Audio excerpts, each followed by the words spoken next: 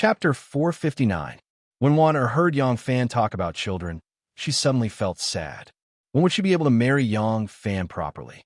Even she herself was not sure. Occasionally having a rendezvous, there was a kind of separation makes the heart grow fonder. But in this way, she would not be able to bear children for Yang Fan. She was not young anymore. If she waited for a few more years, thinking of this, Wanner was very sad. Suddenly hearing Yang Fan mention green bead falling from a building, she could not help but divert her attention. One must know that the story of green bead falling from a building had made her yearn for it endlessly when she was a young girl. That kind of undying love was both moving and moving. Shanghai Wanner could not help but ask, "Lang Jun, what do you think is wrong with green bead falling from a building?" Yang Fan said, Shi Chong regarded human life as grass and liked to show off. But when a guest came to a banquet, if the wine was not drunk, he would kill the serving maid. Once, General Wang Dun came to his manor for a banquet. Because he was not good with wine, he refused to drink. He actually killed 3 young girls. Those young girls were delicate and beautiful. They were all people who served by his side all year round. Some of them had even served him in bed and were the people who used to sleep beside him. He killed them as if they were chickens. Did he hesitate at all? Green Bead was only a singing girl. She was no different from the girls who were killed. Because she was especially beautiful, he pampered her. It would be ridiculous to say that he was deeply in love. Yang Fan pointed to the broken walls under the cover of the wisteria. He said coldly, "When people come here and think about the past, they only remember green bead falling from a building.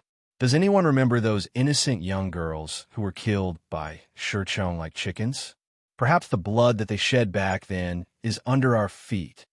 Shanghai Wanner was somewhat moved. Speaking of which, when she stood here, did she not only think of the love story of Shi Chong and green bead? When did she think of those young girls who were brutally killed by Shi Chong? This so-called deep affection had been passed down by the later generations and became like a poem or a painting. It actually made people forget what kind of blood had once been here. Yang Fan said, "Shi Chong is a competitive person. I heard that the rich family used sugar water to boil the pot, so he used candles to cook. I heard that the rich family used red limestone to paint the walls, so he used pepper. When others made cloth for 40 li, he made a brocade tent for 50 li. He was never willing to fall behind." Yang Fan continued, "Where did Shi Chong get his money from? Did he do business? When he was the Jingzhou provincial governor, he often sent soldiers to rob the merchants who came and went, using the officials as bandits to amass wealth. Later, he attached himself to the Empress, Jia Nanfeng. With his usual style, where do you think his wealth came from? How could such a heartless bandit die so unjustly just because he lost the life of a pitiful woman? Why did he die? It was because his backer, Empress Jia, was killed by Sima Luan. Afterwards, Sima Yun attacked Sima Luan, and after his defeat, Sima Luan used this case to kill thousands of his political enemies. Shi Chong was originally a member of the Jia family and was the richest in the world. If he wanted to rebel or secretly support the rebels, what would happen? How could Sima Luan not take this opportunity to get rid of him?" With a cold laugh, Yang Fan said, "But when the soldiers came to arrest him, he said to Lu Zhu, 'I am guilty because of you.' How shameless! Shameless. He was forcing green bead to die with him, not wanting his exclusive property to fall into the hands of others. Even if he offered green bead to Sima Luan's confidant, Sun Xiao, would he be spared from death? Would Sima Luan let go of such a dangerous political enemy for this reason? Green bead died, but Shi Chong, who loved her very much, refused to die. He was captured by Sima Luan and executed along with the thousands of officials who were implicated. Based on his usual demeanor, I would rather believe that he refused to hand over green bead because he has always been domineering. It has always been him robbing others. When has he ever allowed others to touch his exclusive property? His death has nothing to do with green bead. Whether or not green bead exists in this world, whether or not he offered green bead, as an official who lost his political career but was the richest in the world, his political enemies would not let him go. It is laughable that later generations deliberately ignored the story and made up such a poignant love story. What a romantic story. Those extremely idle scholars are like gossipy women who love to gossip about such things. Shanghai thought carefully. Based on Shi Chang's usual conduct and a real reason why he was killed, there was no way she could refute. She could only laugh and say coquettishly, "You really don't know how to flirt." Such a beautiful and poignant love story has been reduced to such an unbearable state by you. Yang Fan said, "I am just angry that Greenbeard was clearly forced to her death by Shi Chang. Shi Chang's death was clearly due to his political failure, but you still want to cover them with a veil of affection." At this point, Yang Fan suddenly smiled. He stuck his mouth to Shanghai Wan-Er's cute ear and whispered, "There's a good man by your side. Why are you envious of other people's love? Why don't we?" Yang Fan's voice became a little lower. When he whispered these words, Wan-Er's face immediately turned red. She lightly hit Yang Fan and said coquettishly, "Only you can think of this. In broad daylight, in this kind of place. I don't want it." Yang Fan said, "There's no one else in this garden. Those imperial bodyguards and servants are not here. The sky is covered on the ground. How interesting." No. It was afraid that he would use force. She blushed and ran away. Yang Fan immediately chased after her. A moment later, there was a burst of laughter from the depths of the grass and trees. There weren't many buildings in the ZZ garden, but even though there weren't many palaces here, they made the best use of everything and made the most out of everything. For example, this magnificent giant bathroom. When Yang Fan walked in and saw the bathroom, he was stunned by its grandeur. At the beginning of its construction, this bathroom was probably surrounded by a beautiful natural landscape. Therefore, looking at the rugged mountain rocks, lush flowers and trees, and the very natural bathing pool made of stones in the middle, if it wasn't for the roof above them, they would almost think that this was a pool formed by heaven and earth. This building with a bathroom was different from an ordinary house. The entire wall on the right was filled with slanted windows. The windows were covered with silk, and the sunlight shone through the windows, bathing the flowers and plants in the gentle light. From the moment the sun rose to the moment it set, it could shine on the green, plump leaves and bright and charming flowers for an entire day. On the other side of the flowers and trees, there was a huge skylight. After the skylight was opened, the plants on that side that did not like the sun could also receive sufficient sunlight. During the rainy season, the skylight could be opened to let the rain pour down. Above the pool was a dome decorated like a cave. There was plenty of sunlight on the left and right. Being in it, it was like bathing in the open air, but it also had absolute privacy. In this spacious bathroom, there was a tall osmanthus tree. It grew in a greenhouse and was out of season. At this time, it was still blooming with flowers. The bathroom was filled with fragrance, refreshing the mind. Some petals were floating down, falling directly into the pool. As the water rippled, the water looked like it was covered with a layer of snow-white osmanthus carpet. In a white carpet of petals, there were many red and yellow petals that had fallen from other flowers and trees. Under the carpet of petals, there was mist rising in spirals. The water here was running water, and it was not artificially heated. It was a hot spring that had been enclosed in the bathroom. Looking at Yang Fan's stunned expression, Wan-Er said sweetly, "What do you think? My bath is beautiful, isn't it?" Yang Fan was surprised. "Your bath?" Wan-Er said, "Of course. Does Lang Jun think that this Zhe-Yuan belongs to Taiping alone? Zhe-Yuan covers an area of 18 mu, of which 5 mu belongs to me. It's just that my place is adjacent to hers, and the place isn't big, so I didn't set up my own garden. The wall of flowers that we just passed through is the boundary. This side is already my garden." Yang Fan remembered that Xiao Meng, a palace guard, could own 3 shops in Nan City. With Shanghai Wan-Er's status, it was not difficult for her to buy a few mu of land in this expensive land. No wonder the style of this Zhe-Yuan was so natural and simple. It was very different from other houses. It was probably all Wan-Er's doing. Yang Fan said happily, "Beautiful. This place is really beautiful. It is not an exaggeration to say that it is a paradise. Such a big pool, huh? If we don't have a bath together, it will be a waste of God's gift. Wife, take off your clothes. I don't want to. You wash first. I'll go change my clothes. Warner twisted her waist and dodged like a fish. Yang Fan chuckled. In a moment, his clothes fell to the ground. There was a splash sound, as if a large stone had fallen into the water, splashing up a large amount of water. The hot spring water was smooth and smooth. If Yang Fan, who was lying in the water, had skin that was smooth, then it was barely enough. Shanghai Wana had already taken off her clothes in the small wooden house in the side room. A large white bath towel was wrapped around her body. The top revealed her smooth shoulders, the bottom revealed her delicate calves, and her slender feet were bare. Warner held a bowl of medicinal soup in her hand. She hesitated for a moment before restraining the temptation in her heart. She frowned slightly and drank the soup in mouthfuls. Today, Yang Fan's words had aroused the thought of giving birth to children for Yang Fan. Once this thought was born, it grew crazily and almost completely took over her heart.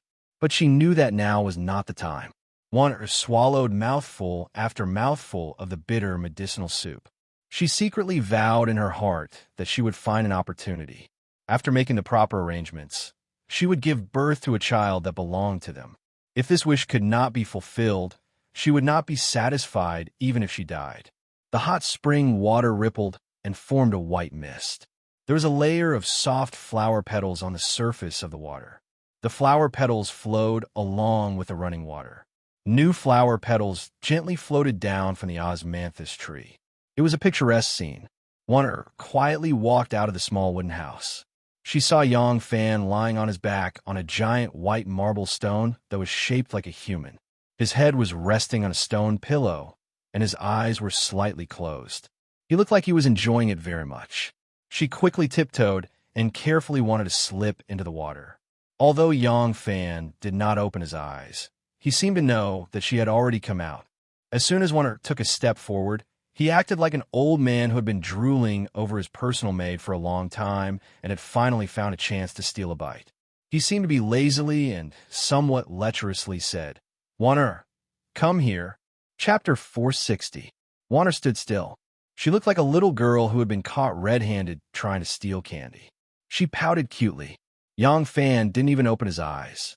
He just patted the smooth, jade-like armrest next to him in an ostentatious manner, splashing a few splashes. Warner wrinkled her nose at him, but still obediently walked over. Anu's mind was sensitive and meticulous, so she appeared to be a bit tough and domineering. This was an instinctive reaction to protect herself, so she was the only woman who dared to resist Yang Fan's orders. As for Xiao Man, she was obedient to her brother, Chou. However, the little girl was mischievous and cute, so it was normal for her to act like a spoiled child and throw a tantrum with Yang Fan. As for Warner, she was born into a large family and had been taught since she was a child.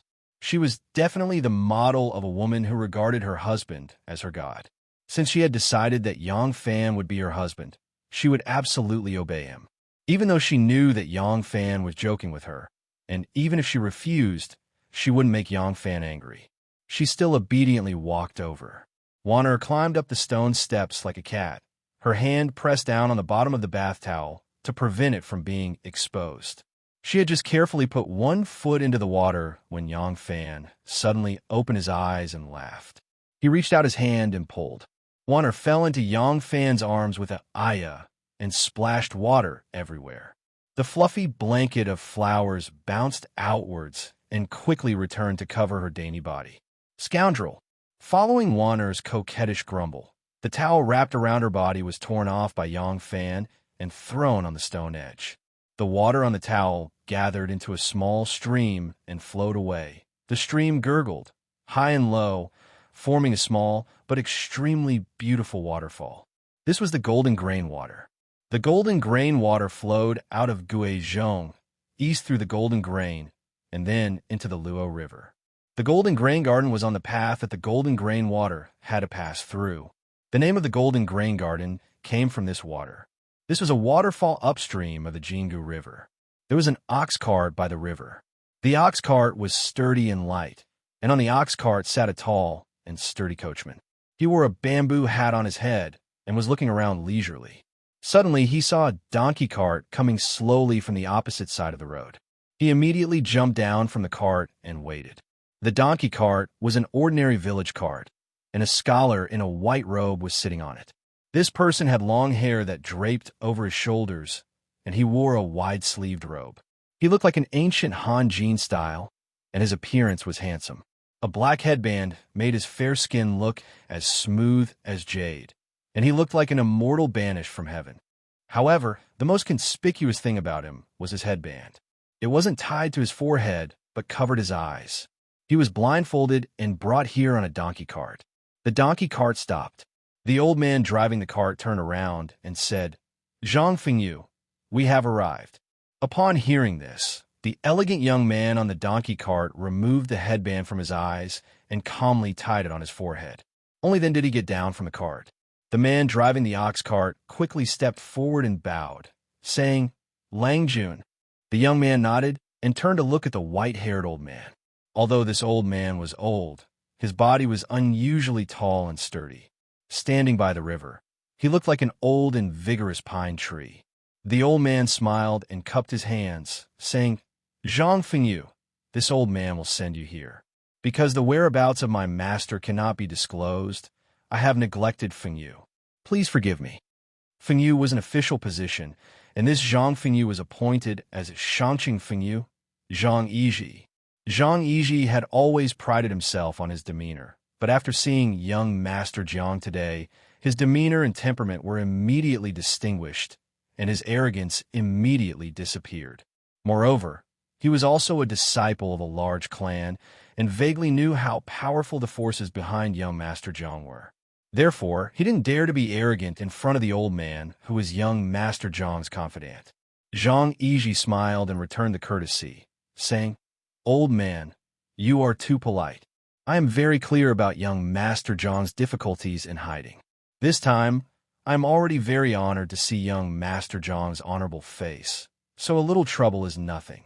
Please tell young Master Jiang that when I go back, I will act according to what we discussed today. As for the outside of the palace, I will have to rely on young Master Jiang." Lu Boyan smiled and bowed. He watched as Zhang Yizhi boarded the ox cart. His coachman whipped the strong bull and drove it away. Lu Boyan then sat on the donkey cart and turned back in the direction of Mount Mang. After walking for about a mile, Lu Boyan suddenly turned into the woods, and after a while, his figure appeared again. When Lu Boyan reappeared, the car was gone. He was riding on the donkey, and Lu Boyan was riding on the donkey. He walked leisurely on the small road in the countryside, like a hermit in the mountains, in the fragrant and wild bathroom. The sound of running water could be heard from time to time. The water rippled, and the petals gathered and scattered like gauze, faintly revealing the two entangled bodies. Lang Jun hooked a pair of slender hands around Yang Fan's neck. With each powerful thrust of his, her soft eyes became more and more moist. She wanted to close her eyes and enjoy the feeling of ecstasy, but she kept staring at him without blinking, afraid that she would lose sight of him. She was more and more reluctant to leave him. Every time they met and parted, it made her miss him even more. Suddenly, Yang Fan's half-bent body straightened up from the water. His hands were under Wan-Er's plump buttocks, and he scooped up her wet body. Wan-Er cried out in surprise and quickly hooked her arms around his neck. The sound of hitting and slapping suddenly sounded like rain, followed by a high-pitched scream.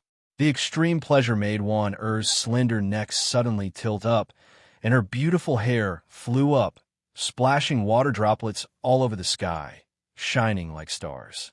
Wan-Er trembled, and her slender fingers deeply dug into Yang Fan's strong back, which was like iron. Her two round legs tightly clamped Yang Fan's body, and the part that contained Yang Fan's body fiercely contracted as if it was squeezing juice. With the gentleness and tolerance unique to women, she soothed his pulse. The lingering feeling of ecstasy had not disappeared, and she suddenly slid down from Yang Fan's body as if the last of her strength had been suddenly sucked out. She was soft like a boneless snake. Yang Fan also lay down. Yang Fan lay on her body, and she lay on the smooth, white marble couch. The hot spring water was like the waves of the sea chasing after their shoulders. Yang Fan gently stroked her flushed face. After the soul and the flesh blended, Wan Er's face had a kind of charming flush, and there was a kind of indescribable amorous feeling in her eyes and eyebrows. Yang Fan's caress made Wan Er's heart sweet. She couldn't help but raise her chin, and her seductive cherry lips asked for a kiss from her man. She was immediately satisfied, and she was kissed until she couldn't take it anymore. She had to lightly hit her Longjuan's shoulder, waiting for him to let go of her, and then she could take big breaths. After a long time, both of them had a kind of feeling of satisfaction and relaxation. So they quietly lay in the water and didn't say anything. They only tightly hugged to express the joy in their hearts. After a long time, Wan let out a sigh and whispered in Yang Fan's ear, "I was so happy just now. I really want to be with Lang Jun like this for the rest of my life." Yang Fan suddenly frowned and said, "This? I'm afraid it won't be easy." Wan Er's face darkened, and she forced herself to be spirited. She softly said, "Wan Er understands. Wan Er just wants to. Of course, I won't make it difficult for Lang Jun to do something he can't do. But there will be a day when we can be together forever, right?" "Of course." Yang Fan kissed her cherry lips, and there was a touch of a gentle smile in his eyes. "I said I'm afraid it won't be easy. I mean, it won't be easy to be together like this for the rest of our lives. We have to sleep and eat, right? How can it be?" "Bad guy." Wan Er revealed her white teeth and pretended to bite his chest. She angrily said, "You deliberately misunderstood me." Just as Wan Er said this, Yang Fan's stomach suddenly rumbled. Wan Er was startled and laughed. "It's only noon, and you're already hungry?"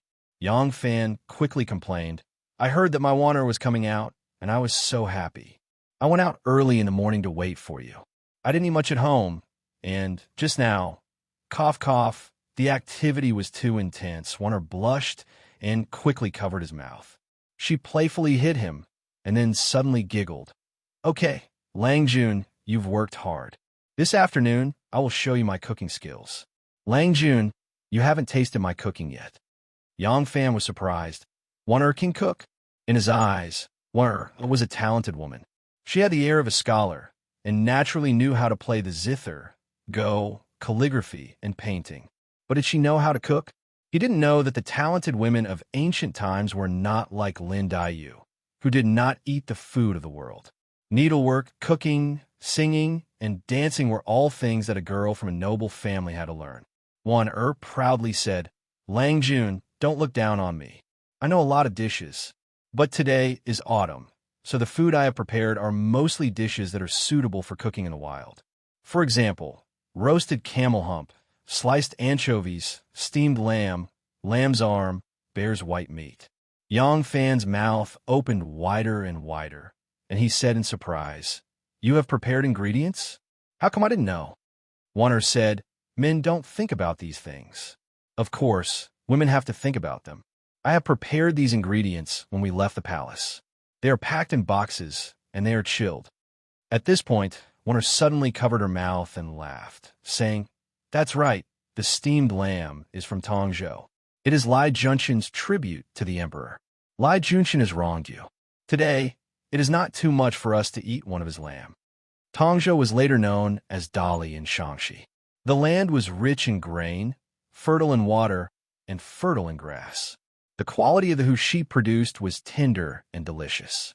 But what Yang Fan cared about was not the quality of the meat. Lai Junshan was now serving as a military officer in Tongzhou. The fact that he was offering a lamb from Tongzhou to the emperor immediately alerted Yang Fan. Shanghai Wana looked at his eyes and understood what he meant. She softly comforted him, saying, "Don't worry. Lai Junshin's actions are only to attract the emperor's attention, in case the emperor really forgets about him.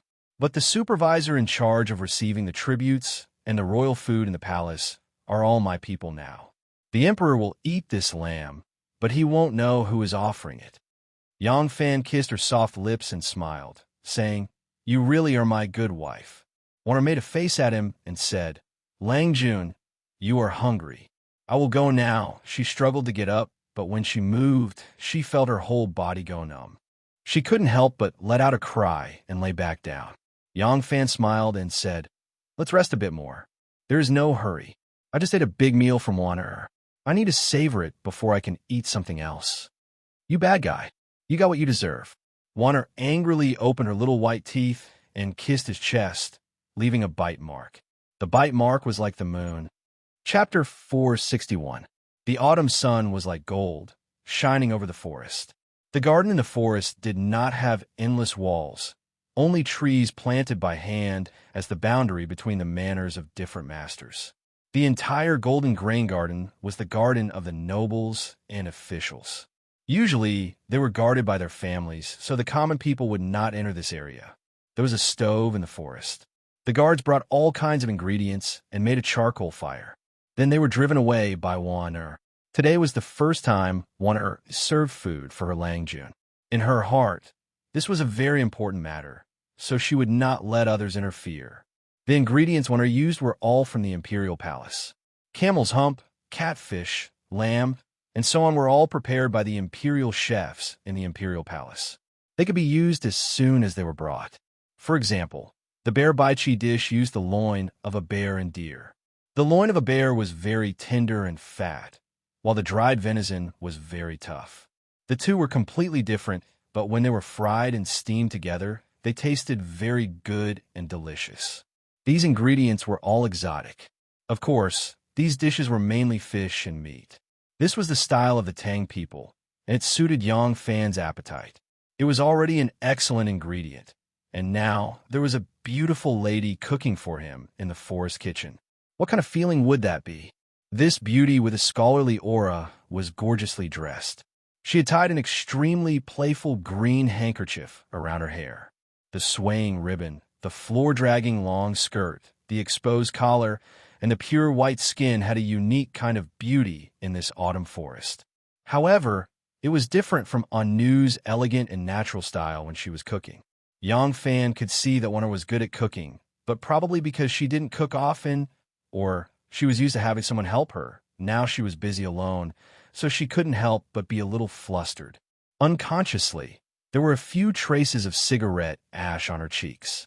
But in this way, this female scholar of the great Zhou dynasty, who weighed the talents of the world and commented on the country, was like a fairy in the world of mortals, with a trace of amiable and lovely air.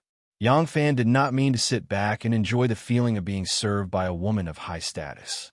He did not know how to do other things, but he could do things like adding charcoal to the kitchen and controlling the fire. The problem was that when he had the slightest intention, he was blown away by Wanner coquettishly. According to the feudal ethics, men were superior to women. A man who cooked was not a good man, but a man who had no future. When a man cooked, it was not only an insult to the man, but also an insult to his woman. It was like a man who was supposed to be in charge outside, but could not do it outside. He could only hide in the back and let his wife come out to argue with others. So, Yang Fan had nothing to do but sit on the side, with his legs crossed, watching the beauty cook and cook. As the smoke rose from the chimneys in the forest, the old man on the donkey was still walking on the small country road, and he was heading towards Golden Grain Garden. It had to be said that Wanner's dishes were quite delicious. Maybe it was still a little lacking compared to Anu's cooking. After all, the ingredients she used were not dragon liver and phoenix marrow, but there was not much difference. In Anu's hands, vegetables and tofu could also become the world's delicacies. However, Wanner's dishes were really delicious. Even without the beauty looking at him lovingly and acting as the best seasoning, Yang Fan still felt that the dishes were delicious. Looking at Yang Fan wolfing down the food, Wanner was also very happy. She made delicious food for her lover to eat, and her lover liked the food she cooked. It was a kind of happiness in itself. After eating the seafood and mountain delicacies, the last dish was water shield soup. It was light and fragrant. The two of them ate some more soup. Without clearing the plates, they walked hand in hand in the forest. Are you going back to the palace tonight?" Stepping on the fallen leaves, Yang Fan said reluctantly. "No need. I told the emperor that I will stay at the princess's manor tonight and return to the palace tomorrow." The emperor will be in court in the morning anyway. I only need to get back before the emperor leaves. Yang Fan was overjoyed. Really? Then I can spend the night with one? Wanner blushed. She bit her lips and nodded shyly. Huh. Yang Fan was overjoyed. He clenched his fist and waved it in the air. Then he leaped forward and somersaulted forward. As nimble as an ape, he leaped 10 feet into the air. Then he picked a red fruit from the branch and lightly landed on the ground. But he was in too much of a hurry when he picked the fruit, and the branch shook and a few more ripe fruits fell. One of them hit him on the head. Ouch! Yang Fan cried out. Wanner couldn't help but laugh. She bent down to pick up the fruit and threw it at Yang Fan. Yang Fan jumped and dodged the fruit. He made a face at her and said, Hey, it won't be easy to hit me. Oomph. Is your body very fast? Wanner's childishness was aroused, and she picked up another fruit. She had just thrown it when Yang Fan twisted his waist and dodged into a cluster of flowers and trees. The flowers and trees swayed, and in an instant he disappeared. Wanner didn't believe that he had the ability to escape her eyes in broad daylight. Although she didn't know martial arts, her body was strong, and she wasn't a timid little girl. So she quickly chased after him. Huh, he really disappeared. Wanner searched the forest for a while and still couldn't see Yang Fan. She finally admitted defeat and said loudly, Okay, I admit defeat. You can come out now. The forest was quiet. There was only the sound of the wind blowing through the leaves. Wanner tilted her head and listened. She called out, Yang Fan, Yang Fan. Yang Fan held back his laughter and followed not far behind one. He watched her look around, but still didn't say anything. Wanner put her hand to her mouth and shouted, Come out. Yang Fan, if you don't come out, I'm leaving. Yang Fan smiled faintly and was just about to leap forward when he suddenly sensed something strange, as if a cold wind suddenly hit him. Yang Fan quickly looked over and saw a white-haired, white-bearded old man suddenly appear in a clump of wormwood grass not far to the right of Shangwanwan. The old man was wearing a cotton robe and had a cloth tied around his head. He looked very much like a mountain villager. Just by standing there, he gave off a feeling of strength. It was an aura that normal people didn't have. His sleeves were rolled up, revealing his hands and a portion of his wrists. His bones were very thick, and the veins on his thick fingers and the back of his palms were protruding, showing that his hands possessed an unusually powerful explosive power. At this moment, he was very relaxed and didn't move. If his beard and hair were flying and his eyes were wide open, even if someone said he could tear tigers and leopards apart with his bare hands, there would be people who would believe it. Wanner turned around and was about to call out again when she suddenly saw a person appear from the bush like a ghost. It scared her. Wanner unconsciously took a step back. When she saw that the person was a white-haired old man, she let out a sigh of relief. She patted her chest and said with surprise, Old man, why are you here? Wanner glanced to the side and found that she and Yang Fan had been walking and then playing hide-and-seek. Unknowingly, they had walked to the edge of her manor. Not far in front of them was a row of tall and straight trees. Outside was a dirt road that was about the width of a cart. There was a donkey on the side of the road. It looked around and then lowered its head to eat grass. Wanner suddenly realized and reminded him, Old man, you have gone the wrong way. This is a private house. The white-haired old man was Lu Boyan. Without young Master Zhang's order, he wouldn't deliberately find trouble with Yang Fan. But when he suddenly heard Yang Fan's name here, he couldn't help it. He watched the young master and anew grow up. The young master was his master, and he doted on him as if he was his own grandson. As for Anu, she was such an obedient and cute little girl. How could she not be loved? Not only did he love Anu, but he had also taught Anu martial arts. He was half a teacher to Anu.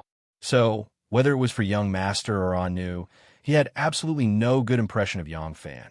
Hate was out of the question. At his age, whether it was love or hate, it was not easy. He had already seen many things lightly. But there was one thing that people who had seen through everything would not easily let go, and that was curiosity.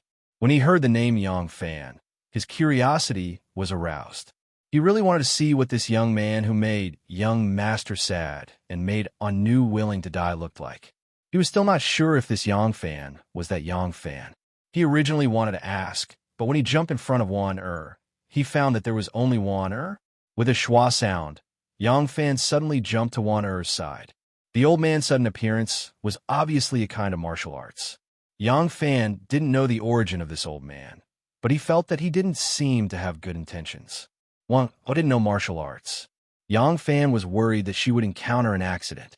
He immediately flashed to her side, gently pulled her hand, and pulled her behind him. Lu Boyan's eyes narrowed slightly. There was no need for him to ask anymore.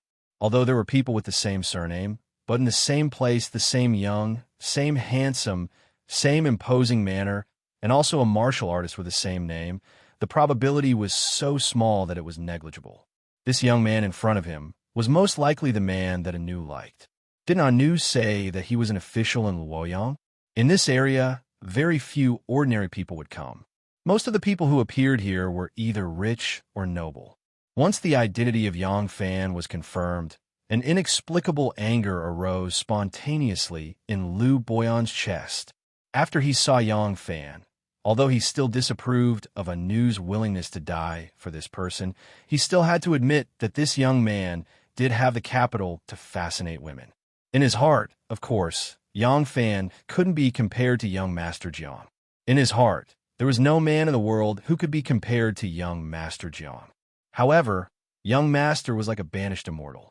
There was always a kind of cold and noble temperament that made people stay away from him, unlike this young man who people were willing to get close to. But when Lu Boyan saw him standing together with Wan saw his action of protecting Wan and saw Wan gaze at him, with his nearly 80 years of life experience, how could he not see the relationship between these two people? So he was angry. Old Lu was angry and wanted to kill. Chapter 462. With 80 years of life experience, Lu Boyan had seen a lot of life and death, love and resentment entanglements. Lu Boyan had an insight into the affairs of the world. He was open-minded, and his cultivation was far beyond the reach of ordinary people. He did not want to participate in those matters between women and children, nor did he want to fight with Yang Fan because of it. He appeared here because he wanted to see exactly what ability this young man had to make Anu like him so much. But what he saw was Yang Fan and this unknown beautiful woman being lovey-dovey and affectionate to each other. Anu committed suicide by jumping off a cliff for him, and not even her bones were left. How long had it been? And he already had a new love. From the way the woman looked at Yang Fan, and from the natural contact between them, they must have been together for a long time. In other words, when he coaxed Anu and made her fall head over heels for him, he already had someone else. Anu met a liar of love, and that poor girl actually died for such a scum. Lu Boyan's pair of white eyebrows slightly raised, and he said in a deep voice, "You are Yang Fan?" Yang Fan secretly gathered his strength and replied respectfully, "This little one is Yang Fan, and this old man is?" Lu Boyan said, "Do you know a woman called Anu?" Yang Fan's eyes moved, and there was no need to answer anymore. Lu Boyan saw his reaction and had already confirmed his identity. The old man raised his head and laughed to the sky. While laughing, a big hand with 5 fingers spread out, like a dustpan, slammed fiercely towards Yang Fan's chest. He was fast, but Yang Fan was faster. Yang Fan, who was already alert, had already judged that the old man was going to make a move the moment the old man's shoulder shook, and also judged the part that the old man was going to attack. Yang Fan immediately wanted to make a move first, but with a thought, he gave up on making a move. Instead, he took a step back with a very surprised expression on his face. "Old man, why did you make a move?" When Yang Fan asked, Lu Boyan took a step forward. His right hand changed to his left hand, and without any fancy movements, he still slammed his palm towards the old man's chest. This time, Yang Fan no longer retreated. He also attacked, and even though he moved later, he arrived first, punching Lu Boyan's left shoulder. The old man's attainments in martial arts might be far higher than Yang Fan's, but in terms of speed, he was certainly not as fast as Yang Fan. Even the all-powerful curly beard, the king of the jungle, could not compete with Yang Fan in terms of speed 5 or 6 years ago. Even if a person was once invincible, he would not be able to defeat the enemy of time. Lu Boyan exclaimed in surprise. His palms suddenly stopped, his shoulder bent, his knee bent, and without taking a step back, he only bent his elbow and horizontally blocked Yang Fan's wrist. His speed was not as fast as Yang Fan's, but his eyes were shrewd and ruthless. The control of the heat, the timing of changing moves, and the countermeasures he adopted were all much more brilliant than Yang Fan. Yang Fan immediately withdrew his fist, his upper body leaning back, but his left leg was like a shovel, fiercely shoveling towards Lu Boyan's calf. At this time, he had the time to say another sentence. What happened to Anu? Old man, why did you make a move? Anu has already died for you. This old man wants you to accompany her in the Yellow Springs. Lu Boyan's voice was very calm, as if he was sitting on a leisurely chair, gently fanning himself with a cattail leaf fan and telling stories of mountain spirits and water monsters to his little grandson. But as soon as this sentence came out, the two of them jumped like rabbits and swooped down like falcons. It was unknown how many moves they had exchanged, but Yang Fan was already at a disadvantage. Yang Fan's toes barely touched Lu Boyan's robe, but Lu Boyan raised his leg and dodged to the side, only dodging by an inch, allowing Yang Fan's toes to pass by his trouser leg, unwilling to waste any more strength. Then he took a step forward, his palm shoveling towards Yang Fan's right rib. Yang Fan dodged this attack with a slanting willow, and Lu Boyan immediately changed his push into a chop, chopping towards Yang Fan's shoulder and neck with his palm like a knife. Yang Fan quickly retreated, and the edge of Lu Boyan's palm lightly grazed his shoulder. It was just a slight graze, but Yang Fan felt as if a sledgehammer had suddenly smashed on his shoulder, and his collarbone was almost broken.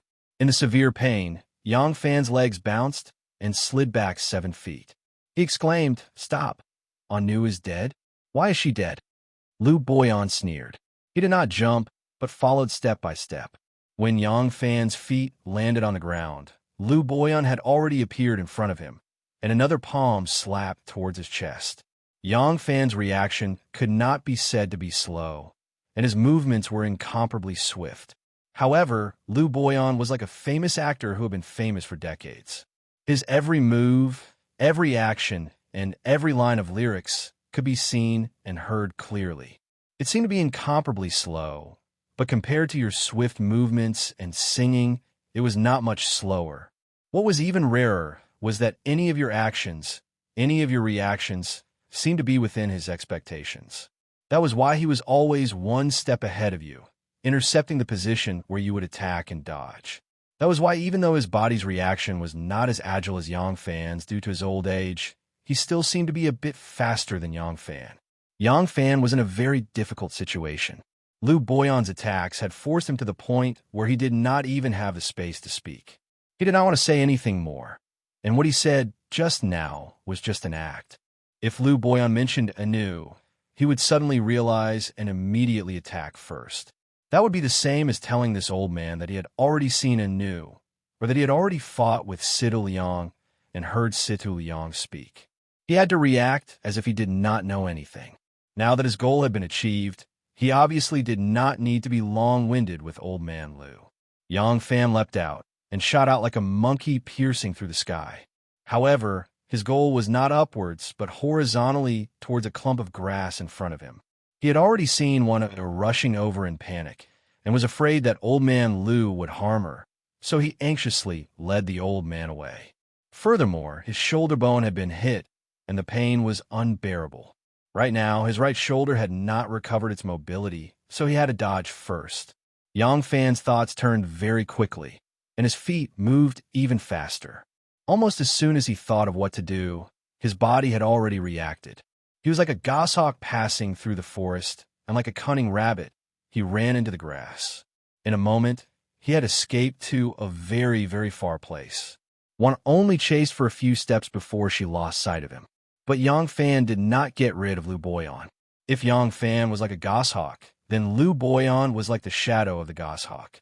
When Yang Fan was like a cunning rabbit, Lu Boyan was like a goshawk. No matter how fast the goshawk was, It could not get rid of its own shadow. No matter how cunning the rabbit was, it could not hide from the eyes of the goshawk. Old Man Lu's hands and feet were indeed a bit slower than Yang Fan's, but slowness depended on how slow the person was.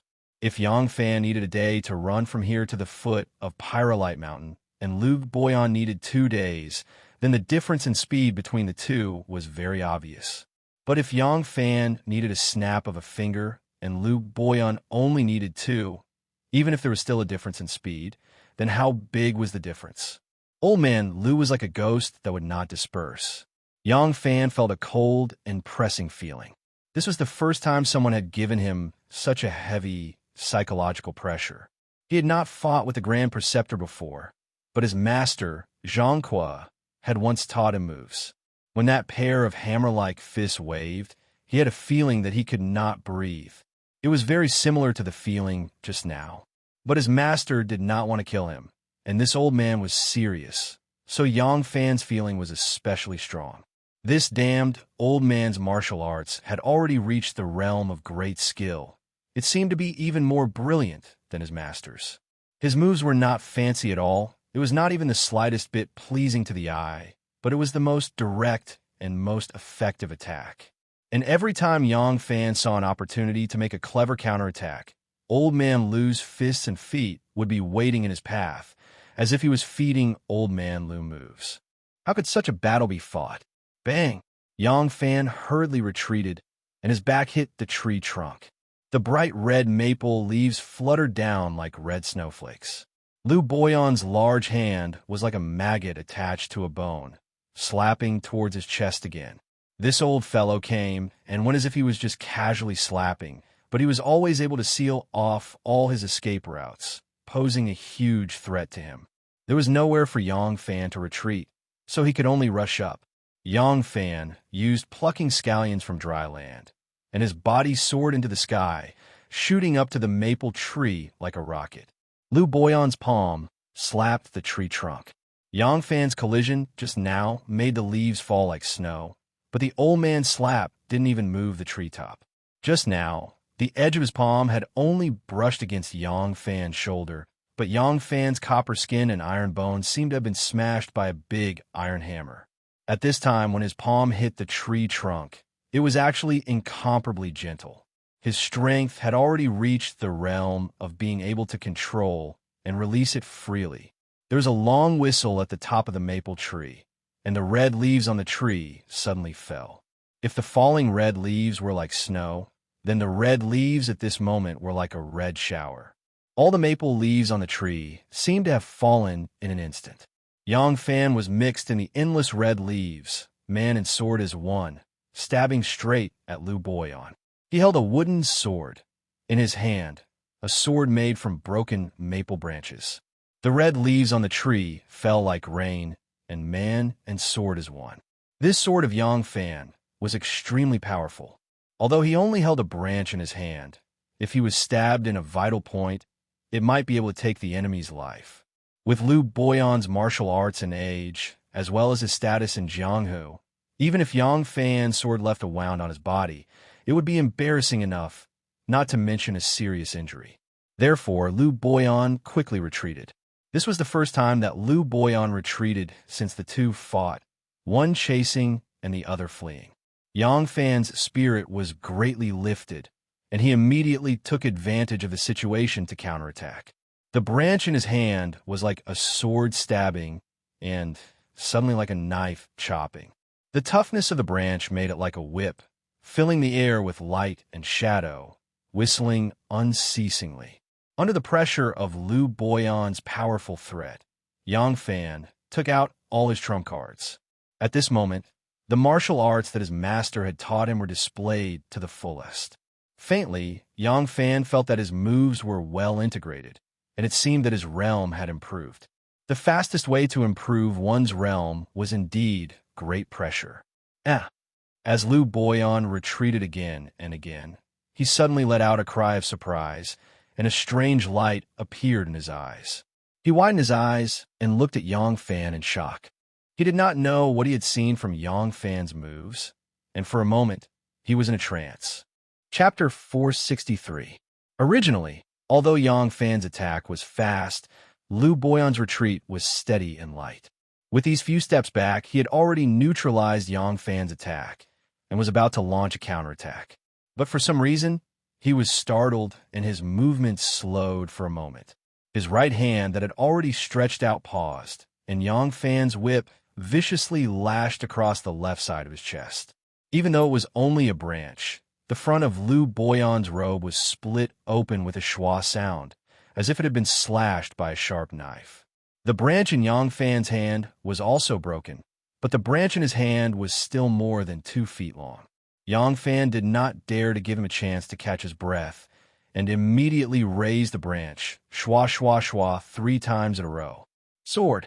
For some reason, Lu Boyan actually retreated 3 steps and did not have the slightest intention of counterattacking.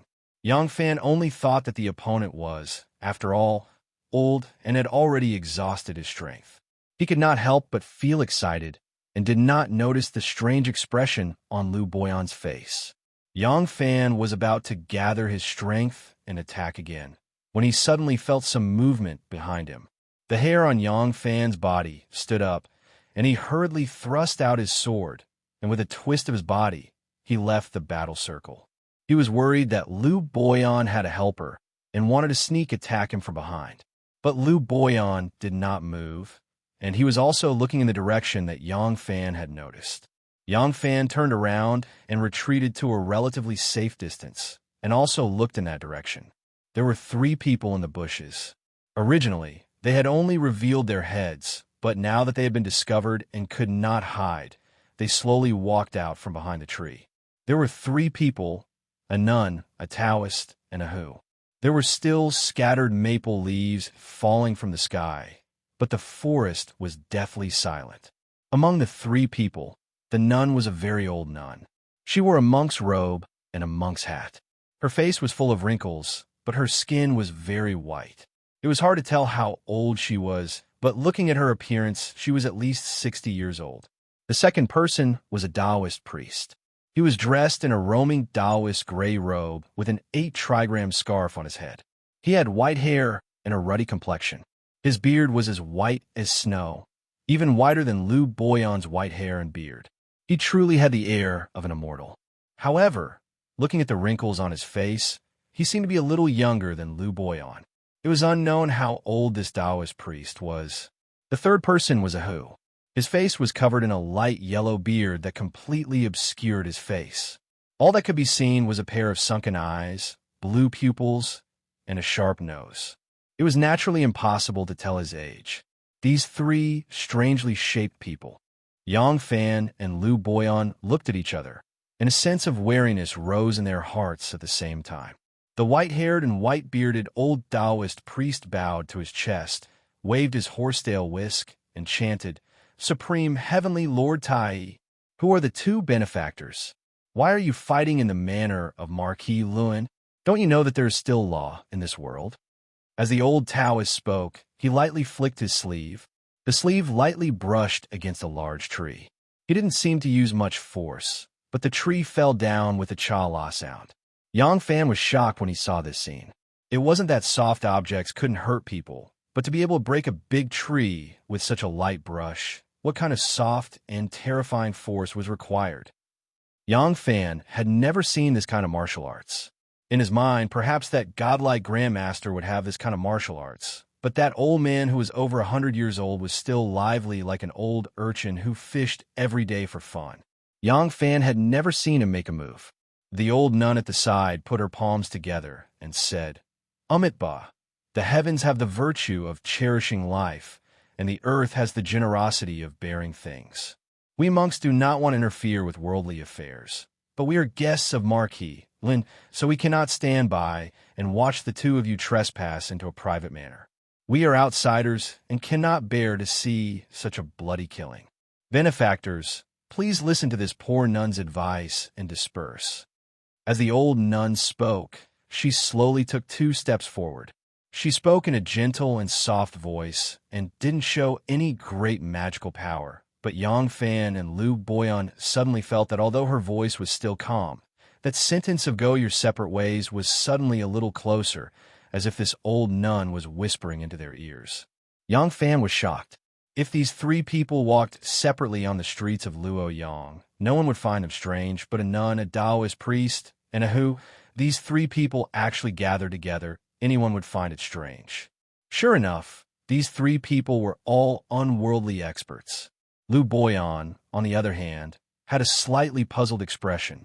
His pair of old but unblemished eyes quickly swept past the broken big tree, and then stopped at the feet of the old nun who was 2 steps forward. His eyes suddenly revealed a trace of understanding, as if he had guessed something, and revealed a faint trace of smile. Lu Boyan indifferently glanced at the 3 strange people, and then glanced at Yang Fan. He suddenly turned around and in a moment disappeared into the depths of the jungle. Yang Fan did not know that the reason why Lu Boyan retreated was because he had seen through his martial arts, and Lu Boyan had a close relationship with that person's surname Zhang. Now that he knew that Yang Fan was the descendant of that person's surname Zhang, although he still pitted anew, he could not kill her.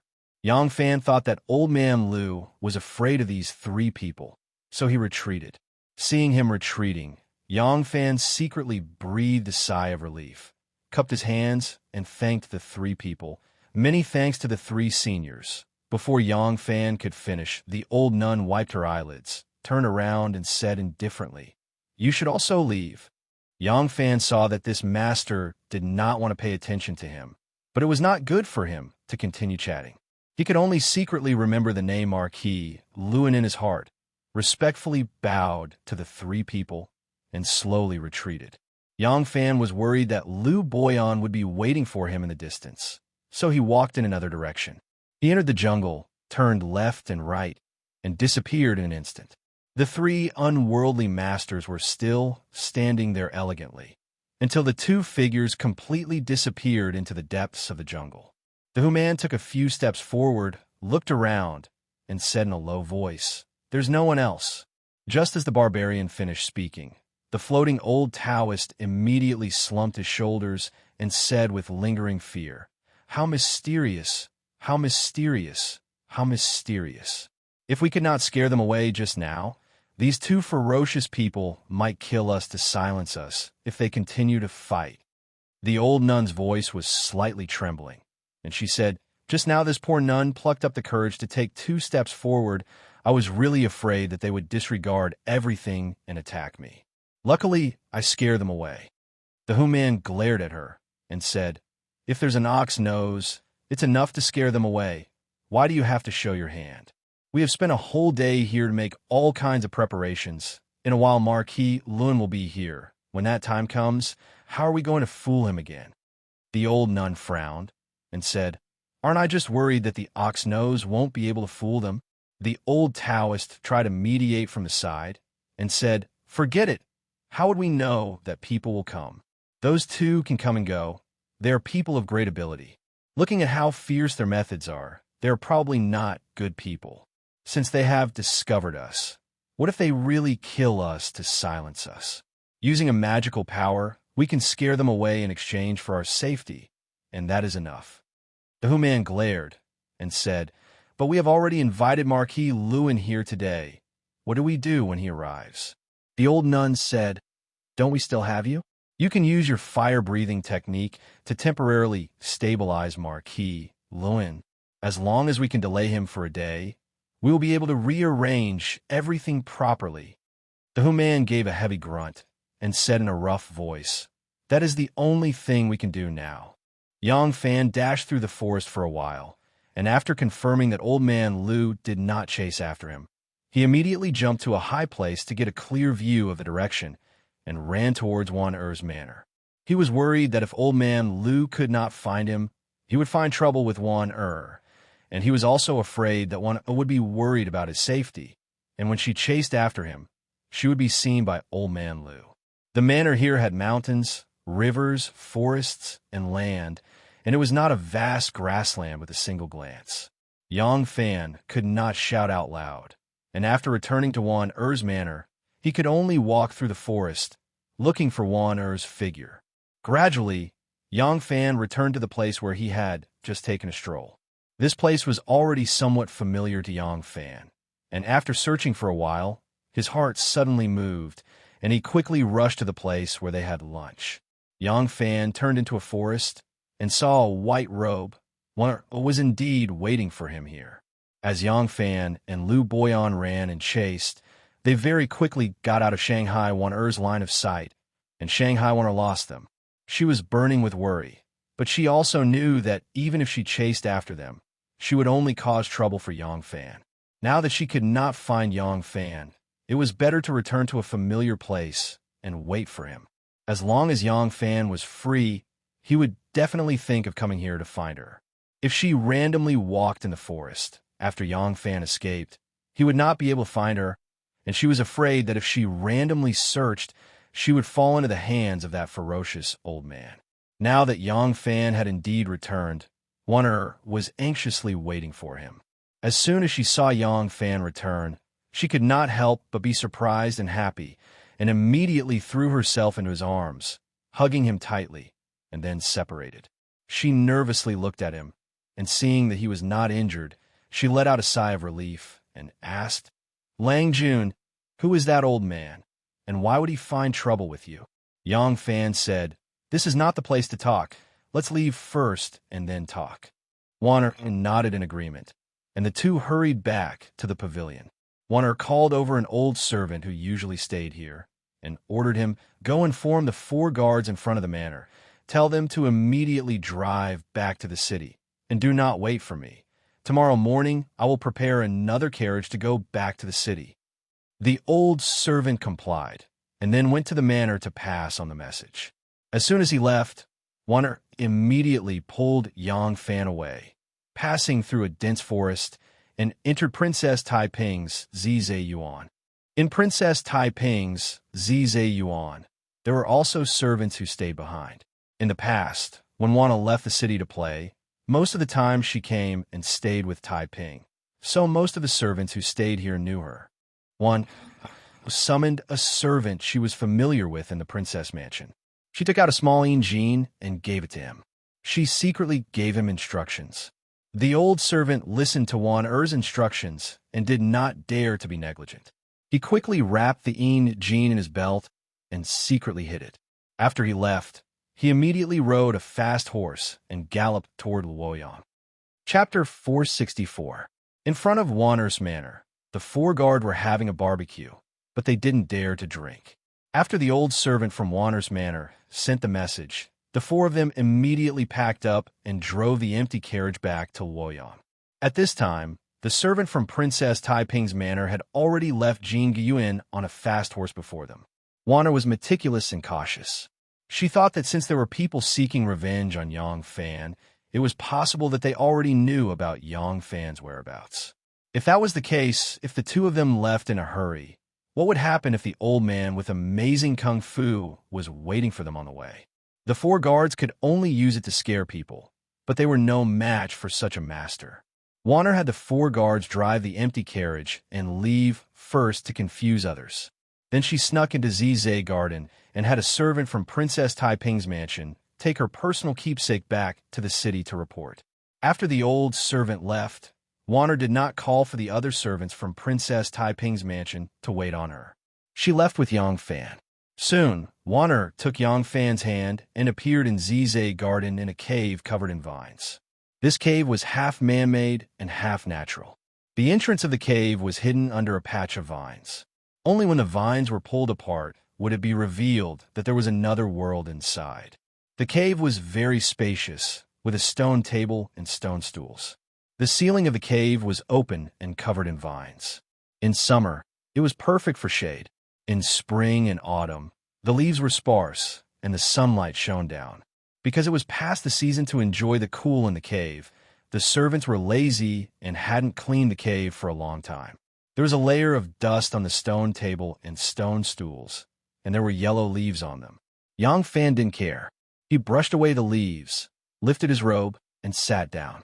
He smiled and said, "This is a different world. If there weren't many mosquitoes and flies here in summer, we could make a bed here and sleep very comfortably." Wan'er stood at the entrance and carefully looked outside for a while. Then she returned to his side and said coquettishly, "You still have the mood to talk about this?" You are an official. How did you provoke these Jianghu people? Yang Fan sighed and said with a frown, It's a long story. Wanner rolled her eyes at him and said, Then make it short. Yang Fan stared blankly for a moment and said, This, if I were to make it short, it would be hard to explain. Shanghai Wanner was both angry and amused at the same time. She glared at Yang Fan, took out a handkerchief from her sleeve, and spread it on the stone bench. She then sat down and said Yang Longzhong, please start from the beginning. This little girl is all ears. In a simple yet elegant courtyard, the courtyard was covered with trees. The entire tree was bright red, and as the wind blew past, the red leaves drifted down, giving off a poignant yet beautiful feeling. The ground was covered with a thick layer of fallen leaves, like a red carpet. Young Master Jiang was dressed in white and stood under the tree with his hands behind his back. He looked even taller than the tree. Lu Boyan stood 3 feet behind him, his body slightly bowed, his expression calm. After he left the 3 strange people, he went back to find his donkey. He asked a passerby about the owner of the manor and found out that it was Princess Taiping's manor. He couldn't help but feel surprised. Lu Boyan asked in a roundabout way, and the passerby told him about the love affair between Princess Taiping and Yang Fan. Lu Boyan couldn't help but curse inwardly. At this time, he thought that the woman he met just now should be Princess Taiping. No wonder she had a noble temperament and elegant manner. Since she was Her Royal Highness, the fight between him and Yang Fan would probably cause big trouble. So Lu Boyan immediately rushed back to the place where the young master lived in seclusion to report the news. Young Master Jiang was not in a hurry to leave. Instead, he asked about the situation at that time. Young Master Jiang said, Who were those 3 so-called masters? Lu Boyan's eyes revealed a faint smile. He replied, Young Master, there were just 3 Jianghu swindlers. However, their illusions were superb and were very experienced. At the beginning, even this old servant was deceived by them. I really thought that they were some hidden masters. Fortunately, this old servant roamed the Jianghu in his early years and was very knowledgeable. Even now, this pair of old eyes is not blurry, so I saw some flaws. Young Master Jiang grunted and said indifferently, You are so old. How can you be so reckless? Lu Boyan didn't say anything. Young Master Jiang looked at him unhappily. We came to Luoyang to do something big. How can we waste time on a Yang Fan? Lu Boyan explained, This old servant happened to pass by and heard his name. I didn't want to make a move at first, but young Master Jiang cut him off without a trace of politeness and asked, How was this person's martial arts? Lu Boyan squinted his eyes and said, For his age, it is very brilliant. Very brilliant. If he can live to this old servant's age, his martial arts attainment will be much better than this old servant's. Oh, young Master Jiang's eyes flickered and he asked, Then how is he compared to Situ Liang? Lu Boyan thought for a moment and said, This isn't easy to compare. Situ Liang is an expert in assassination.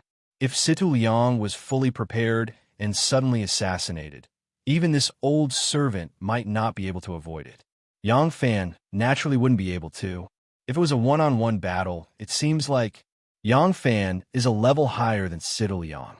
However, during a battle, the ability to react on the spot, the use of the surrounding environment, etc., will affect a person's strength. Unless there is a heaven and earth difference in strength, otherwise, a slight difference can't determine victory or defeat. If Situ Liang fought with Yang Fan, if it was a sneak attack, Yang Fan would definitely die. If it was a head-on battle, even if Situ Liang can't win, he can still escape. Yang Fan won't be able to keep him. Young Master Jiang slightly frowned. Because of Lu Boyan's rash action, he suddenly thought of a possibility of Situ Liang's disappearance. Could Situ Liang be like Lu Boyan because he felt injustice for Anu, or because he wanted to vent his anger for himself? That's why he acted on his own and went to look for Yang Fan. However, after listening to Lu Boyan's words, his guess was still a guess, and he couldn't be sure of anything. Lu Boyan pondered for a moment, then lightly stepped forward and said, Young Master, before this old servant made my move, I asked him if he knew Anu. From his reaction, he didn't know Anu was already. Situ Liang couldn't have gone to find him, or else he wouldn't have a blank face and kept asking me why I wanted to kill him and why Anu died. Young Master Jiang responded with an. He still believed in Lu Boyan's judgment, and the cloud of doubt in his heart immediately dissipated. Lu Boyan continued, "This old servant was rash and rashly made my move. Yang Fan is an official, and he is also the Minister of Justice, in charge of justice. Now that he escaped, he definitely won't let it go. And Princess Taiping is even more so. Young Master, for the sake of safety, shouldn't we immediately change our residence?" Young Master Jiang sighed and said, "Go and arrange it. Remember, from now on, you're not allowed to make decisions on your own." "Yes," Lu Boyan responded and slowly retreated. Lu Boyan stepped on the maple leaves and walked out of the courtyard. His expression was a little excited, a little sad, and a little disappointed. Yang Fan is actually his disciple. Looking at the green mountain in the distance, Lu Boyan's mind was in a trance, as if he had stepped through time and space and returned to the time when the smoke of war was everywhere. Before it was even 3 in the afternoon, there was suddenly an army of about 2,000 people rushing to the Golden Grain Garden. People shouted, horses neighed, and swords and spears shone under the sun, instantly breaking the tranquility of the Golden Grain Garden. The 2,000 people were all cavalrymen, clad in armor and red robes.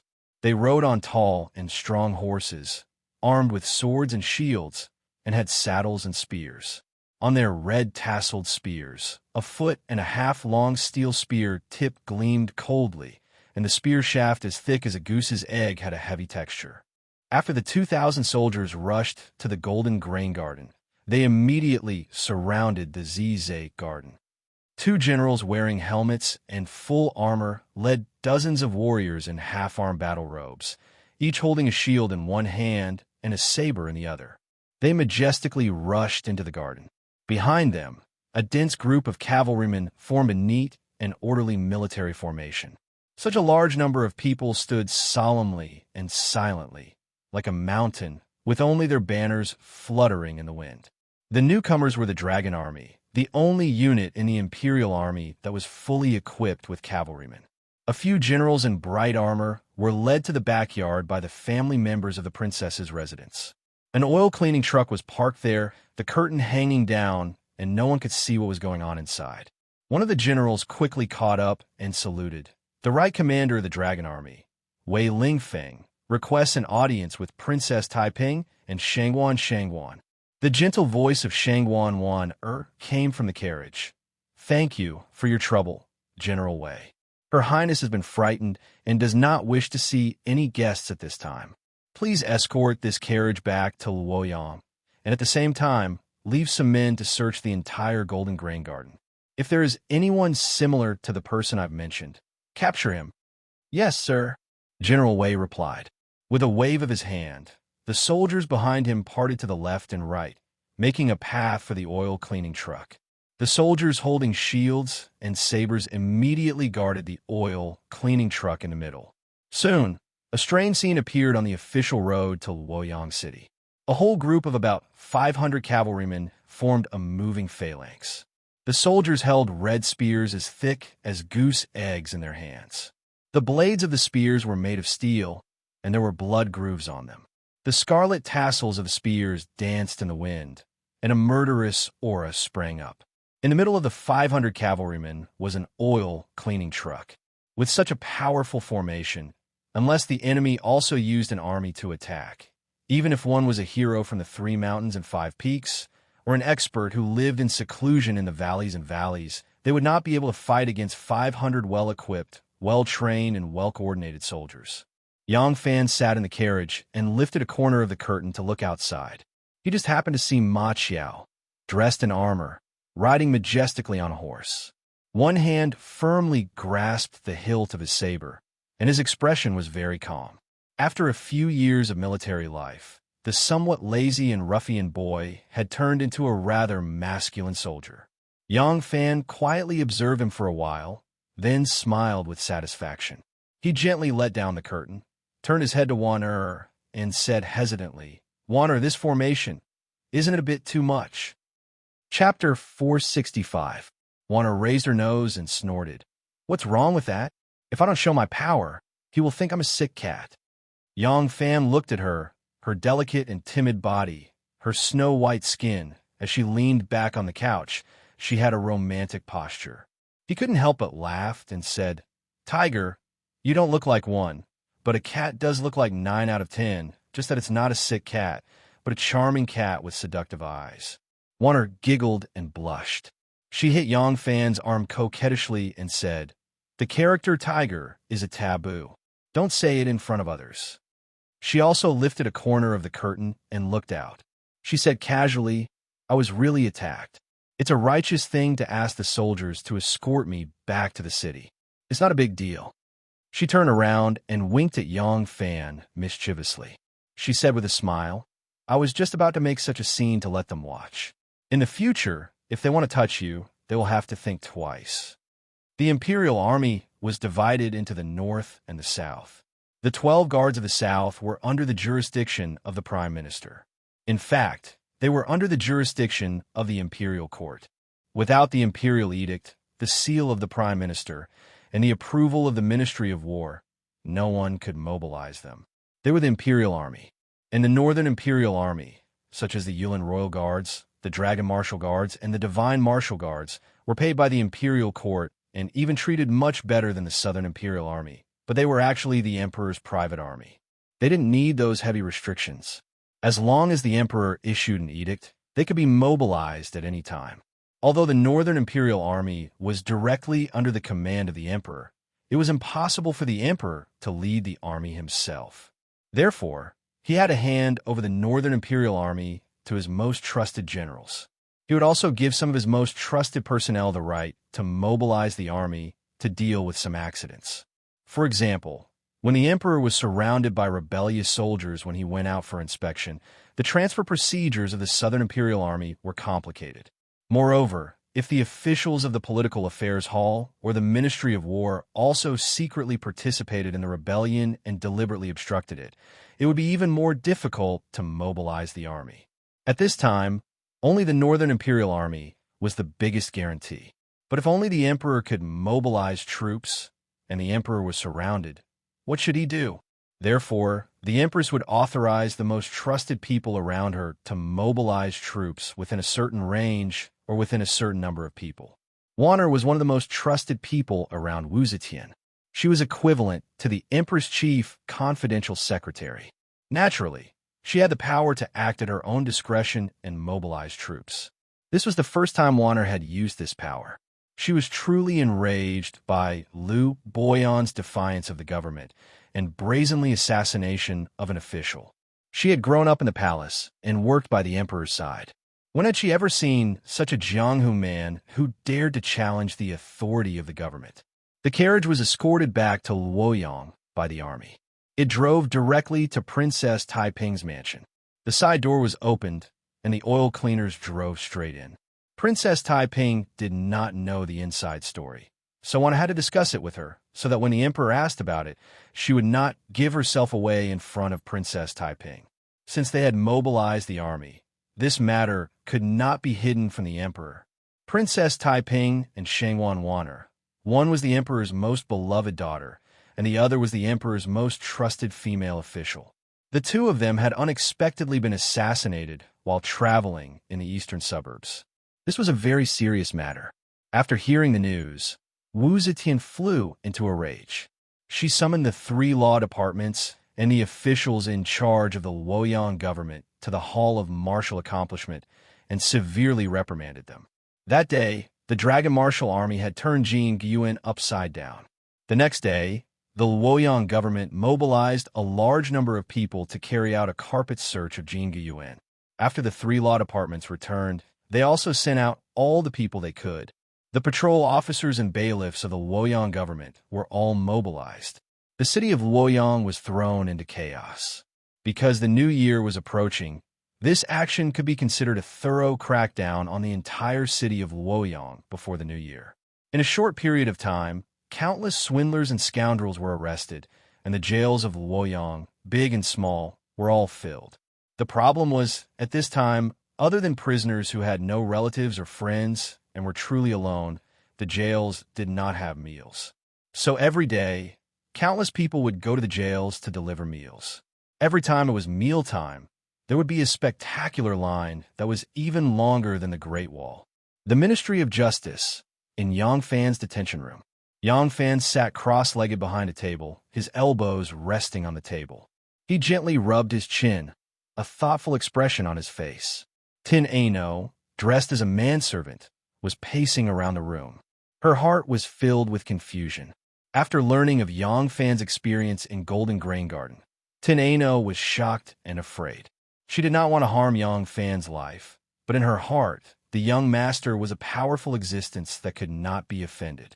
She had lived by the young master's side since she was young, and young Master Zhang's prestige had long been engraved into her bones. She was not even afraid of the emperor, but she did not have the slightest confidence or courage to oppose the young master. Moreover, the young master had saved her life, but how could she bear to let Yang Fan be in danger? Tin Ano paced around again and again before finally stopping in front of Yang Fan. She said decisively, "Don't be troubled. This is not a solution, I think. I should leave." Yang Fan glanced at her, his mind immersed in his own thoughts. He did not react for a moment, so he was at a loss. "What? Leave?" Tin Ano said, "Yes. From what you said, the young master should not know that I am alive. Lu Wang and Situ Liang came to trouble you one after the other because of the young master's anger." Or, Tin Ano bit her lip and said softly, "Lu Wang still loves me. Maybe he blamed me for jumping off the cliff on you, so I think I should hide my identity and go far away. After Lady Wan Er's disturbance, they are afraid that their plans will be affected. As long as I am not here, I believe they will not come to trouble you again." Yang Fan finally understood her words, and a wave of anger rose. He stared at Tin Ano and said, "If young Master Jiang sees me in harmony with my family and is a little unhappy, what if he wants me to separate from my wife? Should I send my wife to the ends of the earth? If, after I have children and young Master Jiang is not happy to see them, do I have to learn martial arts and ask them to change their surnames and names and live in seclusion?" Tin Ano hurriedly said, "Don't argue with me, okay? You don't know how much power the young master has. If I can resist, and there's a glimmer of hope, do you think I want to leave?" At this point, Tin Ano's eyes were bright, and there were faint tears. Yang Fan slowly stood up and said in a deep voice, "I know. He is a behemoth. He has a huge hidden force. Don't think that I am an official and he is a civilian. I can't hurt his foundation if I want to. If I anger him, he has ways to punish me, whether it be in the open or in the dark. He will do anything to stop me." Tin Ano said, "Since you know, why do you still have this idea of overestimating yourself?" "I overestimate myself? Erlang, I don't mean to look down on you, and I'm not saying you're not as good as him, but he has several families that have existed for thousands of years behind him. He has countless people and resources at his disposal. How can you fight him?" Yang Fan said, "No matter how powerful he is, can he be more powerful than the emperor? He has countless people and resources at his disposal, but can he be as large as the emperor? He has a big backer behind him, but as an official of the court, do I not have a big backer behind me?" Tin Ano was startled and said, "He is in the dark, and you are in the light.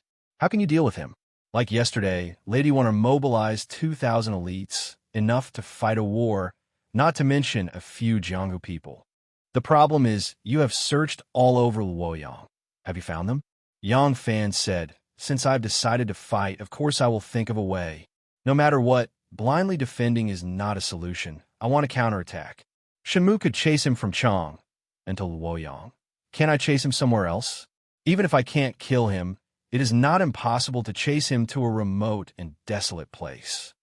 Tin Ano was still superstitious about the young master's power and asked worriedly, "What do you plan to do?" Yang Fan walked to her side and put his hands on her shoulders.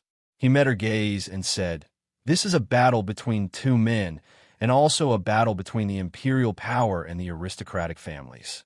This is not something that can be settled with martial arts.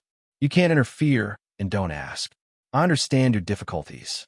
After all, young Master Jiang has raised you, so you don't have to interfere in this matter. If I, Yang Fan, can't defeat young Master Jiang, then I am not worthy of being with you. At that time, you can go to the ends of the earth. Now you just have to wait here obediently and watch how I defeat him. Yang Fan's methods were silent.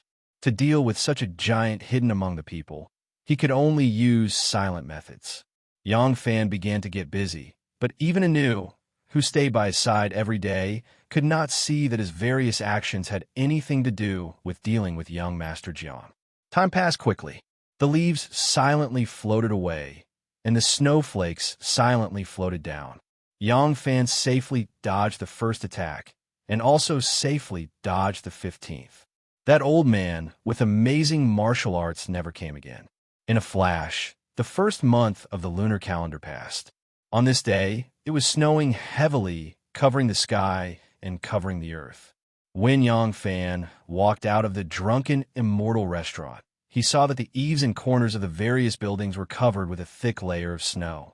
The misty snowflakes sprinkled down like a dream. There were not many people on the street, only a few carefree children laughing and chasing in the snow. In his drunken mood, Huli leaped onto his mount. He tore open his chest with both hands, revealing a clump of black chest hair. The snowflakes were swept up by the wind and flew toward his chest. Huli laughed loudly and said, "Awesome, awesome. Brothers, Big Brother will be leaving first." Yang Fan and the others greeted him, and Huli whipped his horse, laughing heartily as he galloped into the vast snow. Chapter 466. This road was one of the main roads in the city. Although it was not as wide as Ding Ding Street, it was still 6 or 7 meters wide. At this time, the snow was boundless, and there were few pedestrians on the street. It was really carefree to ride a horse after drinking. Looking at the receding figure, Ma Xiao patted Yang Fan's shoulder and said excitedly, "Brother Fan, why don't we take advantage of the wine and ride a horse to admire the snow? My equestrian skills are not inferior to yours now." Yang Fan laughed and said, "You don't even know how to read, so don't try to be cultured and learn the manners of those poor people. It's rare to come back to the city, so you should go back and spend more time with sister-in-law." Chu Kuanga walked over with his horse and said to Yang Fan, "Are you going back to the mansion, Erling?" Yang Fan said, "I still have something to do and need to go somewhere. If Brother Chu doesn't go out of the city today, why don't you go to Brother Chiao, Er's place first? Come to my mansion tonight, and let's drink to our heart's content." Chu Kuanga laughed and said, "Since you still have something to do, I won't disturb you. I'm going to Benevolent Square to see my old brothers. When we meet, we'll have to drink again." After chatting for a while, Chu Kuanga, Wei Yong, and Li Dayan took their leave and went to Benevolent Square. Lu Yin and Gao Chu returned to their respective mansions. Seeing that Yang Fan had something to do, Ma Xiao excitedly returned to Shoan Square. Just now, he was just talking about it. How could walking in the wind and snow compare to cuddling with his wife? He was off in the military camp and really missed pasta very much. It was just that with his character. How could he show his love for a woman outside and make people laugh at him?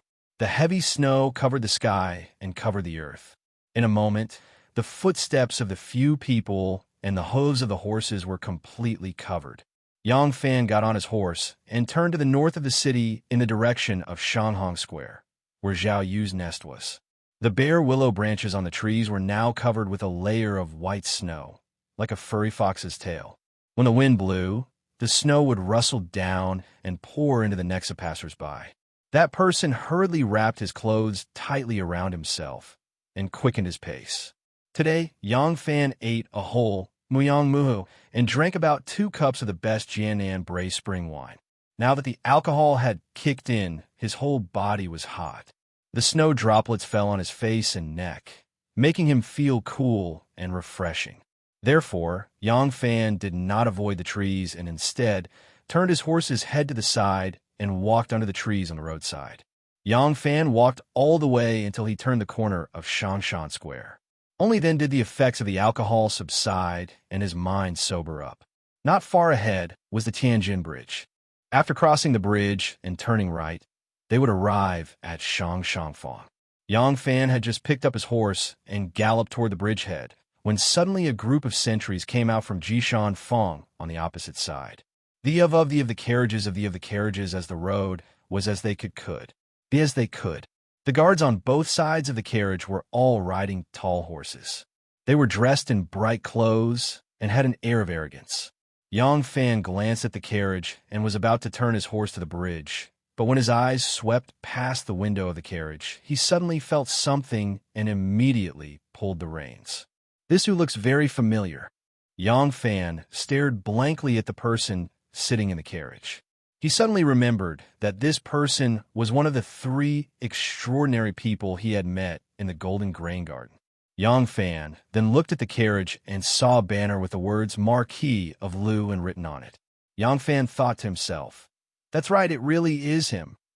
Yang Fan then looked at the 2 carriages at the back. One of the carriages had its curtains drawn, and the other had its curtains rolled up. In the carriage, there was a person stroking his beard and looking at the snow falling outside. It was the old Taoist who had knocked down the tree with his sleeve. After Yang Fan returned from the Golden Grain Garden, he had asked around about this Marquis of Luan. He knew that this Marquis' surname was Yu, and his name was Yu Haoran. In the current dynasty, there were as many princes and dukes as there were dogs, so this Marquis reputation was not very prominent. This Marquis was good at longevity and rarely interacted with other nobles. Other than refining pills in his own residence, he only made friends with some extraordinary people. After Yang Fan heard about this news, he also thought of making friends with this person and then getting to know those few otherworldly experts. However, he had only been in the officialdom for a few years. Although he had a good relationship with Shui Huai, Princess Taiping, and Wu Sanxi as soon as he entered the officialdom, his network was far from that of those real nobles. If it was Princess Taiping, it would not be difficult to get to know this Marquis. But Yang Fan did not want to ask Princess Taiping for help, so the matter was put aside. Now that he saw these extraordinary people, Yang Fan wanted to go forward and greet them. On one hand, he wanted to thank them for saving his life, and on the other hand, he wanted to get to know these seniors. Since Yang Fan left the Nanyang and returned to Luoyang, he had been practicing martial arts diligently for the past few years. Compared to when he left the island, he had made great progress. But when his martial arts reached a higher level, there were some new problems. Without his master by his side, he could not ask for advice. If he only relied on himself to figure it out, his progress would inevitably be affected. If he could get advice from these extraordinary people whose martial arts were not inferior to his grandmaster, wouldn't it be a wonderful thing? Thinking of this, Yang Fan raised his horse and went to meet the carriage. "Stop! Who is it?" Although the guards outside the carriage looked a little ostentatious, they were still very vigilant. As soon as Yang Fan approached, they pressed down on the hilt of their swords and shouted loudly. Yang Fan turned over and dismounted from his horse. He cupped his hands and said, "I am the Minister of Justice, Yang Fan. I have met these seniors in the carriage once. Since we met at the bridgehead, I would like to come forward and greet them." "Oh!" The expression of the guard who shouted softened. He let go of the hilt of his sword and said, "Since this minister is acquainted with the 3 old immortals, you can come to our manor to greet them in the future." At this moment, our Marquis is accompanying the 3 old immortals to the palace to meet the Emperor. It cannot be delayed. Ah! Yang Fan was slightly startled. Why would the Empress want to meet these 3 martial arts masters? Could it be that the Empress was tired of being an emperor and wanted to learn how to fly the mast and walk the wall to travel in Jianghu? She was already so old. It was probably a little late. Yang Fan's mind was running wild. He smiled at the guard and retreated to the side, watching the carriage slowly pass in front of him. He also turned over and mounted his horse. He slowly followed behind the carriage. After crossing the Tianjin Bridge, the carriage turned left towards the direction of the Imperial City. Yang Fan whipped his horse to the right and went straight to Shanghong Square. "Ha! The sage is asking about the art of immortality?" This humble Taoist has cultivated for many years and has some small achievements in Taoist techniques. However, I have never heard of it or seen it. Everything in the world, if there is life, there will be death. How can there be an immortal? Even if one has really cultivated to become a Daluo immortal, there will be a day when he dies. At this moment, sitting in front of Wu Zetian was an old Taoist with a sage-like demeanor. It was the master who had knocked down the big tree in Jingu Garden with one sleeve. Wu Zetian, who was sitting opposite and inquiring politely, heard this answer and immediately revealed an unhappy expression. Wu Zetian had always believed in those supernatural things. Marquis Lu and Yu Haoran swore to her that these few were real living immortals. That was why she, as an emperor, made an exception and invited these few unknown people to consult her on the way to immortality. Who knew that she would get such an answer? Yu Haoran was shocked by Wu Zetian's cold stare and hurriedly said, "Sage, the people of the world think that immortality is immortality." The old immortal thought that His Majesty was talking about the art of immortality, so he replied that there is no such thing. In the Ksitigarbha Sutra, it says, "Sage, the Buddha has a lifespan of 400 trillion monks." It can be seen that although the Buddha has a long lifespan, there will be a day of nirvana. It is just that his lifespan far exceeds that of mortals. The way of immortality does not exist. As Yu Haoran said this, he cupped his hands towards the old Taoist and mysteriously said, "Sage, do you know that this old immortal was born in the era of Wu Chi Wu of the Three Kingdoms? He is now almost 500 years old. Is this not a great magical power?" Wu Zetian looked at the old Taoist and asked in surprise, "Is the Taoist really 500 years old?" Wan who was waiting on the side, also widened her eyes in surprise and looked at the old Taoist in disbelief. The old Taoist gently stroked his snow-white beard, and a trace of disappointment appeared on his face. He replied in a nostalgic tone, "Although it is not accurate, it is not far. According to my master, the year I was born, Sun Quan made Lu Meng the military governor and attacked Jing province. There was chaos and chaos everywhere, and the people were fleeing in all directions. My mother gave birth to me while she was fleeing. My mother died because of a difficult birth. I was still a baby in swaddling clothes and was abandoned by the side of the road without anyone to take care of me. If this had continued, I would have inevitably died. Fortunately, Mr. Crow Horn happened to pass by and was kind enough to take me in. He later took me as his disciple and taught me magic." Wu Zetian was surprised and said, "Mr. Crow Horn? So your master is Zhua Ci, Immortal Zhua?" The old Taoist nodded and said, "Yes. My master has passed away many years ago. That is why when your majesty asked me about the art of immortality, I did not think much of it. My master's magic is ever-changing, and he has great magical power that can go up to heaven and down to earth. In the end, he cannot avoid death. How can there be an immortal magic in this world?" Wu Zetian said with some reverence, "Taoist is actually nearly 500 years old. Then, this nun must be a cultivator with an extremely high salary?" The old nun smiled and put her palms together. "I am the reincarnation of pure light Buddha. I can know the past and the future, but I can't remember my own age. In this life, I am about 300 years old." Wu Zetian's shocked expression had yet to fade when the barbarian said in a rough voice, "You, pure light nun, can enter the cycle of reincarnation without losing your soul and memories. You can continue cultivating, so you naturally won't care about how old this body is. I, Maha, am not as capable as you, pure light nun. Now I have lived for 700 years. My salary is 999 years. In less than 300 years, I will die of old age." Wu Zetian was greatly moved and thought to herself, "A mortal's lifespan is less than 100 years. Even if I can't live forever, if I learn their magical power, I can extend my lifespan by 500 to 700 years. That is also possible." However, what these people said was too mysterious. Wu Zetian did not dare to believe them completely. She still wanted to see their methods before making a decision. Otherwise, if a dignified emperor was deceived by a few Jianghu magicians, she would be a laughingstock for all eternity. Wu Zetian made up her mind and said with a pleasant expression, "Today, I invited the three of you into the palace because I want to learn something from the three of you. I just don't know if the three of you can display your magical power here and let me broaden my horizons. Chapter 467.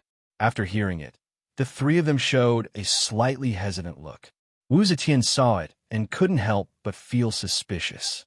Old nun Jingguang hesitated for a moment and reluctantly replied, Ba, since your majesty has decreed, then I will reluctantly show it in front of your majesty. It's just a small trick, and I'm making a fool of myself. Old nun Jingguang looked in front of Wu Zetian and said, Your majesty, can you bestow this cup of wine in front of me to me? Seeing that she was willing to use magic, Wu Zetian's face cleared up, and she said with a smile, Of course. Nun is a nun. Do you also drink wine? Old nun Jingguang said lightly, I usually only eat 1 grain of rice and 1 sesame every day and don't eat afternoon. As she said, she took the cup of wine in front of Wu Zetian and put it in front of herself. She took a look at the cup and said with a smile, Your Majesty, please have a look. She gently brushed her hand, and with a sweep of her sleeve, the wine cup filled with fermented glutinous rice had already been emptied. The cup was as empty as a wild field. Wu Zetian suddenly opened her eyes wide, but she saw that the old nun neither retracted her hand nor moved it. Her hands were still empty, lying flat on the ground.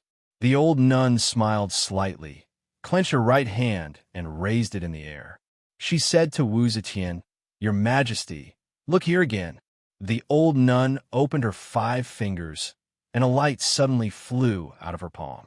The light flew straight out of the hall and suddenly turned into a crystal-clear snow lotus.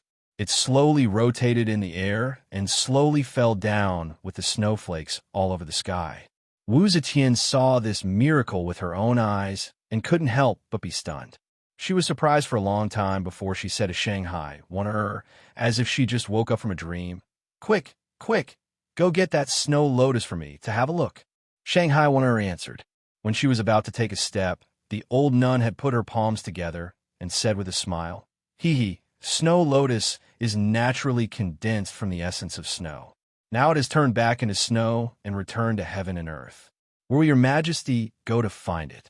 This action of mine can be considered as offering Buddha with borrowed flowers. Wu Zetian had always prided herself on being the reincarnation of Maitreya. As soon as she heard the words offering Buddha with borrowed flowers, she couldn't help but feel happy. She was about to praise her when the old nun suddenly coughed twice and pressed her hand against her chest. She frowned slightly, revealing a painful expression. Wu Zetian hurriedly asked, What happened to Shirtai? Taoist Si Fong suddenly sighed.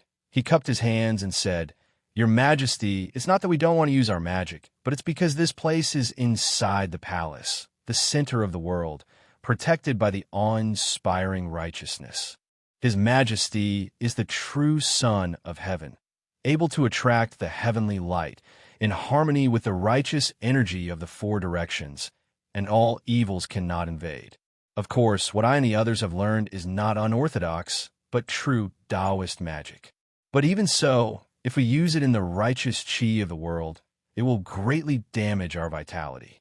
Just now, Jingguang Shirtai didn't want to disobey the imperial edict, so she forcefully used her magic. Now, her vitality has been damaged. Wu Zetian heard that they were unwilling to use their magic here because they were the true Son of Heaven. This place was the center of the world, and the true Son of Heaven lived in the center of the world. The combination of the two could actually make these people with great supernatural power afraid. Wu Zetian couldn't help but feel a little proud of herself.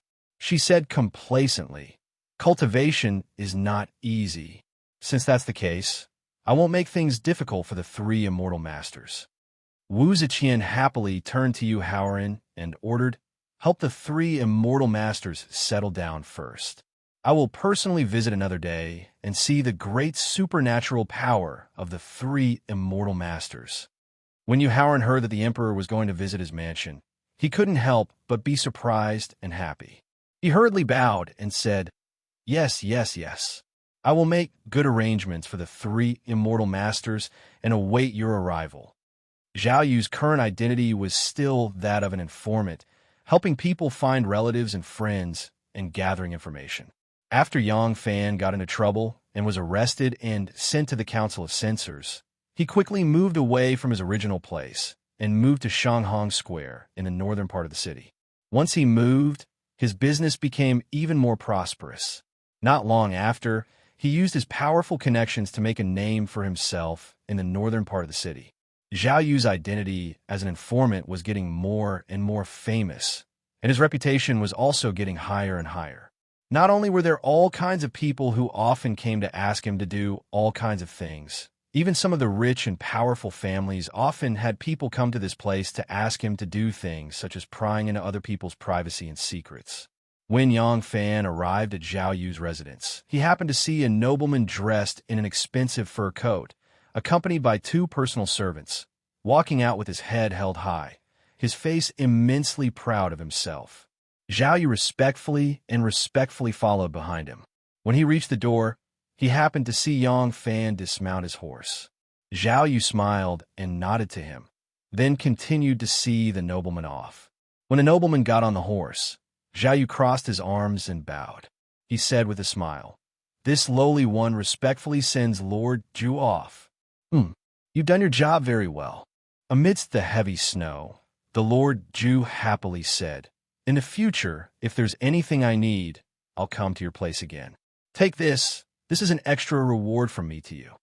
As he said this, a heavy bag of money flew out. Zhao Yu grabbed it in his hand and bowed deeply to the ground. With a smile, he said, "I'm willing to serve Lord Zhu.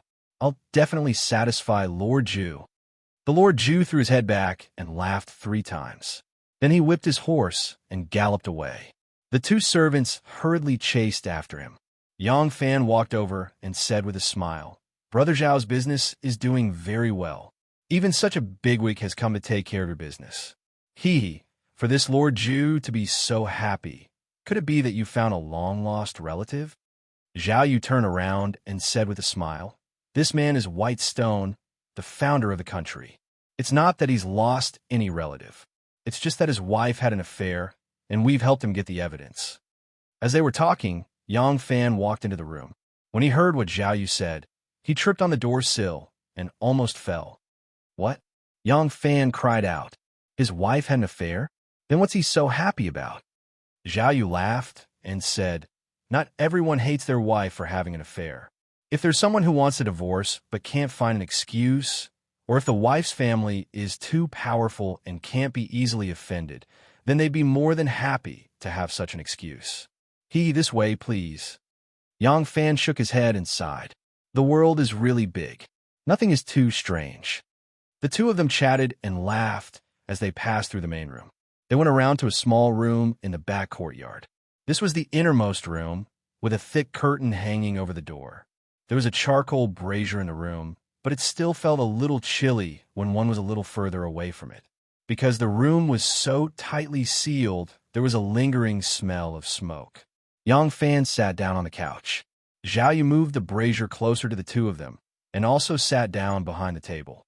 Only then did Yang Fan put away his faint smile and asked solemnly, "Brother Zhao, how is the matter that little brother discussed with you previously?" Zhao Yu's expression suddenly turned serious as he said to Yang Fan, "Has Erlang thought it through clearly?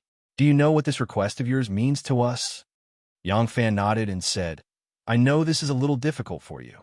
However, I also know that defeating young Master Jiang is also your hope." Zhao Yu nodded and said, "That's right. We wish to defeat the obvious sect so badly that they will no longer be able to dictate to our hidden sect. At the very least, we must be on equal footing with them. However, we do not wish to perish together with them." "Perish together?" Yang Fan's brows raised up slightly as he asked, "Why does Brother Zhao say that?" Zhao Yu said, "In order to fight for the position of Crown Prince, Wu Chengxi needed to control the military. Thus, he tried all ways and means to allow Qiu Shenji to control more troops. It wasn't impossible to do so. There are many things that can only be obtained through various means, and not through rewards from the higher-ups. However, in order to seize military power, he colluded with foreign countries and used the enemy's hands to achieve his goals. This is a violation of the rules. Zhao Yu picked up a few more pieces of charcoal and placed them on the brazier. The fire grew stronger, and the red flames reflected on their faces, making them all look very solemn. Zhao Yu said, "In the end, Qiu Xinji was beheaded, and Zhou Xing was exiled. He died in an unknown way. Wu Qingxi also lost his position as the Grand Chancellor. Why? Because there is a rule in everything. You can do whatever you want within this rule. If you break the rule, you will become the public enemy of the world. Similarly, we also have our own rules." The corner of Yang Fan's mouth curled up slightly. With a slightly disdainful tone, he said, "Your rules? What are your rules?" Zhao Yu's tone became heavier as he said, "No matter if it is the obvious clan or the hidden clan, our goal is not to destroy the other. We all come from the nobility of Shandong. What we are fighting over is who is the leader and who is the assistant. This is a family matter. If I tell you what we know about the obvious clan and have you use the power of the government to deal with them, then we will be breaking the rules." Yang Fan's brow rose up, and he said, "So what?" Zhao Yu said, "Do you still not understand? This is treachery. Just like on the Green Forest Road, when the people on the two mountains fight to the death, any method can be used. But if one of them tells the government about the other's stronghold and uses the power of the government to attack the other, then he is finished. He will become the mortal enemy of all of the Green Forest. If we use the power of the court to deal with the obvious clan, we will lose the foundation of our existence, the support of those prestigious families, and become their mortal enemy. At that time, everyone will want to beat us, and we will be seeking our own destruction." Yang Fan pondered for a moment and said, "As far as I know, Shenmu is definitely not a stickler for rules. Is there no other way?" A hint of mirth came into Zhao Yu's eyes. "Third uncle said that we can tell you what we know about the obvious clan, but you cannot let others see that we have betrayed them. Also, you cannot appear and cannot act because you were too close to my third uncle on your last trip to the West regions. If you act, we will be suspicious." Yang Fan frowned and said unhappily, "We can't target them when we make a move. If they find out that you're the ones who leak their information, and I can't make a move, what should we do?" Zhao Yu said apologetically, "I also do not know, so I'm asking you if you really want to know. If your three law departments want to compete, why spend so much effort to use a case to attack the other's prestige and reputation instead of hiring a group of bandits to attack the Supreme Court or the Imperial Censorate and kill them all? Isn't it because your three law departments have the highest arbitrator above them? How you fight within the rules is your ability. If you fight outside the rules, you will become a black sheep. That high female emperor will not hesitate to kill you to maintain the rules she has set. It's the same for us. Please understand our difficulties." Yang Fan thought for a moment and slowly said, "I understand. How about this? If I can't think of a way to satisfy both sides according to your requirements, I won't use the information you provide me. How about it?" Zhao Yu said in a heavy voice, "Are you sure?" Chapter 468. Yang Fan nodded slowly and firmly. "I promise." Zhao Yu took a deep breath and said with a serious expression, "Good. Erlang, please remember what you said. If you can't do it, then we will become enemies who will kill you." Yang Fan said, "Take them out." Zhao Yu laughed bitterly and shook his head as he stood up. He turned around and walked to the head of the Kong bed. In front of Yang Fan, he lifted up the bedding and mat and opened a secret door. Inside was a dark, cast-iron cabinet. Zhao Yu took out a key from his bosom, and after fiddling with it for a long time, he opened the cabinet and took out 3 thin pieces of paper. Zhao Yu walked back to the table with the 3 pieces of paper in his hands and gently placed them on the table. He touched the surface of the paper and stared at it for a long time before pushing it toward Yang Fan, inch by inch.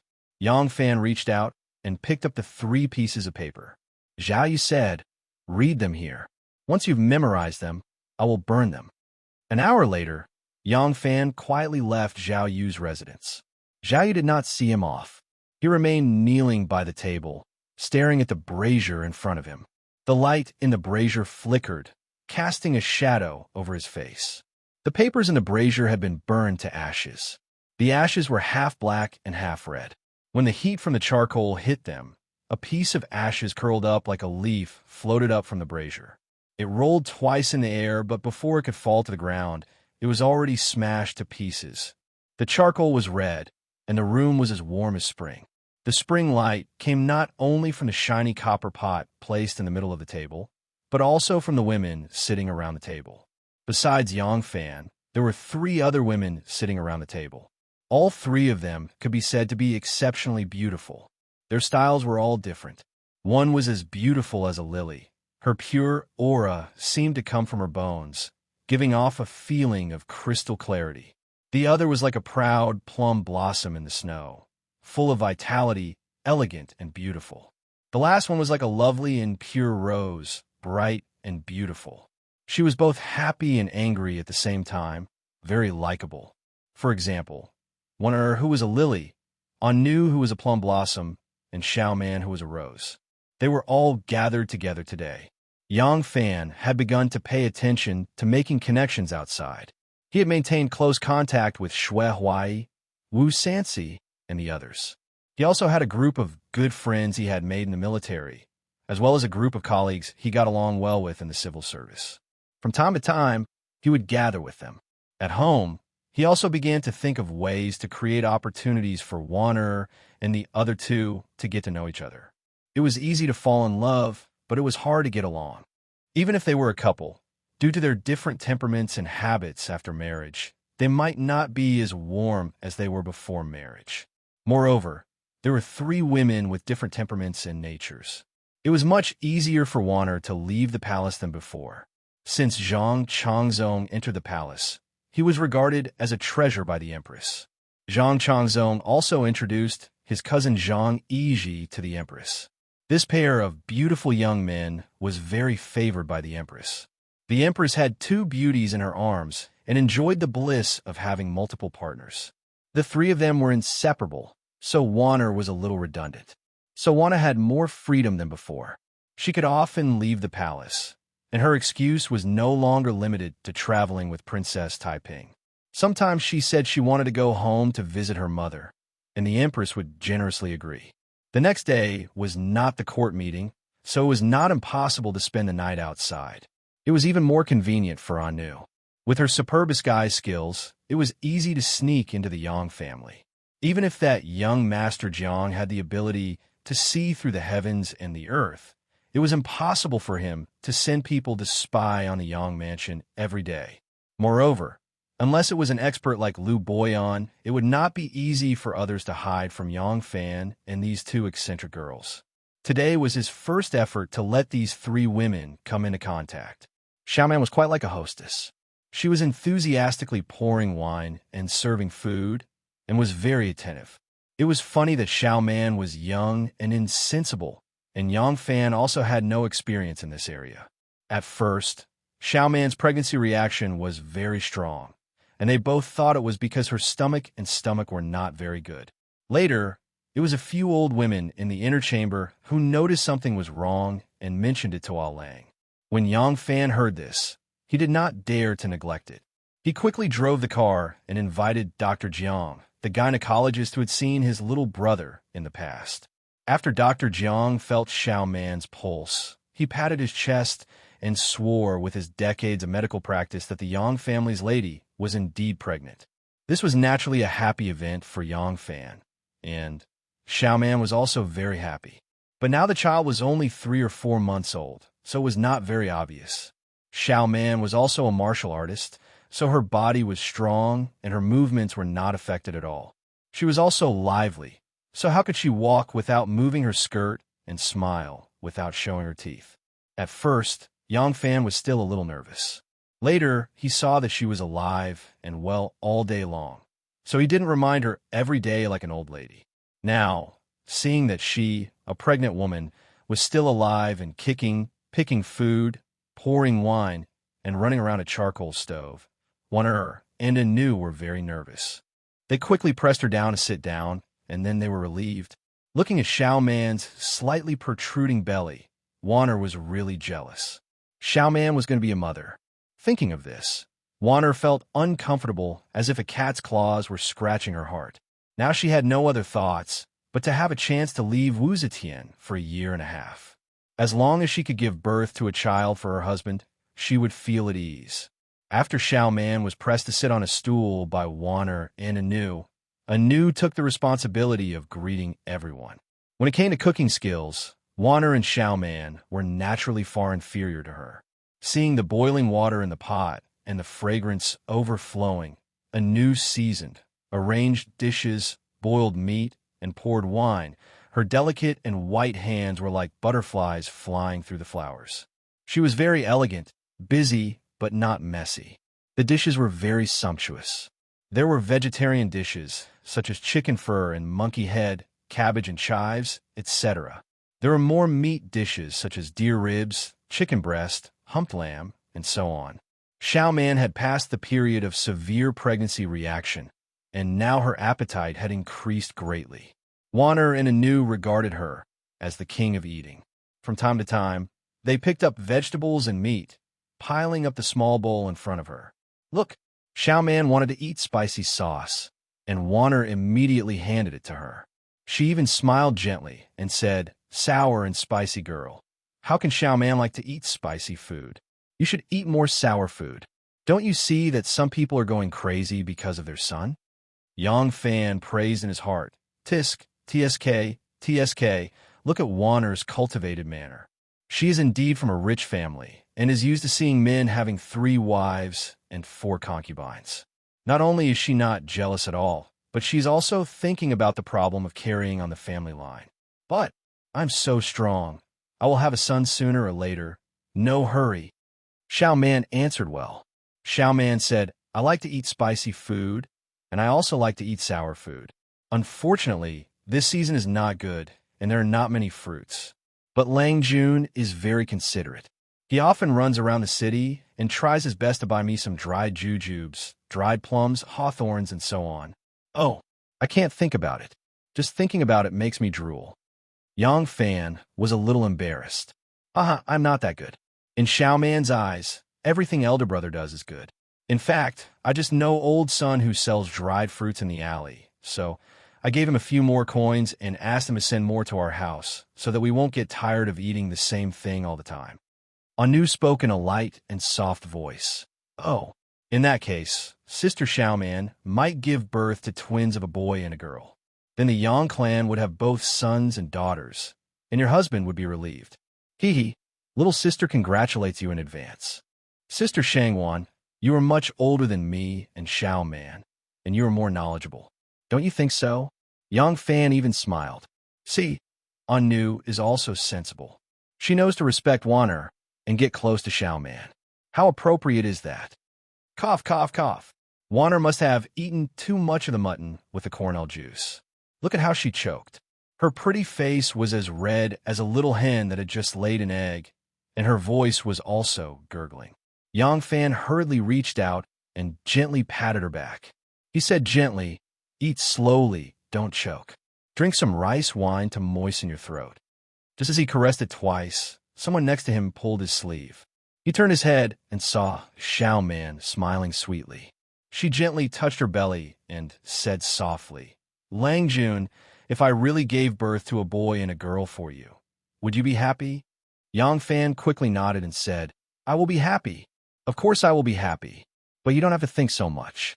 Whether it is 1 or 2, whether it is a boy or a girl, as long as it is our own flesh and blood, I will be happy." Wanner gently patted her chest. It seemed that she had calmed down. She immediately continued Yang Fan's topic and said, "Fan, you should be happy. It is not easy for the 2 of you to be where you are today.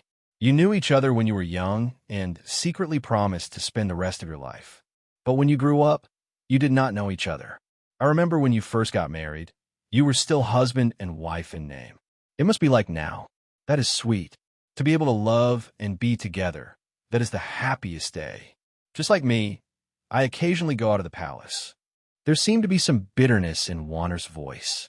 Yang Fan did not know what to say at the moment. He gently held her little hand and held it. Wanner smiled and said, "It's nothing. I just felt touched when I saw Sister Xiao Man. Actually, I am content. Although it is the golden wind and jade dew, it is still better than the time in the palace. Although you and I are together day and night, we can't stay together for even a moment. Yang Fan sighed, yes. At the side, Miss Anu suddenly picked up a cup of wine and gulped it down in one gulp. This was the Jianan spring wine. It was at least half a liter. Anu put down the cup. Not only did her face immediately turn red, even her eyes were a little red. Yang Fan turned his head and saw her drunken look. He could not help but be shocked. Anu, why are you so greedy? Even if you are happy, you should not drink too much. Come, eat more vegetables, eat more meat, and drink less wine. Before Yang Fan's voice died away, Warner picked up a few pieces of Tongzhou lamb with chopsticks and fed them to Anu's bowl. Xiaoman gently filled her bowl with wine and said sweetly, "There's plenty of wine. Drink it slowly." Yang Fan picked up a thin piece of mutton and dipped in the pot, then dipped it in some sauce and garlic paste before putting it into his mouth. The mutton melted in his mouth and was incomparably delicious. He then tasted a mouthful of the blood-red wine. Looking at the three charming beauties being so affectionate with each other, Yang Fan was very happy in his heart.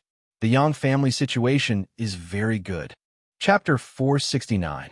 The first meeting of the main members of the Yang family came to an end in a warm, peaceful, and united atmosphere. All the members of the meeting communicated with each other and expressed their confidence and wishes for the future development of the Yang family. The first meeting was a complete success. After the meal, Tao Mei and third sister came in with towels, bottles, and cups. They helped them rinse their mouths and hands and wipe their faces with hot towels. Then, they removed the leftover banquet and served some dried fruits, drinks, and hot milk. Warner and Xiaoman both came quietly. Third sister and Tao Mei had been strictly warned by Xiaoman not to reveal anything to the people in the house. Even so, they only knew that these two were Ah Lang's confidants, but did not know their identities and names. Anu and Xiaoman were close in age, and they had discussed robbing the execution field together, so they had a good chat. Xiaoman's back was sore from sitting for a long time, so she pulled Anu and intimately went up to the bed that was covered with soft bedding. They continued to chat excitedly, and from time to time, the two of them would even get together like a lotus flower, whispering to each other. No one knew what they were talking about. This was the most intimate behavior. If she treated the other party as an outsider, even if it was the closest guest, the hostess would not lie on the bed and chat with the other party. It was very rude. She could do this because she treated the other party as her closest sister. Even the closest relatives had different ages. If the other party was her elder or junior, it was also impossible to meet her like this. Women are really strange creatures. Yang Fan secretly sighed with emotion. Looking at the intimate appearance of the two people, he even suspected that the secret fight on the table just now was completely an illusion of his. Seeing Anu and Xiaoman chatting very intimately to the point that they completely ignored his existence, Yang Fan, who was pushed aside, rubbed his nose. From the bottom of his heart, he felt that his sister Warner was still the most gentle and considerate man who knew how to take care of her. So, he took the bowl of lotus seed soup from Warner and put it on the table. He took Warner's fox fur hat from behind the screen and put it on her. He smiled gently and said, "Warner, come with me to the garden." Yang Fan was only wearing a light fur coat. He did not mind that it was snowing outside. It was a cold and windy season. He stepped into the garden with Juan. "What are you thinking about?" After walking a dozen steps, Warner looked at Yang Fan, who was deep in thought. She broke the silence between them with a faint smile. The beauty in the snow was especially charming.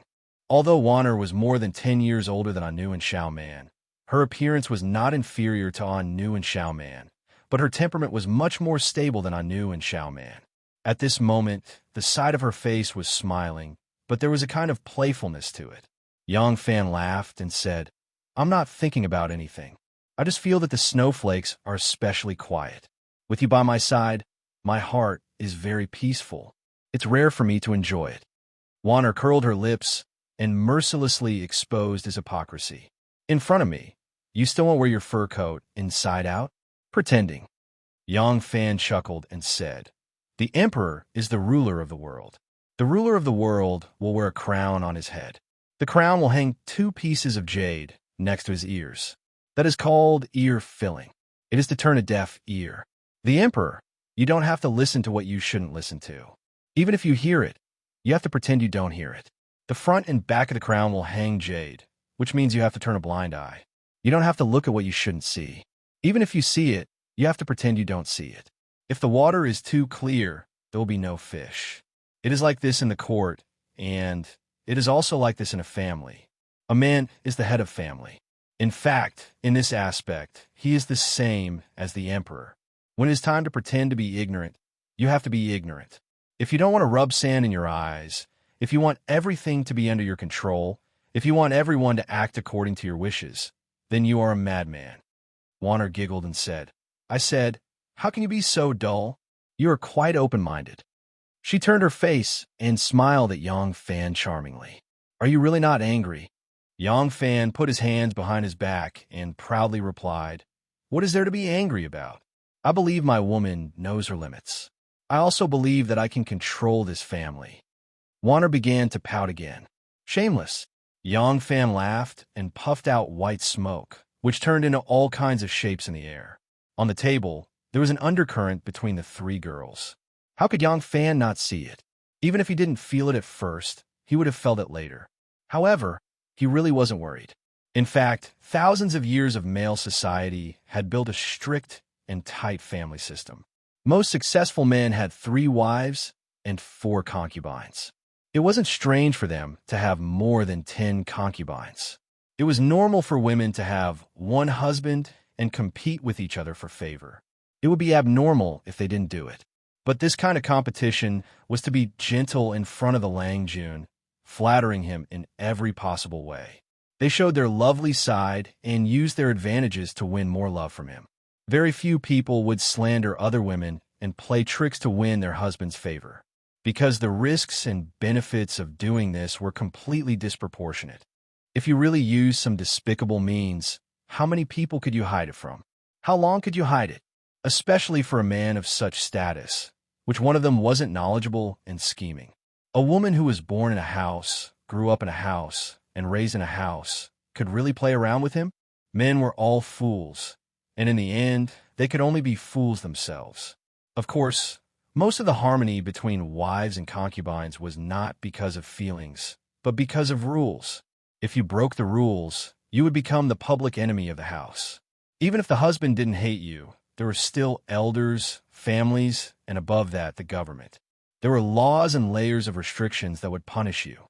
Others didn't say anything, but if you dared to make trouble in the house, the first wife could use the family law to punish you. If there was really a family that made trouble in the house, it would become a rare big news. It would spread everywhere, and the whole family would be disgraced. They would become the object of ridicule by other men and women. Jean Ping Mei and Dream of the Red Chamber were all stories of wealthy families. She had never seen those clever, and beautiful women in those stories use such underhanded methods to win the favor of their husbands. Or they dote on their husbands so much that they forbid their husbands from touching other women. Even Wang Shifeng had never done such a thing. If she wanted to challenge the feudal system, even someone as shrewd as her would be crushed to pieces. The real drama of fighting in the house was a work that was produced in modern times to cater to the modern marriage system. Those who followed the rules took it for granted and used the methods of intrigue in the workplace and the government on a group of women in big houses.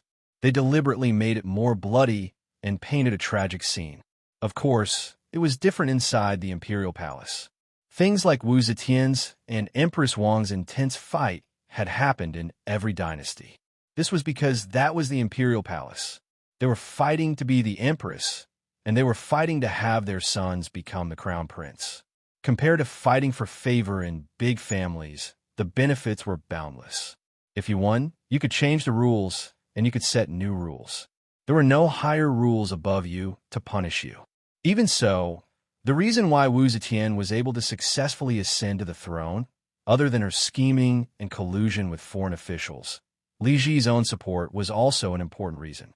Because Li Ji hoped to break away from the control of the aristocratic families. and Empress Wang was supported by the aristocratic families. She was their spokesperson in the imperial palace. This already involved a political struggle. As for the healthy competition in the house, these three women were all smart. They knew when to advance and retreat, and they knew what was important. It was a lady of a noble family. Her breadth of mind was nurtured by her family background, and her vision was cultivated by the Empress. As for Xiaoman, this girl was not jealous at all. She just liked to show off her husband's love to others. Anu was more meticulous, but she was not narrow-minded. Moreover, she knew that she was planning to deal with young Master Jiang, and it was very risky. If she was not careful, she would be hurt, and even Wan and Xiaoman would not be happy. Anu was self-abased and self-pitying. She had long taken the blame for this. She felt that she had implicated Yang Fan and Yang Fan's family. How could she sincerely oppose Wan and Xiaoman? During the dinner, the reason why the three women were like this was mostly intentional. They just couldn't bear to see Yang Fan like an old fox who had stolen 7 or 8 hens in one breath. They sat steadily and laughed happily. They might be a little unhappy in their hearts, but that was the extent of it. They would not cross the line, and they would not do anything out of line. What did Yang Fan have to worry about? The Empress said it well. I am not afraid of chaos. I am afraid of no chaos. Official Yang thought. I am not afraid of fighting. I am afraid of not fighting. Wan Xiaoman, and Anu. Which one of them would fight for status or family property? If they wanted to fight, they would fight for him to treat them with more gentleness and love. He was happy to see it happen. At first, Wan was worried that the little temper of the three of them would make Yang Fan unhappy. When she came out with him, she wanted to explain. Seeing that he saw it so clearly, she was relieved. The two of them chatted and laughed for a while. Then Wan chatted casually and talked about business. She walked side by side with Yang Fan and said, the Zhang brothers are now very favored by His Majesty. Zhang Yi has been promoted from Shangqing to the Minister of Defense a few days ago. Zhang Changzong was directly promoted from a Bai Yi to Yunhui General and Zhuo Qinyo Zhonglong General. He felt that his position was too low, so yesterday His Majesty made him a Zhuo Sanchi Chong waiter. This was information. If you knew many things one step ahead of others, you could grasp a lot of things in time, especially some changes in personnel. As long as Wan saw Yang Fan, she would tell Yang Fan about the movements of the court and the latest situation that she knew. Wan whispered to Yang Fan about things in the palace. In front of them, there was a small bridge. There was snow on the bridge. Yang Fan was worried that she would slip, so he helped her. Wan smiled sweetly at him because of her Longjuan's considerate action. Yang Fan was surprised and said, these two have only been in the palace for a few days, and they have risen so quickly. Wan charmingly looked at him and joked, yes, they have risen much faster than you. I think it won't be long before they will rise. Shui Huai is a marquis, and sooner or later these two will have the title of marquis. It's a pity that my Lang Jun has worked hard in the western regions, but he didn't even get a small baron. Do you want to go to the palace and serve His Majesty? Yang Fan patted her plump buttocks through the soft fur of the fur coat and said with a smile, I don't have high ambitions. I just want to serve my Lady Wan well. As for the Empress, I won't compete with the Zhang brothers for her favor, lest they come after me with their lives. Wan covered her mouth and laughed. Serving others doesn't give you fame, wealth, and splendor.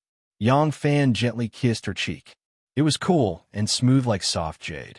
Yang Fan softly said, with such a beautiful family, it is enough. Crossing the small bridge, there was a forest in front of them. In the heavy snow, the branches that had lost their leaves were covered with a layer of white snow, like the branches of a jade tree. Stepping on the snow, the two slowly walked in the snowy forest. Yang Fan sighed and said, Master Shui received the title of Duke 2 years ago. He has served His Majesty for more than 10 years. Even so, His Majesty first arranged for him to lead the army to fight against the Turks, and then used the great victory to make him a duke. Now these two boys, isn't His Majesty worried that the court will criticize them? Wan said, At that time, although His Majesty held great power, he was still the Empress Dowager and not the Emperor. In order to ascend the throne, there were many obstacles. How could he act too hastily and give people a reason to criticize him? So it was inevitable that there would be some fear in his actions. But now it is different. Besides, at this point, One Er's delicate eyebrows slightly furrowed, and she said in a low voice, One Er feels that ever since His Majesty became the Emperor, he has gradually lost the ambition of the past. Now, other than indulging in pleasure and playing with men, His Majesty is only thinking about immortality. He doesn't even care about the affairs of the country. Yang Fan laughed and said, Immortality? Has His Majesty also learned from Emperor Qin and Emperor Wu of Han, and began to seek this ridiculous celestial magic? Warner looked at him and said, Lang Jun, you don't seem to care about celestial magic? Yang Fan raised his head. Pure white snowflakes curled down, silently falling on his face and body. Yang Fan seemed to think of something and saw something else. His eyes looked at the misty sky very deep. He smiled at the vast sky and turned to look at Wan. With confusion, he said, The current Her Majesty's actions have been criticized by others, but it cannot be denied that she was able to become a female empress that has never been seen before in history. Her wit and tactics must be superior to others. How could His Majesty still believe in such nonsense like immortality? Warner frowned and said hesitantly, Since the saying of immortality has been passed down for thousands of years, perhaps it really does exist. Think about it. Emperor Qin and Emperor Wu of Han, which one of them was not a dragon among men?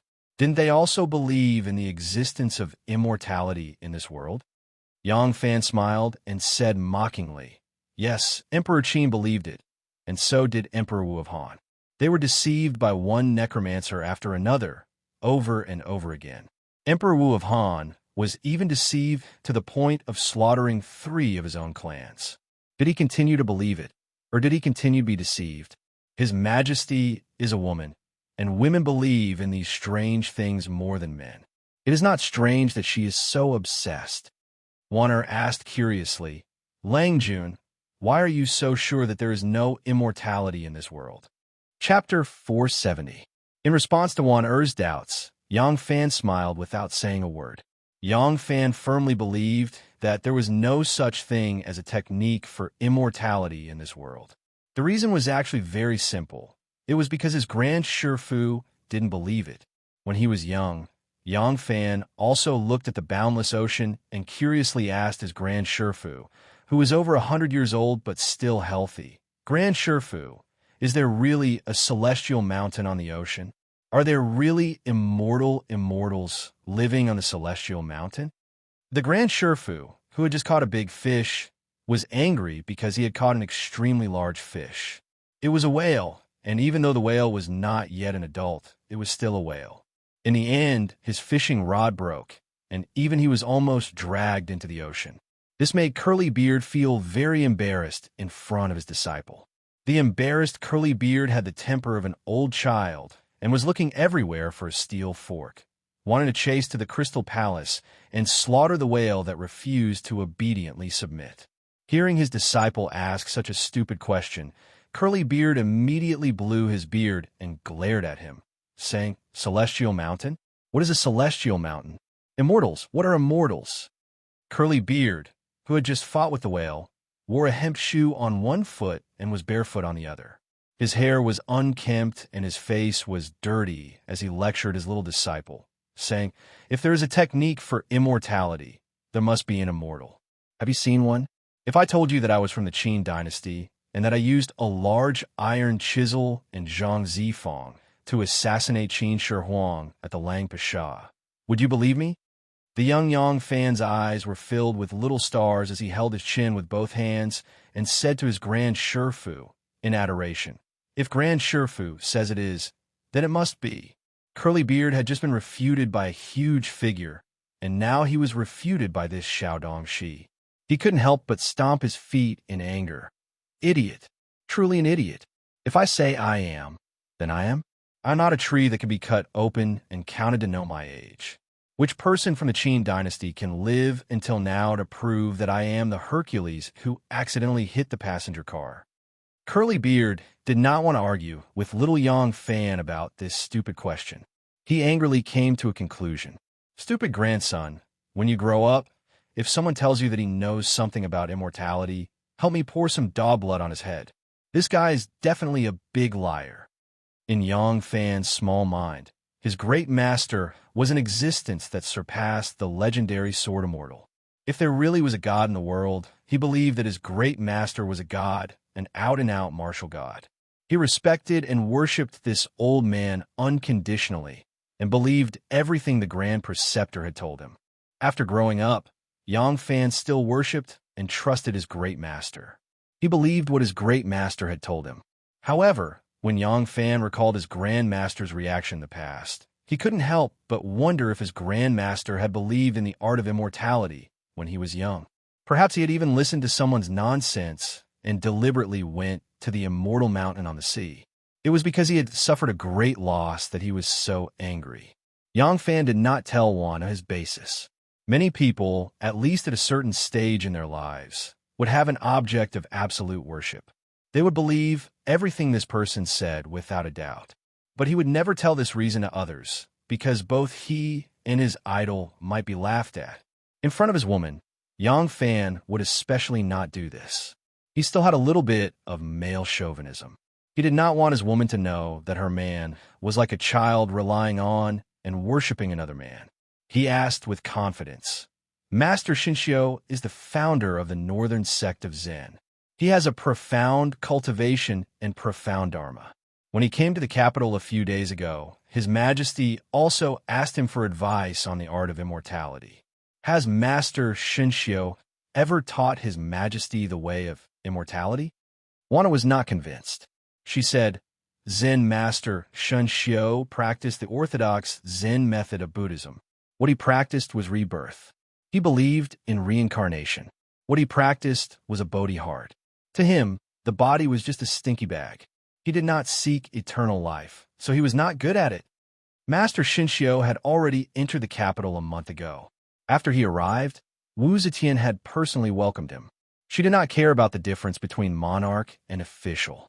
She greeted him on her knees as an emperor. She also specially ordered that Master Shinshio could ride on her shoulder and go straight to the front of the hall. There was no need to salute. She also ordered the construction of temples in Yuchuan Mountain, where Shinshio used to live, and in his hometown, the Wei family, to reward his merits. She also issued an edict to abolish the order of Taoism before Buddhism and replace it with Buddhism before Taoism. Special funds were allocated to repair the temples, build a large number of Buddha statues, and translate a large number of Buddhist scriptures. Xuanzang's dying wish was finally realized, and Buddhism shone again in the land of Shenzhou. Wu Zetian also took the opportunity of Shinshio's arrival in the capital to add the honorific CI to herself. CI was Maitreya. When Wu Zetian ascended the throne, she announced to the people that she was the reincarnation of Maitreya. Now, she finally added the honorific of Maitreya to her honorific title of the emperor. Her full title now was Zizhugu Golden Wheel, Saint God Emperor. Master Shinshio was already over 90 years old. His white beard fluttered, but he was still healthy and walked as if he was flying. Wu Zetian saw that Master Shinshio's physique was strong, so she suddenly had the idea of asking for advice on the art of longevity. But this great monk would not use those unorthodox things to flatter the emperor. He just smiled faintly and replied, I practice a Zen heart, and what I seek is the Bodhi nature. The way of longevity is not what I am good at. The process of Wu Zetian worshipping Master Shinshio and talking to him was carried out in front of all the civil and military officials in the court, so everyone knew about it. After hearing Master Shinshio's words, Wu Zetian was a little disappointed, but she was still very respectful to Master Shinshio and did not dare to be the slightest bit negligent. But once the emperor's wish was spread, those officials who wanted to flatter the emperor began to have ideas. It was because of this that Yu Haoran, the Marquis of Lin, recommended the 3 living immortals, whom he treated like distinguished guests, to Wu Zetian. Yang Fan heard Wan Er's words and couldn't help but laugh. So, you believe it? Wan Er hesitated for a moment and said, I have read a lot of books since I was a child, and I have studied all the ancient and modern books. Most of these strange people and anecdotes are untrue legends, and there is no real evidence to follow. However, seeing is believing. That day in the palace, the few unworldly masters invited by His Majesty showed their supernatural powers in front of His Majesty. Wan Er saw it with my own eyes. Yang Fan was shocked and said hoarsely, You saw it with your own eyes? What kind of masters did His Majesty invite, and what supernatural powers did they show? Wan Er told Yang Fan about the supernatural powers performed by the old Nunjingguang that day. Yang Fan suddenly understood. So, it was them? They are proficient in immortal techniques. Yang Fan thought of what he saw that day and couldn't help but have some doubts. Wan Er said, Today His Majesty braved the heavy snow and left the palace in casual clothes to go see them. Yang Fan said, His Majesty went to the manor of Marquis. Wan Er said, Not the manor of Marquis. These three people are not used to living in the manor of Marquis. They said that they are people from the mountains, eating wind and drinking dew. They can't stand the vulgar atmosphere of the world. Marquis Lu, and has an old house next to Xingjin Bridge in Jishan Square. Because of the flooding of the Luo River, it was often flooded. After the new house was built, it was abandoned. After these three living immortals heard about it, they insisted on living there. They were self-sufficient and didn't need anyone to serve them. Speaking of which, when Master Shinsu travels, he has countless disciples. Compared to these three masters, he really doesn't look like an outsider. Yang Fan narrowed his eyes slightly and said slowly, If that's the case, it really does seem like they are unworldly masters. If there's a chance, I also want to see their supernatural powers. At this moment, Yang Fan had already made up his mind to find out. He wanted to know if the god in his heart was wrong. If his grandmaster was right, then what was the purpose of these three swindlers who approached the emperor with the immortal techniques? As for whether he should splash dog blood on their heads, Yang Fan decided to see their abilities first. Wu Zetian rushed to the old house of Marquis Lu and in a light carriage. Before she arrived, the guards and hundreds of cavalrymen in civilian clothes had already surrounded the house. They searched inside and out. Even the rats hiding in the holes couldn't hide. In the courtyard, Wu Zetian was accompanied by the three living deities to inspect the inside and outside. Although the courtyard was extremely clean, it was still difficult to hide the desolate and dilapidated aura. Wu Zetian was a bit displeased. Marquis Luan quickly explained, It's not that I'm disrespectful to the three immortals, but the three living immortals insisted on living here. He paused and embarrassedly said, The three immortals said that the secular atmosphere in my house is too strong, which is not good for their cultivation. Hearing this, Wu Zetian's expression became a little better. She asked Taoist Shi Fong with concern, Is it convenient for the three immortals to live here? How about 3 meals a day? Taoist Si Fong cupped his hands and said, Thank you for your concern, Saint. I have achieved a small success in practicing Taoism. I've already stopped eating 260 years ago. Now, I only occasionally take some herbal elixirs and do not eat any food from the world. The old man laughed and said, Sage, I'm different from them. I practice Western cultivation and have 3 meals a day. I don't abstain from meat, fish, or alcohol. But the exquisite food in Luoyang can easily make me indulge in pleasure. Therefore, I don't need Marquis use care. I can cook my own food. Hearing this, Wu Zetian was more convinced of the three's cultivation. There were already a few praying mats in the empty main hall. Although the whole courtyard was heavily guarded, there was no hostile atmosphere around Wu Zetian. Zhang Changzong and Zhang Yiji helped Wu Zetian to sit on the praying mats. The two youths were young, beardless, and had delicate features. The three immortals didn't know that they were the emperor's new favorites. They thought they were eunuchs or palace maids in disguise. They only knew that the emperor favored Shui Huai the most. As for Zhang Changzong and Zhang Yiji, it was only recently that they were favored. The news had not spread among the common people, and they didn't really have the ability to predict, so how would they know the details? Although they had made contact with Marquis, and he treated them as living immortals.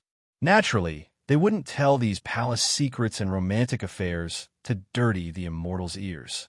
Wu Zetian sat down and immediately raised her desire to see the three immortals' cultivation and supernatural powers. This time, the three immortals didn't refuse. For a moment, they used beings to transform into soldiers, broken tongue, to reconnect, see through objects, paper cutting into fish, all kinds of methods, which fascinated Wu Zetian. Seeing such supernatural powers with her own eyes, Wu Zetian didn't doubt the three outsiders anymore. She couldn't wait to ask. The three immortals are all people with great supernatural powers. I want to ask, if I want to practice this art of immortality, is it possible? Taoist Si Fong stroked his beard and pondered for a moment. He glanced at the old Nun Jingguang and the Western Hu Taoist and said to Wu Zetian, "To be honest, we have been practicing hard since we were young to reach our current state. Your Majesty, at your age, if you want to practice like us, it's already a bit too late. However, if I collect and refine immortal elixirs for you to consume, you can live for more than 260 years." Wu Zetian thought, 260 years is only 120 years. I'm 70 years old this year, so I can only live for another 50 years at most. In the world, there are some mortals who don't know how to practice, but there are some who can live for more than 100 years. I'm the son of heaven, and I can take all kinds of treasures from heaven and earth. With the help of his elixirs, my life can only be extended to 260 years. If it was before, as long as she could live to 100 years old, Wu Zetian would be satisfied. Now, seeing that the three extraordinary people in front of her had all lived for more than 300 or 400 years, the salary of 260 years was less attractive to Wu Zetian. Seeing Wu Zetian's expression, the old Nun Jingguang put her palms together and said with a smile, "Sage, Taoist Si Fong baits hundreds of grasses in the sun and refuses to smoke and fire. He uses the elixir of plants and the art of leading, so he can live a long life. I have a set of methods to refine qi and nourish the spirit, which can also help me live a long life. An old Wu Taoist is proficient in the Western Taoist methods and has the method of prolonging life with Pyrolite Star. Since Taoist Si Fong has helped, and we are favored by the sage, we should also do something for your Majesty. How about this? We can let Taoist Si Fong refine elixirs for your Majesty. I will teach your Majesty the method of breathing, and old Hu of the West will extend your Majesty's life with the Pyrolite Star. However, this is against the heaven's will. With our supernatural powers, we can only guarantee that each of us can extend your Majesty's life by 50 years. Wu Zetian was overjoyed. If each of the three immortal masters can extend her life by 50 years, she can live to more than 200 years old. From now on, she can cultivate for more than 100 years and gather all the resources in the world for her own use. Maybe she can also understand the art of immortality. Although it's impossible to live forever, it should be possible to live for another 500 years. Wu Zetian immediately asked excitedly, "In this case, do I also want to be a vegetarian?" Old Nun Jingguang said, "Since ancient times, vegetarians live a long life. Your Majesty should be a vegetarian, with the help of elixirs and the method of breathing." Wu Zetian was now 70 years old and didn't have much appetite for meat. When she heard it, she agreed happily and said, "Yes, from now on, I don't need any meat anymore." Old Hu of the West saw that Taoist Si Fong and old Nun Jingguang were echoing each other, and this Empress of the East was becoming more and more respectful to them. He had always been bad with words and was not as important as them in the Emperor's heart. He was afraid that he would shortchange his benefits. So he hurriedly said, "The sage is the reincarnation of Mithriel Buddha. So you should practice what you preach and cultivate your body by eating vegetarian. In my opinion, the sage should also prohibit the people of the world from slaughtering livestock and fishing for shrimps, so that the people of the world and the people of the world don't eat meat from now on. This will be a great achievement, and the people of the world will be blessed. All living things will pray for the sage, and the sage will not be afraid of longevity." Right? Wu Zetian boasted that she was the reincarnation of Mithria Buddha just to build momentum for her ascension to the throne, and even she herself didn't believe it. At this time, when she heard old Hu of the West said that she was the reincarnation of Mithria Buddha, she couldn't help but be secretly surprised. But she couldn't deny this, so she had to pretend to be surprised and said, "Immortal Master knows my predecessor?" These swindlers were the best at observing people's expressions. When old nun Jing Guang saw Wu Zetian's expression, she knew that she was suspicious, so she couldn't help getting angry secretly. "This old Hu, I told him to talk less, but he just talked too much." It was not easy to fool the Empress into trusting us, but his words provoked the Empress's suspicion again. Old nun Jing Guang hurriedly remedied and pretended to be mysterious. We Buddhists talk about cause and effect. A drink and a peck, is it predetermined? There is a rumor among the people that the sage is the reincarnation of Mithria Buddha. Do you think this is the people of the world flattering the sage? Sage, you should know that everything in this world is in accordance with the heaven's way. Wu Zetian was a smart person. When a smart person heard such a few vague words, she immediately made up for it. Wu Zetian was surprised and happy. She didn't expect that the reincarnation of Mithria Buddha, that she deceived the world to build momentum for her ascension to the throne, turned out to be true. Yes, there are so many gods and Buddhas in heaven. Why did Huai and the 9 eminent monks choose Mithria Buddha as my predecessor? Was it just a coincidence? Now it seems that there is a heaven's way guiding them secretly. It turns out, I am really the reincarnation of Mithria Buddha. Emole didn't realize that he had said something wrong. When he saw the Empress talking to him, he couldn't help but boast complacently, "I have traveled the world for 500 years. 200 years ago, I have seen Master Huai." Taoist Si Fong and old nun Jing Guang were speechless. How much does this big mouth want to boast?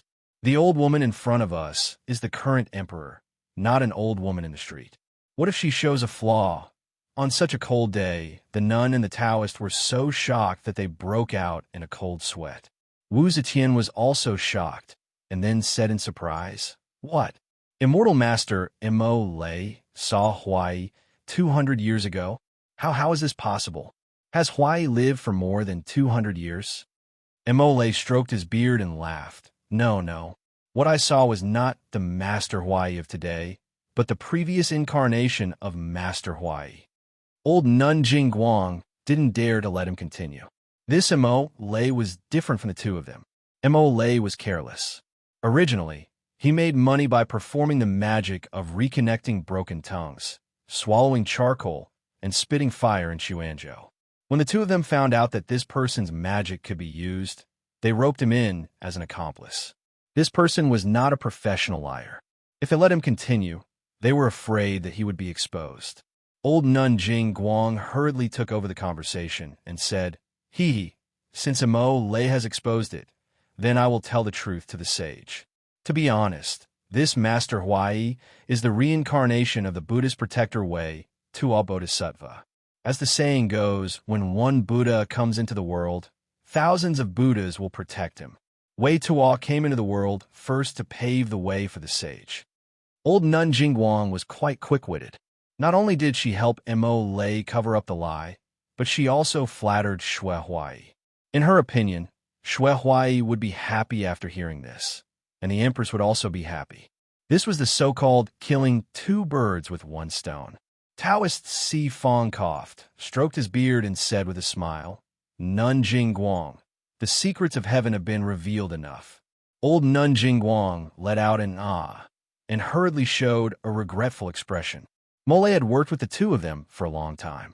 When he saw the two of them trying to salvage the situation, he realized that he had said the wrong thing. He hurriedly laughed and said, Our Western Dharma is different from your Buddhism and Taoism. Using the pyrolite star to prolong one's life is originally a move that goes against the secrets of heaven. It's not a big deal to reveal a few words now. He said it was not a big deal, but to Zhang Changzong and Zhang Yizhi, these few words were very important. Zhang Changzong and Zhang Yizhi were now doted on by the Empress. Their wealth, glory, wealth, and power all came from the Empress. What they were most worried about was that the Empress still couldn't forget her love for Xue Huai. Now, these people said that Xue Huai was the Mithriya protector way to Bodhisattva. If the Empress took it seriously, how could they only dote on him? Originally, when the two beautiful youths saw how skilled these people were, they were intoxicated. But now, they were secretly disgusted. The three immortals never thought that they had accidentally bragged too much. Now, they had completely offended the people who slept with Wu Zetian. Moreover, they had offended two of them at once, and they had planted a big seed of trouble for them. Wu Zetian, on the other hand, was overjoyed. She thought that Xue Huai was strong and powerful, but she got along well with him at first sight. Moreover, she had conferred him the title of protector of the kingdom. Wasn't this kind of opportunity just like the Buddhist protector, General Wei, to a bodhisattva who wielded the Vajra scepter? Thinking of this, Wu Zetian was even more convinced that she was the reincarnation of Mithriya. She said happily, "Thank you for enlightening me. I am a Mithriya, so my country is naturally a Buddhist country. I should not kill or eat meat. Tomorrow, I will issue a ban on slaughter, forbidding people from slaughtering livestock and fishing for shrimps." Taoist Si Fong, pure light old nun, and Western old man who put their palms together and announced the Dharma name. Supreme Heavenly Lord Tai. Ba. Very good, very good. As for Mo Lei, no one knew what Dharma name he was chanting, but he just mumbled it. After the female warrior happily promised to issue a ban on slaughter to forbid killing, she said to Taoist Si Fong, "Immortal, you have made pills for me and ensured my longevity. You have done a great service. I will confer you the title of Counselor in Phoenix Pavilion's Luan Tai Ping Zhang. You will accompany me in the imperial court so that I can learn from you." With one sentence, Wu Zetian gave this old Taoist the position of prime minister. She then said to pure light old nun, "I will confer Nun Tai the title of master of Lingji Temple. She can teach disciples in the capital and enter the palace without restriction." Hearing this, Mo Lei couldn't help but be shocked. Although he had swindled people everywhere, it was the first time he had deceived a big figure like the emperor. He only wanted to use the pyrolite star to prolong his life, so he needed to practice Dharma to swindle more gold, silver, pearls, and jade, and then leave.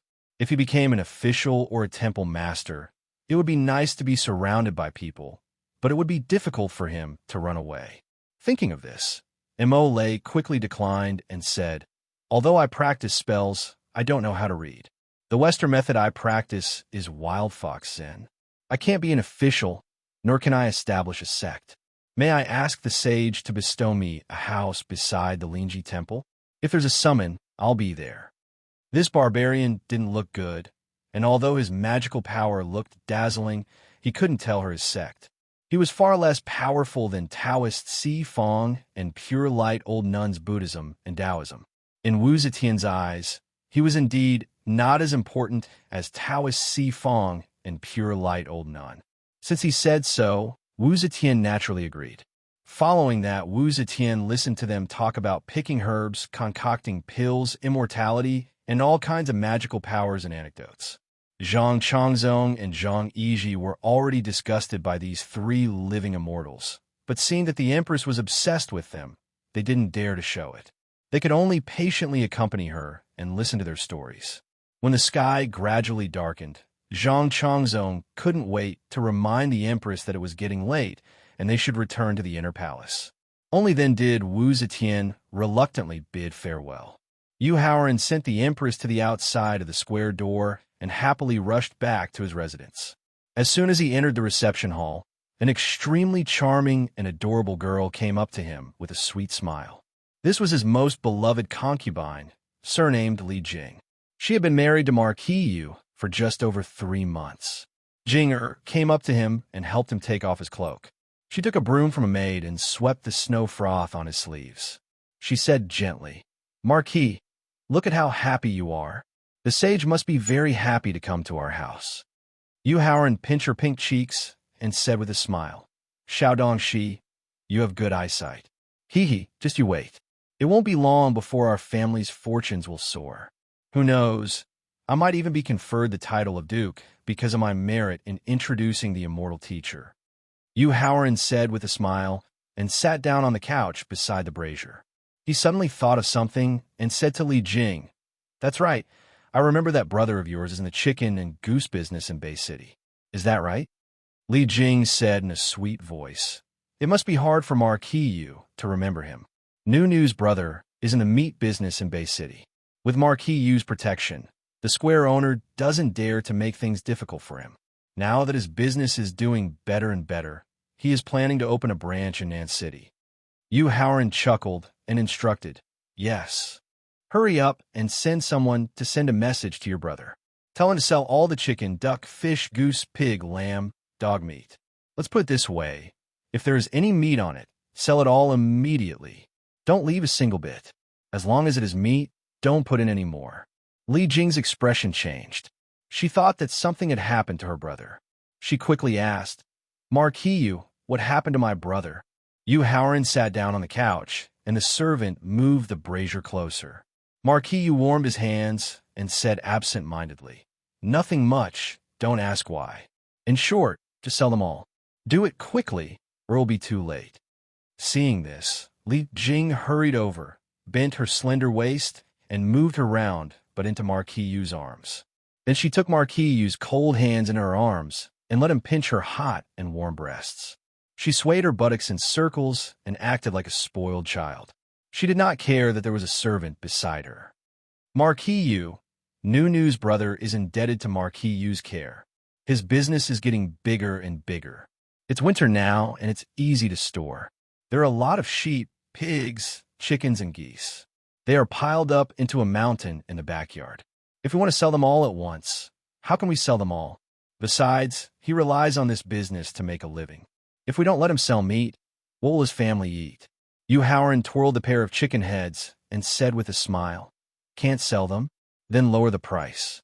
Don't the nearby meat shops get their goods from these few meat shops in Bay City? If your brother sells them cheaper than anyone else, are you afraid that they won't sell? If they still can't sell, then continue to lower the price. Lower it to a price lower than the purchase price. Then they should be able to sell, right? As for their future livelihood, if they can't sell meat, they can sell vegetables." Miss Jing, buttocks became even rounder, and there was even a little bit of skill.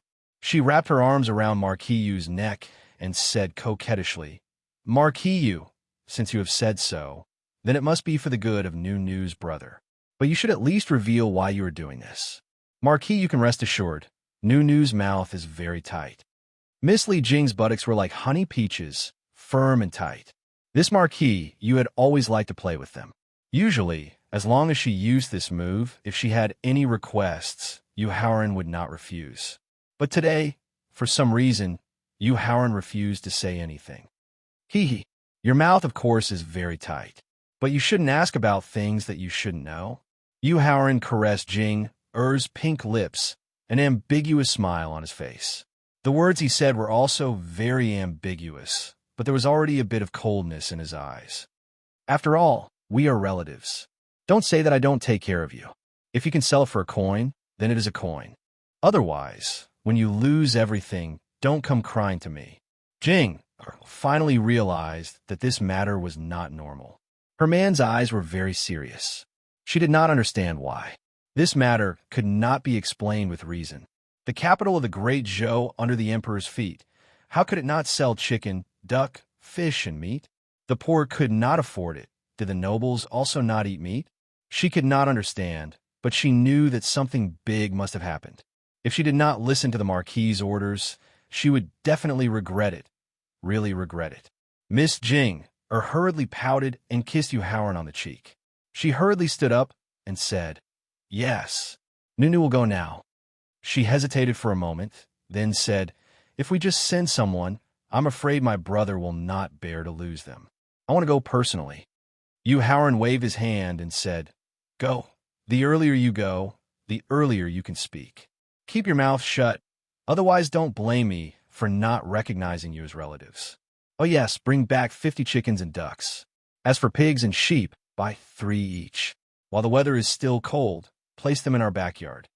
After Wu Zetian left, the Yu family's old residence next to Xingjin Bridge quickly quietened down. The public servants who were patrolling around the old house, the peddlers who were pushing their carts, and the residents who were carrying baskets all disappeared without a trace. The scene of public servants patrolling, hawkers hawking, and citizens wandering around was actually abnormal for Jishan House. The current situation was the normal state. Jishan Lane was connected to Xingjin Bridge to the north, and was the lane closest to the main entrance of the Imperial Palace. Most of the high officials and nobles lived in the lane. Therefore, Jin Wu, Marquis Wu, and Basho S men were the most well-equipped. There were people patrolling the streets from time to time. The people in the lane could walk freely, but outsiders would be subject to the strictest interrogation. In fact, apart from the people in the lane, there were no outsiders. When people came, they were mostly accompanied by relatives and friends. When going in and out of the rich and powerful, they had to hold an invitation card and wave official banners. Miscellaneous people would not enter, and the hawkers on the streets would not come here. Although there was a small urban area here, doing small business here was not as good as doing business in the lane where commoners lived. The security of Jishan Lane was tight on the outside but loose on the inside. No one liked to take a walk on the streets, and there would be several pairs of eyes watching them, especially the rich. Not only did they have to protect the nobles, but they also couldn't make them feel restrained. The mayor and bad marshal, who were responsible for the security and affairs of the workshop, as well as the Golden Guards, who were responsible for the safety of this area, had put in a lot of effort. However, their hard work was not in vain. Jishan Lane had always been one of the few lanes with the best security in Luoyang. It could not be said that they did not clean the lane, but they did not close the doors at night. This was because thieves would not come here. Nobody dared to come to someone's house in the middle of the night. Today, bad luck Li Xiao was drinking at Basho S. Qin Huaida's house. Qin Huaida's wife, Lu Guixiang, had prepared a sumptuous banquet to entertain her husband's old partner. Li Zhengxiao was about to be promoted. He had been bad luck at Jishan Lane for 6 years. Because of his outstanding achievements, he had caught the eye of Luoyang Commandant Tang Zong, who wanted to promote him to the Luoyang Prefecture. To be able to work in a place like Jishan Lane, where even a brick could hit a nobleman, Li Zhengxiao, who had been bad luck for 6 years, was still an ordinary person. It was more than enough for him to be promoted to the Luoyang Prefecture. In the past few years, his results had always been excellent, and there had not been any major cases in Jishan Lane. In 3 days, he would step down from his post and go to the Luoyang Prefecture. Qin Huaid was also very happy. His Basho contract had expired at the end of last year, but without any objection, he had been appointed as the Basho Lane's lane again. Being a Basho Lane's Basho Lane in the midst of a group of high-ranking officials and nobles was indeed hard work. However, being a Basho Lane's lane was also very profitable. Don't think that all high-ranking officials and nobles were unreasonable people who bullied others with their power. Not to mention his gray income outside. Just the big red envelopes that were given to him by high-ranking officials and nobles in the lane when they held happy events or during festivals could accumulate to a considerable amount of income. Of course, the nobles were not afraid of him not doing his work diligently. However, when it came to the neighbors, especially the neighbors that they dealt with all year round, only fools would use high-pressure methods and not know how to be gentle. Qin Huaid was already old. He was 57 years old, and he could not afford to get up in the middle of the night to work. However, he planned to grit his teeth and hold on for another 3 years. In another 3 years, he would be able to make his son the next Basho Lane's lane. Fang Jie, who was now the deputy Basho Lane's lane, was eyeing his position covetously. Hee, let that old guy wait. You're only 4 years younger than me. If I become the Basho Lane's lane, I'll rely on you to death. Old Qin and Old Li drank very happily. When Old Li got drunk, he slept in Old Qin's house. They had been partners for many years, and they had that friendship. This was called family bonding. The youngest daughter of Old Li's family had already been betrothed to Old Qin's youngest son, and they were going to marry each other.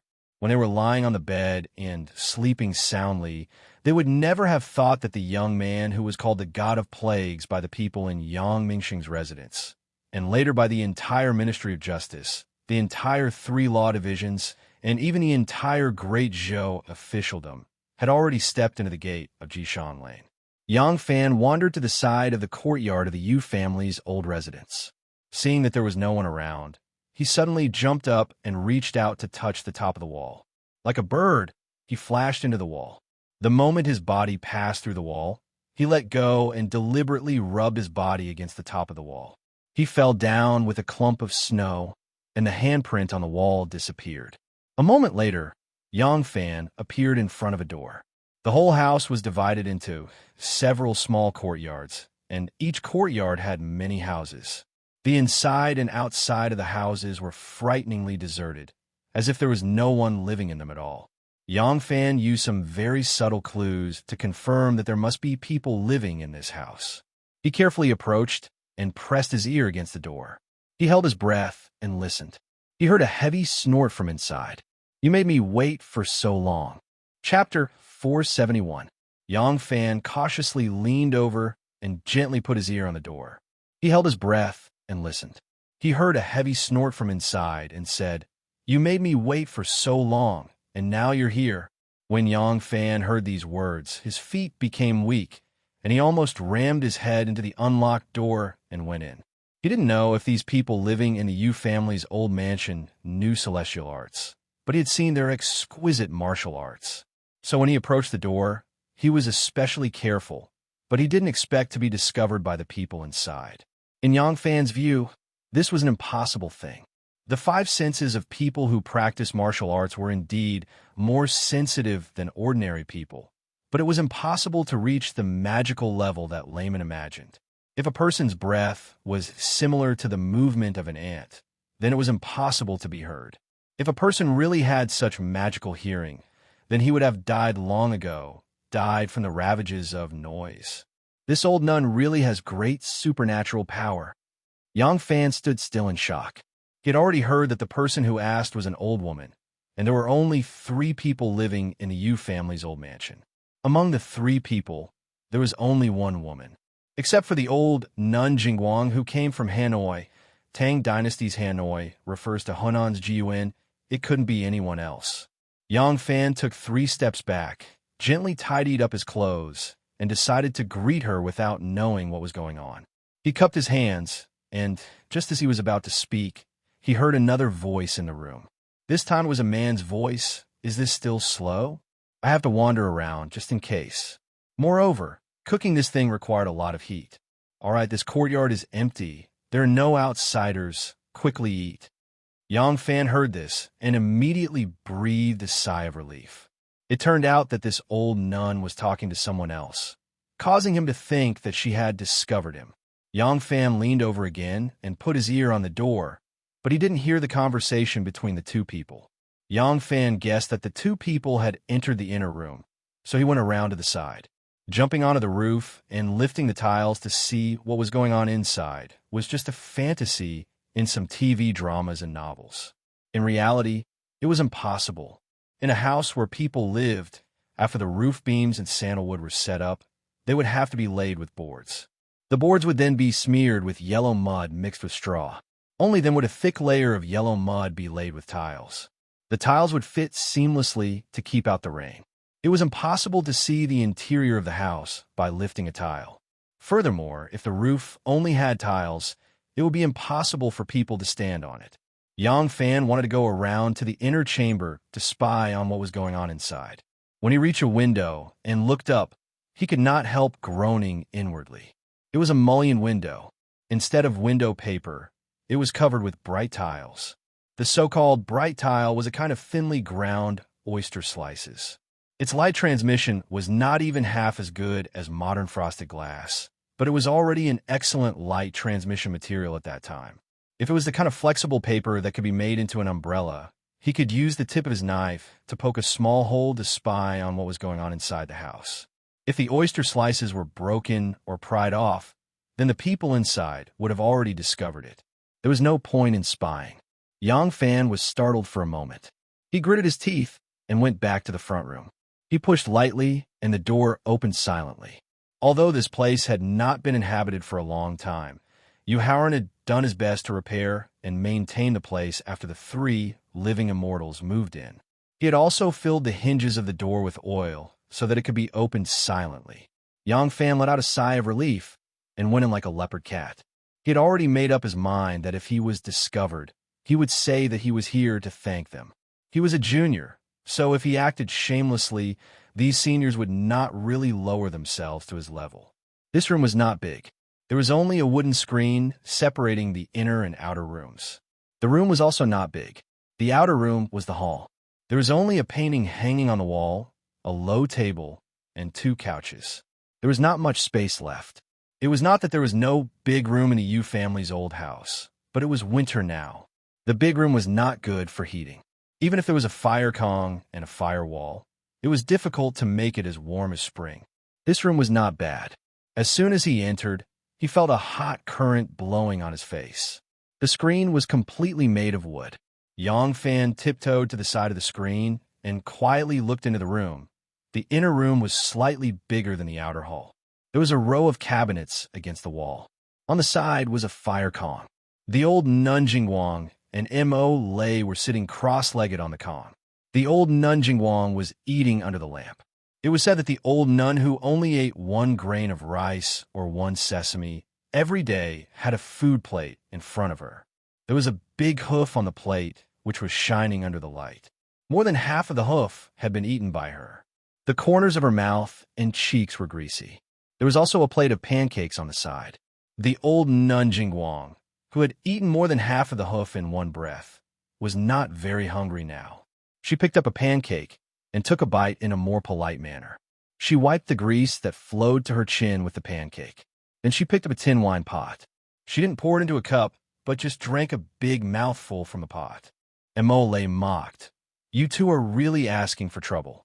Can't you just say that you know the necromancy and can live forever? If you have to brag, Wei Wei Fong will brag that he can abstain from eating. He takes 3 pills a day and doesn't need to eat or drink. At least the pills made from rice and flour are the size of a longan. He can live for a while after taking 3. You are better at bragging than him. You even said that 1 grain of rice a day and don't eat after noon. Now look at you. The sage has spent the whole afternoon here. In the morning, there will be officers and soldiers coming to search and be on guard. I can feast on fish and meat at noon. You can only starve there and pretend to be a deity. You reap what you sow. The old nun Jingguang glared at him and said, What do you know? If we don't do this, how can we make people believe that we are really people with great abilities? You are a barbarian. You can feast on fish and meat. How can we be? You said that the deities in your place all have 7 emotions and 6 desires. They will be jealous of others and will be partial to their relatives. The Lord of Heaven can descend to the mortal world to seduce a group of mortal women and give birth to a bunch of half-god, illegitimate children. The deity who is the son can kill the deity who is the father and become the king of deities. Is this still called deity? If your nonsense is said here, it will be good if people don't beat you to death. How can they treat you as a distinguished guest? The old nun Jingguang persuaded him to take a bite of the hu biscuit and a pig trotter. She said proudly, The deities in the East are all heartless and selfless. They only drink from the celestial spring and eat celestial fruits. They live in the free and unfettered celestial realm and cultivate in the immortal's cave for millions of years without moving. These are the real deities. If we want people to believe that we are living deities, how can we do it without putting in some effort? Mo Lei muttered, This kind of deity is like a piece of stone. What is the use of cultivating? The old nun Jingguang ignored him and drank another mouthful of wine. She asked, Has Taoist Shifeng rested? Mo Lei replied, Not yet.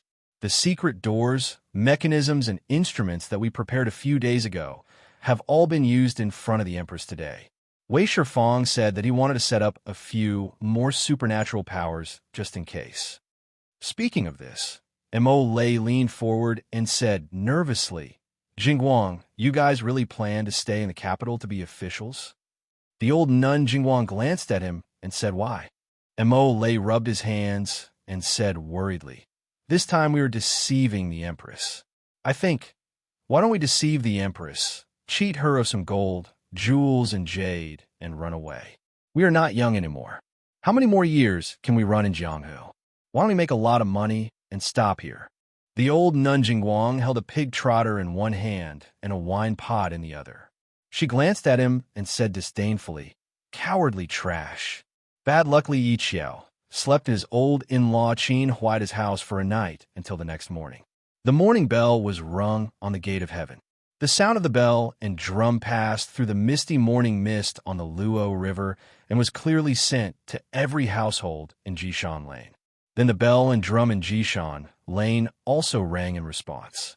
The morning bell rang 800 times. At first, each workshop responded at different times, but after a while they were all in sync.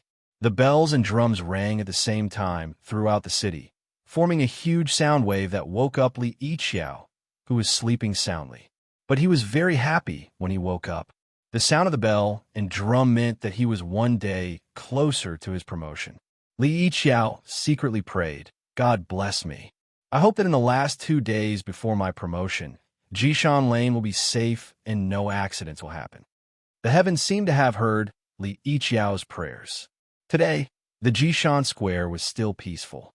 Marquis Yu went to the old residence early in the morning to pay his respects to the 3 masters. When he left, he was also smiling. The whole square was very peaceful, very happy, very peaceful, and nothing happened. Early in the morning, Yang Fan rode a horse to the Ministry of Justice. There was a faint smile on the corner of his mouth, which made his handsome face look even more charming. After leaving the old house of the Yu family in Jishan Lane last night, he had been wanting to laugh. He didn't expect that a few Jianghu swindlers could even deceive him. Not only did they make him think that the 3 people were martial arts masters, they even made him waver in the words of the Grand Master. It was true that different professions were different worlds. Jianghu swindlers also had their own skills. They were not easily seen through by outsiders. Yang Fan didn't think of exposing this matter to the emperor. In terms of evil, Wu Sanci used 2 years of the Tang Dynasty steel production to make a useless Tian Shu. He was 100 times more powerful than these 3 illusionary masters who wanted to cheat money out of it. The ruthless officials in the Imperial Envoy Station, who always wanted to show their existence by harming people, were 1,000 times more powerful than these 3 swindlers. If he didn't beat the tiger, would he beat the mice? Moreover, these 3 mice were not easy to beat. If he wanted to expose them, he would need evidence. If the emperor knew that he, Yang Fan, questioned the emperor's choice and secretly investigated the emperor's most distinguished guest without the emperor's permission, then the gains would not make up for the losses.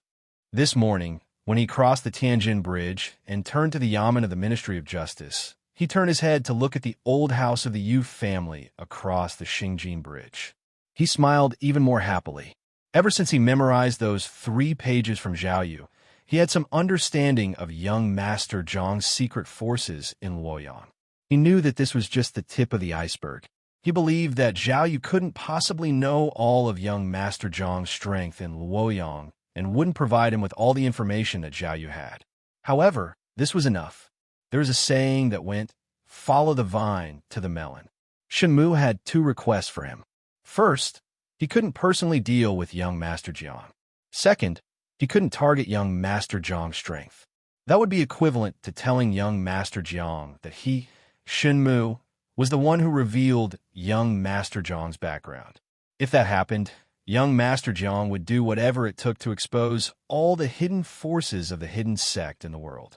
The 2 major forces that were supported by the aristocratic families of Shandong would break through their bottom line and start a fight to the death. They would be severely punished by the aristocratic families of Shandong. At that time, whether it was to give an explanation to his brothers who had their families destroyed because their identities were exposed, or to prove his innocence to the aristocratic families of Shandong, Shen Mu had no choice but to deal with him. Therefore, even though Yang Fan had made a lot of preparations, he still hadn't made his move. Just when he was walking on the road and turned his head to look at the Yu family's old house that looked like an immortal's residence, Yang Fan suddenly thought of an idea. He decided that he would go and worship the gods this afternoon. Chapter 472.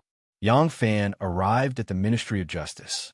He had just finished dealing with a few documents when a new, dressed in blue and dressed like a manservant, walked in. She bowed and said, "Lang Zhong, the minister requests your presence." There were also a few low-ranking officials in the room who had just received their approvals. Anu's words and actions were very proper. Yang Fan nodded and did not display any special attitude toward her in front of his subordinates. He gave a few more orders to the low-ranking officials who had just received their approvals. Then he stood and left the room accompanied by the other low-ranking officials to hurry to Dolu Qinhuang's room. "Yuan Fong, you've come. Sit. The assistant minister of the Ministry of Justice, Tao Wenjie, was also in Dolu Qinhuang's room. Dolu Qinhuang smiled wholeheartedly and invited Yang Fan to take a seat. After casually saying a few official words, he dismissed his attendants and impatiently returned to the main topic. He said to Yang Fan solemnly, "Yuan Fong, it's already past the first month. When do you think we should make our move?" Tao Wenjie immediately said, "As long as the ruthless officials in the censorate do not fall, they will be a great threat to the court. Prime Minister Li is very concerned about this matter, and Her Highness the Princess has asked many times." Yang Fan knew that they had called him over to discuss this matter.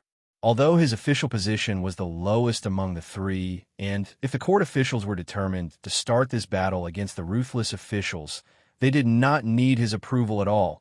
But the weapon that the court officials used to attack the censorate was the Ministry of Justice. Among the three people in the Ministry of Justice, he was the one responsible for going into battle. In this way, without his approval, it was not good to act rashly. This was not the first time they had urged Yang Fan, but Yang Fan had always used the excuse that it was not the best time to delay. Dolu Qinhuang and Tao Wenjie did not expect him to readily agree today. They had already prepared a speech and planned to continue persuading Yang Fan if he refused. But today was very strange. The two had just made an opening speech when Yang Fan said with a smile, "Ever since this lowly official accepted this mission, I have always been waiting for an opportunity. I think that it's about time. Let's begin." This time, Yang Fan agreed too quickly, causing Dolu Qinhuang and Tao Wenjie to stare blankly. Dolu Qinhuang was startled and immediately asked excitedly, "Yuan Fong, have you decided to take action?" Yang Fan nodded solemnly and said, "The days of wind and snow are almost over. Before spring comes, we should start preparing to catch the pests." Tao Wenjie said happily, "Good. Since Yuan Fong has already made the necessary preparations, I will immediately make the necessary arrangements and proceed according to the plan." Yang Fan said, "The two of you must not be happy too early. Although the power of the Imperial Censorate is not as great as before, it is not a stray dog that can be shouted at and beaten by anybody. This is an advantage that the officials of the Imperial Court, the Ministry of Justice, and the Supreme Court do not have. We must be wary of their retaliation." Dolu Qinhuang twirled his beard and said with an optimistic smile, "There is no harm. The officials of the Imperial Court are all very shrewd. As soon as we act, Minister Li will notify them.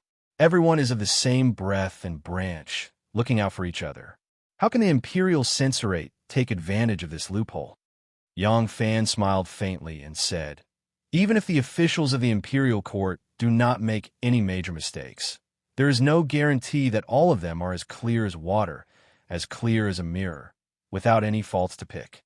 Although the Imperial Censorate is used to fabricating facts from nothing and using torture to extort confessions, they do not rely solely on these abilities.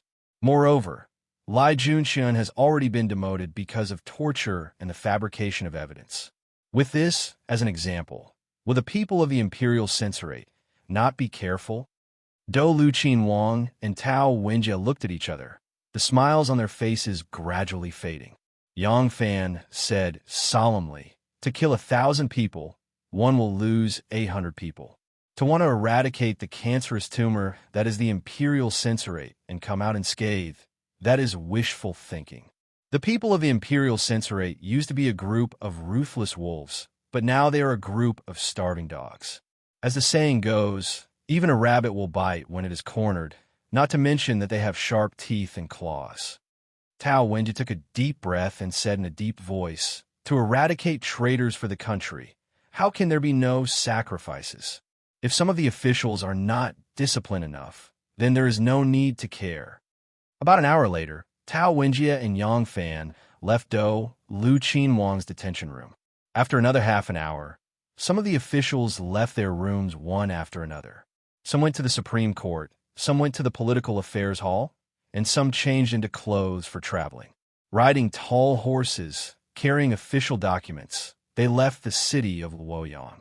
Similar situations happened every day in the Ministry of Justice, so no one noticed anything different today, and even more, did not know that something was about to happen. In the afternoon, Yang Fan left the Ministry of Justice's yamen and rode a fast horse to White Horse Temple. He had been delaying and unwilling to make a move. At first, it was because the first month had just passed and the various departments of the court had just returned to normal. Some of the officials who were away from home were still on their way back. A farmer's family would not choose to hold a wedding for their children and grandchildren when they were busy with farm work or when the elders of the family were away, not to mention dealing with the people of the Imperial Censorate. So Yang Fan had been waiting, patiently waiting for the best opportunity. Yang Fan was inspired by the three swindlers who claimed to be immortals and successfully gained Wu Zetian's trust. As long as he used them well, as long as the methods were ingenious and the timing was right, he could also do great things. Yang Fan wanted to use the three immortals to make a big fuss. Now that he had launched an attack on the Imperial Censorate, it was a cover for his plan against young Master Jiang, killing two birds with one stone. On the Yi River, the small boat was rippling. In the clear river water, a school of fish could be seen swimming over. The sunlight shone through the clear river water and shone on the school of fish. The fish's scales reflected the sunlight, and the water surface was covered in scales. The old fisherman who had been fishing for his entire life grabbed a fishing net and cast it down skillfully and elegantly. The net spread open in the air, and a faint shadow was cast on the water surface. However, the fish at the bottom of the water did not notice the impending disaster. They continued to gather together, swimming and dancing happily. Ever since the Luo River was conferred as a godly river, fishing was not allowed, but the Yi River was not an exception.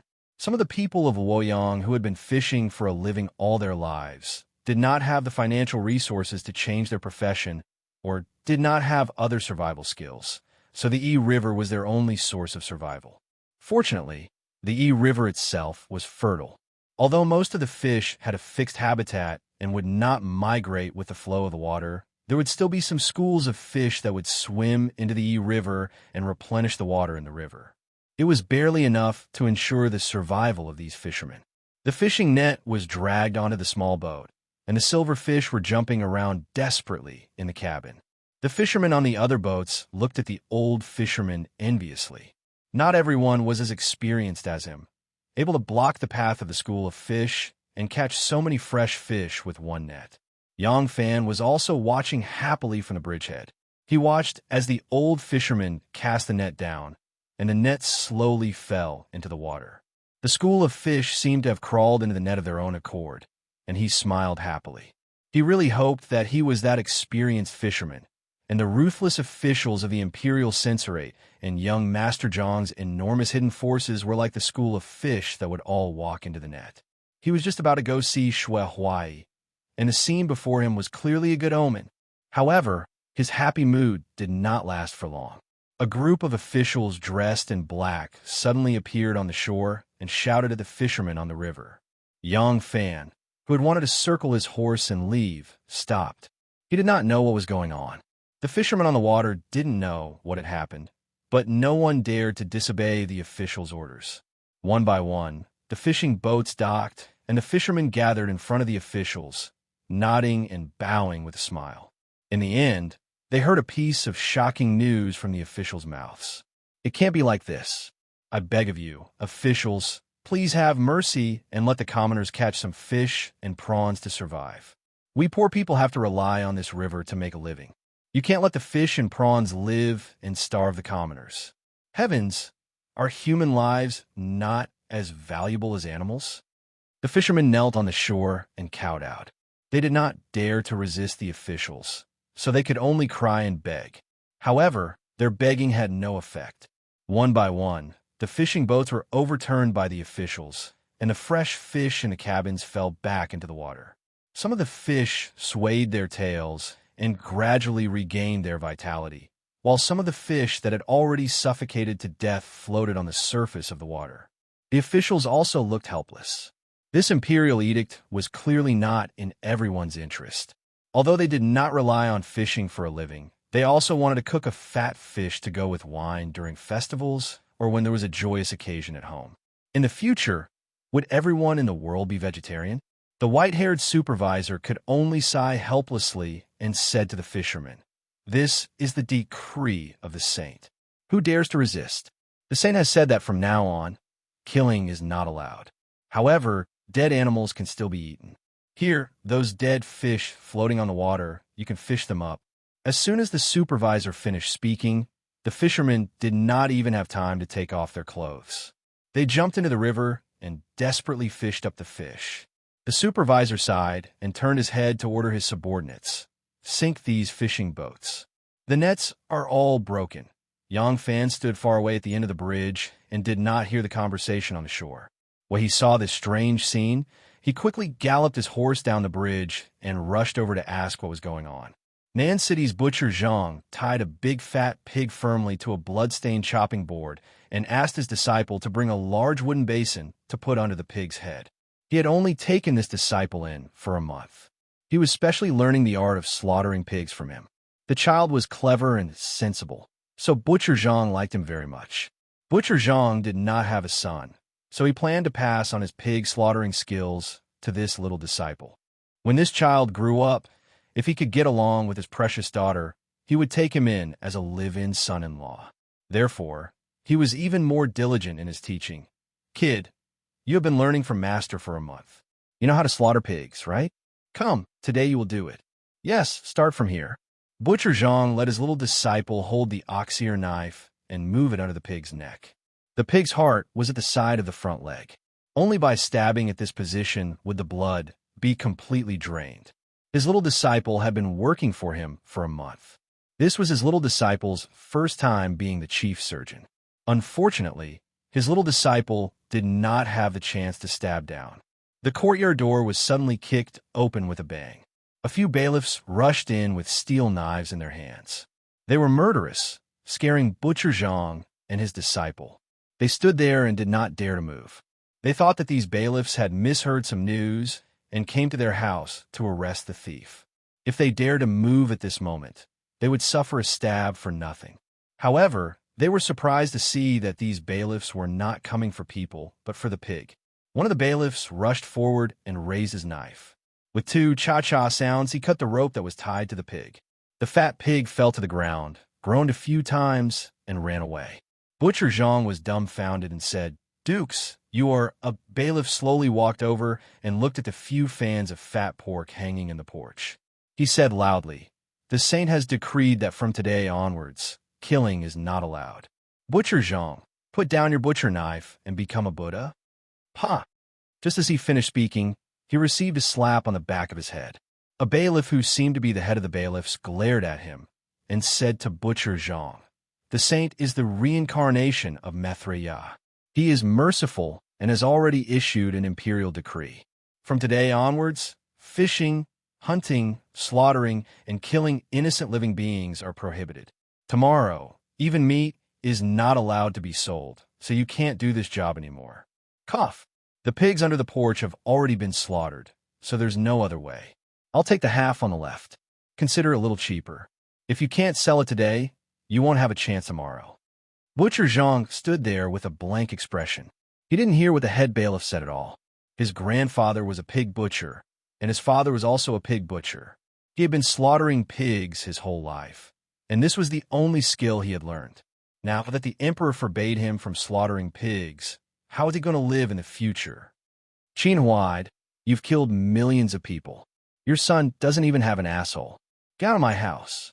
Granny Lu, who lived in the east second alley of Jishan Lane, was chasing after a few workers at lightning speed. She cursed as she chased after them. In her haste, she even forgot to put down the egg she had just picked up. That egg was laid by an old hen, so it was still warm. The old hen was being chased by a few workers. It spread its wings and flapped all over the yard, causing dust to fly everywhere. Qin Basho had been watched by Granny Lu since he was young. He didn't dare to talk back, even when the old woman scolded him a few times. He just stood there with his head tucked in. He looked resentful. Qin Basho, this is your fault. Granny Lu's son, Du Tianwei, was the second in command of the Qi family silk shop.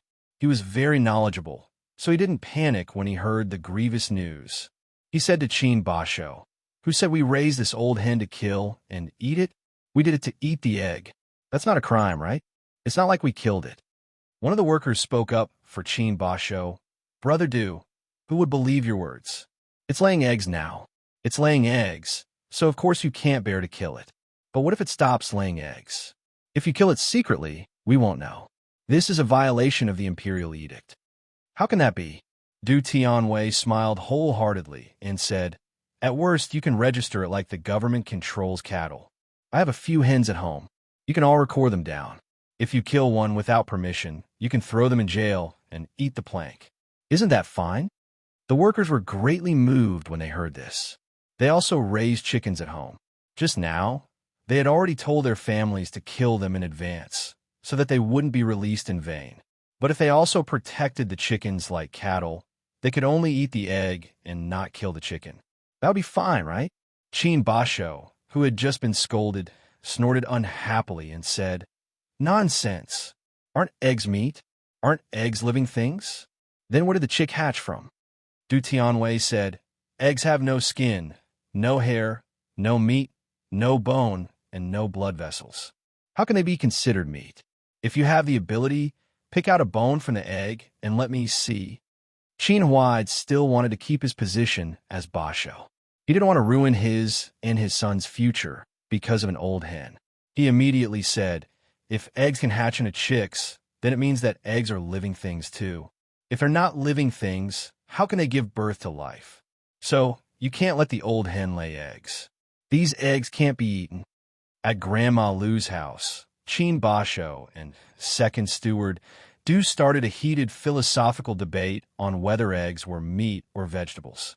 The prices of vegetables in Bei, Nan, Dong, and more than 100 other markets doubled in 2 hours. Countless people rushed to slaughter their chickens and ducks before Marquis Wu and Basho arrived. The whole of Luoyang was livelier than the new year. Some cried, some cursed, and some didn't know what to do. Luoyang City was in chaos. At this time, other than those vegetable sellers who were beaming with joy and desperately raising their prices, perhaps only Manager Li from Bay City's Li Tang Mountain was happy. Manager Li wholesale pigs, sheep, chickens, and ducks. Yesterday, he received news from Marquis Lu and his concubine sister. That morning, he started lowering his prices by a large margin. He even found an excuse for his actions, saying, it's my mother's birthday, so I'm lowering my prices to benefit the people. The other large wholesale meat sellers laughed at him for losing his mind. How about now? Ha ha ha. When the wholesale meat sellers in Nan City heard that Manager Li was lowering his prices, they all came to his house to stock up. They praised him for his filial piety and tried to take advantage of him. The weather was still cold, so he wasn't afraid that the meat would go bad at home. The other large wholesale meat sellers just watched coldly, but now they couldn't cry even if they wanted to. The market only opened in the afternoon. The vendors from each market would come in the morning to stock up and sell their goods in the afternoon. They didn't have enough time to stock up now. The meat mountains in the big wholesalers' houses could only be sold by the few households nearby. How much could they sell? Head shopkeeper Lee smiled happily. He turned around to look at the remaining pork and mutton that hadn't been sold in time, and his face was covered with tears as he smiled and said, as the Son of Heaven, how can you be so preposterous? It's fine if you believe in gods, Buddhas, ghosts, and monsters. It's fine if you're willing to change the year name every now and then. It's fine if you're willing to take away all my iron and bronze tools to build Tion Shu. I've tolerated it. But now, you don't even allow me to sell my meat. Similar scenes were playing out in the entire city of Luoyang. Along with the hooves of horses carrying yellow cloth bundles and triangular flags on their backs. A similar situation would soon spread throughout the world like a plague. An absurd scene was playing out in the Great Zhou dynasty. After running to the river and asking what happened, Yang Fan found out the truth. He couldn't care less about the fishermen's grievances. This was an imperial edict. He didn't have the right to say anything. Yang Fan galloped to Nan City. He had to hurry to buy some chicken, duck, eggs, pork, and dog meat. Xiao Man was pregnant. How could he let her and her son eat vegetables and tofu every day? As a good husband now and a good father in the future, Yang Fan joined the buying army without any hesitation. Chapter 473. The most popular thing in the southern city today was the meat stalls. Although most of the people who came to the market to buy meat were ordinary people, there was no lack of people who had foresight. The rich and powerful always had servants, stewards, maids, and servants. Some of these people were very favored by their masters. They all had relatives and friends, so when the masters got the news, they also got the news. Therefore, these people were the first to rush to the market, waiting for the market to open. As soon as the north, west, and south markets opened, a large number of people swarmed in. Many businessmen were surprised to find that most of the people who rushed into the market went to the meat stalls. Soon, people who were slow to realize also rushed into the market. After that, those who didn't hear the news at all and only went to the market to buy other things after hearing the news from the customers who bought all kinds of meat and left excitedly, also dropped everything and joined in the rush to buy meat. The shops selling gold and silver jewelry, and jade were already very few people, and now they were even more deserted. The vendors stared dumbfoundedly at the customers who were crazily snatching the meat and eggs, and then looked down at the delicious food he had cooked. He didn't understand why they had abandoned the delicious food and went to snatch some raw meat and ducks. The Who from the western regions had a roll of white cloth slung over his shoulder. At first, he had been boasting about the quality of his cloth, but now he was listlessly leaning against the door frame, his big blue eyes darting back and forth. He was thinking that since the people of the Tang Empire loved to eat meat so much, should he bring a goat with him next time? Obviously, meat was more popular than cloth. The market had gone crazy. As long as there was the word meat, the stall would be crowded with people, as if they didn't need money to buy it all. Those selling live chickens, ducks, dogs, and goats because they were living animals did not prepare too many goods. Even so, they could not sell all of them in a day because the level of wealth of the people in this world was far from reaching the point where they could eat meat every day. All that was left were the butchered meat shops. The butcher was so busy that he only cared about cutting and binding the meat with a sharp ox-ear knife. He didn't even lift his head or open his eyes. The money basket was left next to the butcher's table for the customers to throw in their own money. He didn't even bother to count it. Some of the people at the back saw that there was less and less meat on the chopping board. They were so anxious that they shouted, "I've paid." They threw the money in their hands into the money basket and shouted, "I've paid. I'm done paying. Quickly cut the meat for me." The butcher stood behind the shop assistant with his hands in his sleeves, watching the bustling business scene with a wooden expression, listening to the clinking of the money basket, looking at the copper coins piling up higher and higher. There was not the slightest hint of joy on his face. This was a one-off deal. I've sold it out today. What business do I do tomorrow? No matter how much I earn in a day, I can't support my family for the rest of my life. Seeing that the sky was already dyed with a hint of twilight, it would be too late to go back to the butcher's shop to buy the meat. Moreover, the shop could not spare any manpower to buy the meat. The shop assistants were so busy that there was no one left to buy the meat. As a matter of fact, even his half-grown son came forward to help. The boy tried his best to hold on to the chopping board, which was being pushed back by the crowd, and shouted in his changing voice, "Don't push. Stop pushing. If you overturn the chopping board, I won't sell meat anymore."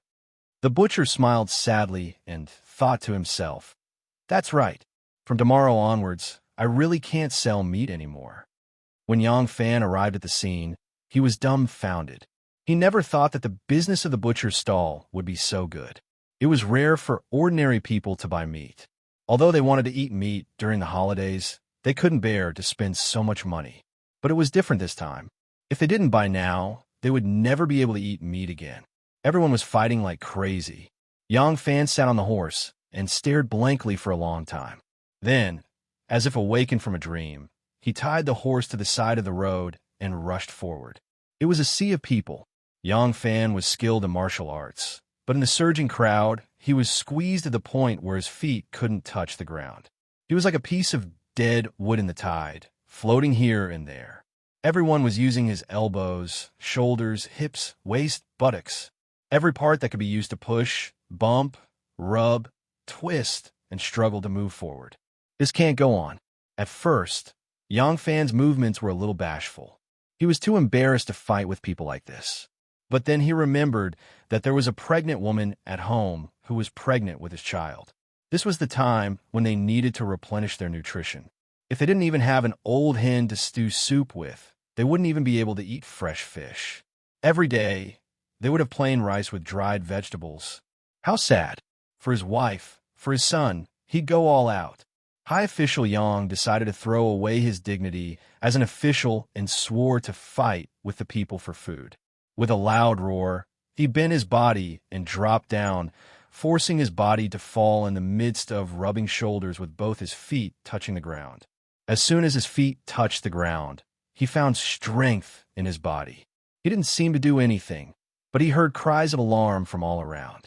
The people who were desperately swimming toward the meat table seemed to be slapped by a huge wave. They quickly surged to the left and right. The people at the outermost edge of the crowd were pushed by this force. They staggered and fell 2 or 3 feet away, falling to the ground. In the center of the crowd, there was an empty space of 3 or 4 feet. Inside, there was only Yang Fan standing. Yang Fan cried out in shame. He quickly took advantage of this rare opportunity to rush forward. Ever since Yang Fan became a martial artist, because he walked the path of an official, he rarely fought with his fists and feet. So, he didn't have many opportunities to use this 18 drops of stained clothing martial art. Before this, he had only used this martial art in the pleasure of the boudoir. But he had only used it once. That time, he hadn't even finished using the 48 tremors when one cried out, "I'm going to die." She then happily fainted. So when Yang Fan wanted to try it again, he could only reduce its power by more than half. Otherwise, even one's mature body wouldn't be able to withstand it. This was the first time Yang Fan had used this martial art on something else. He didn't think that even though it touched on the side of fighting, it was actually to buy some meat for his wife and son to eat. Yang Fan used his despotic power. After he forced the crowd aside, he stood there like a crane in a flock of chickens. But this was only for a moment. The crowd that he had forcefully pushed aside only lasted for a moment. Then, under the counterforce of the surrounding crowd, they once again squeezed towards him. Taking advantage of this moment, Yang Fan threw himself forward. He slashed towards the meat stall like he was splitting the waves. The butcher, who was standing there in a daze, as if he had lost his parents, saw him. Just now, Yang Fan's move was impressive. Who couldn't see him? As soon as he saw Yang Fan, the butcher's eyes lit up. He was so excited that his body trembled. There's hope. Yang Fan didn't know him, but he knew Yang Fan. Yang Fan was an influential figure in Nan City, although he didn't appear here often. But he owned 18 shops here, and they were all the most profitable and powerful shops in Nan City. If it wasn't for the fact that he was an official and a high-ranking official like the Ministry of Justice, he would have long been elected as the head of Nan City's business and become the representative of all the businesses in Nan City. The butcher looked at the less than 2 plates of pork left on the chopping board. He suddenly came back to his senses and shouted, "We're closed. We're closed. We're not selling anymore. We're not selling anymore." The customers who rushed to the front were anxious.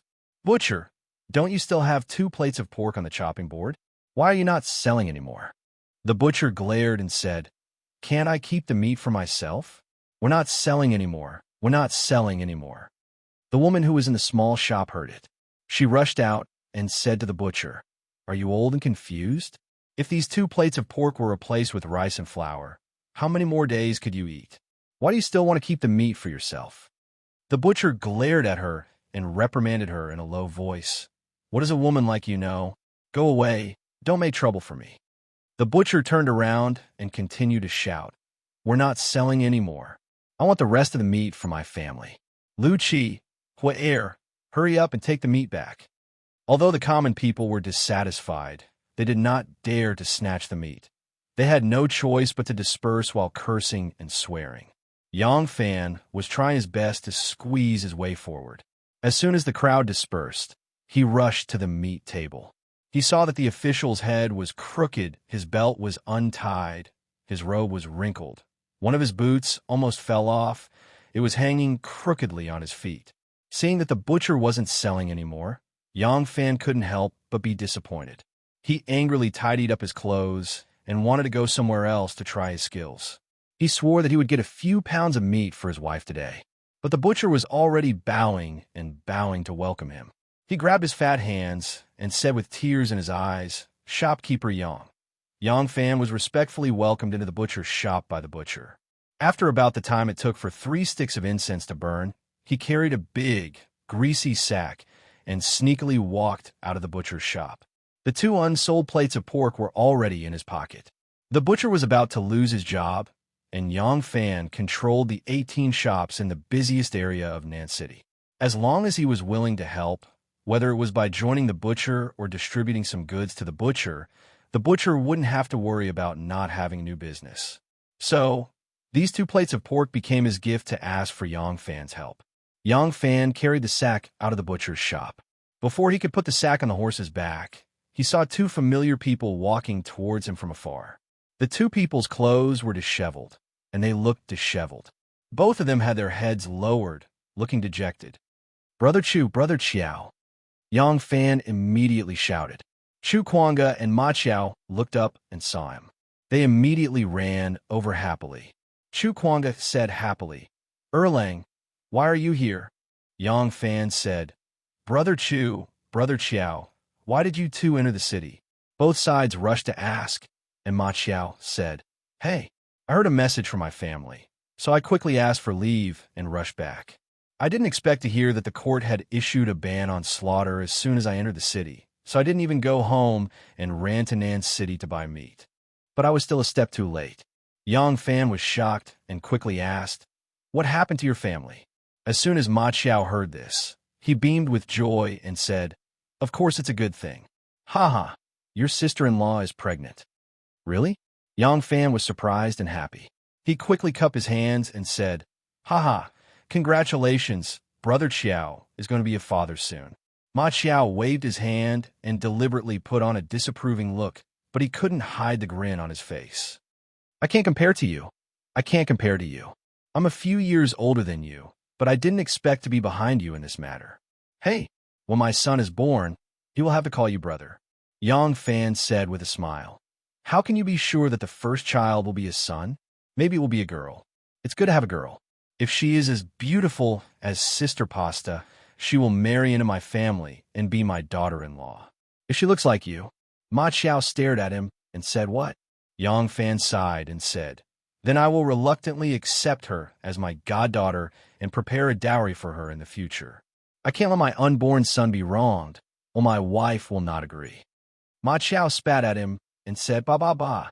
If I have a daughter, she will naturally be as beautiful as her mother.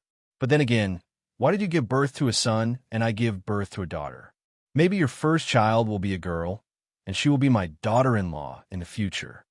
Yang Fan proudly raised his chin and said, "Yesterday, I invited Dr. Jiang to visit and prescribed a few medicines for your sister-in-law.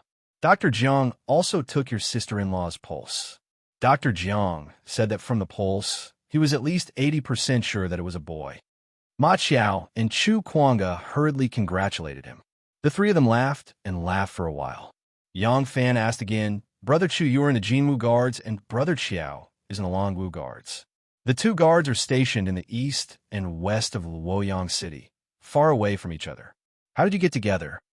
When Chu Kuanga heard this, his old face turned red, and there was a hint of embarrassment on his face. Yang Fan couldn't help but be surprised when he saw this. Ma Qiao said with a smile, "Erlang, you don't know. Miss Xiaodong is very fond of our big brother Chu. Now big brother Chu has already hired a matchmaker and sent a betrothal gift to Anihua's family. Anihua is preparing to arrange their wedding as soon as spring arrives." Yang Fan was overjoyed when he heard this. He said with a smile, "Good, good. Brother Qiao and I are going to have children, and Brother Chu is going to get married and start a career. This is really 3 happy things. Brother Chu, you were wrong. Why didn't Brother Chu tell me about such a happy event?" Chu Kuanga said with a smile, "It's just an engagement. Why would I tell you? I originally planned to wait for the wedding to be ready and then invite you to the banquet on the day of the official wedding. Haha, we are brothers, so you must come at that time." Chu Kuanga did not weaken their brotherhood because of Yang Fan's promotion, but after all, the difference in their status was there. This was a fact that could not be ignored. How could he instruct a minister of the Ministry of Justice to help him arrange a wedding? When he got married, it was enough if Yang Fan could come. Yang Fan understood his thoughts. Friendship was one thing, but class was also an objective fact that could not be ignored, so he didn't say much. He just said, "Don't say such things. Brother Chu, did you come to the market to buy the things needed for the wedding? We are brothers, so you don't have to be polite. If you need anything in my shop, just take it. We are good brothers. And Miss Xiaodong is also a very familiar neighbor of mine. Let me do my best." Chu Kuanga said with a smile, "Of course I won't be polite to you, but I am alone. Besides, it is my first time getting married at this old age, so I don't know anything about this. There is only one girl in Xiaodong's family, and she has to take care of the old man. I don't have a family, so I became a live-in son-in-law. Most of the wedding matters were handled by my mother-in-law, so I didn't have to worry too much. It's just that there must be wine and meat to organize a banquet. Today, I also heard about the ban on slaughter, so I hurried to the market to buy some fish. Although the fresh meat can't be kept for the day of the wedding, it's better to make it into cured meat and dried fish." Who knew? Speaking of this, Ma Qiao was also a little depressed. "Sigh, I really can't imagine that such a thing has never happened since ancient times. Why do you think the emperor would give such a decree? The common people live a poor life, and all they ask for is food and clothing. Occasionally having a little meat to eat is a great joy, but the emperor actually gave such a decree. Now that your sister-in-law is pregnant, I also wanted to buy some meat for her to nourish her body, but who knew that I would come empty-handed?"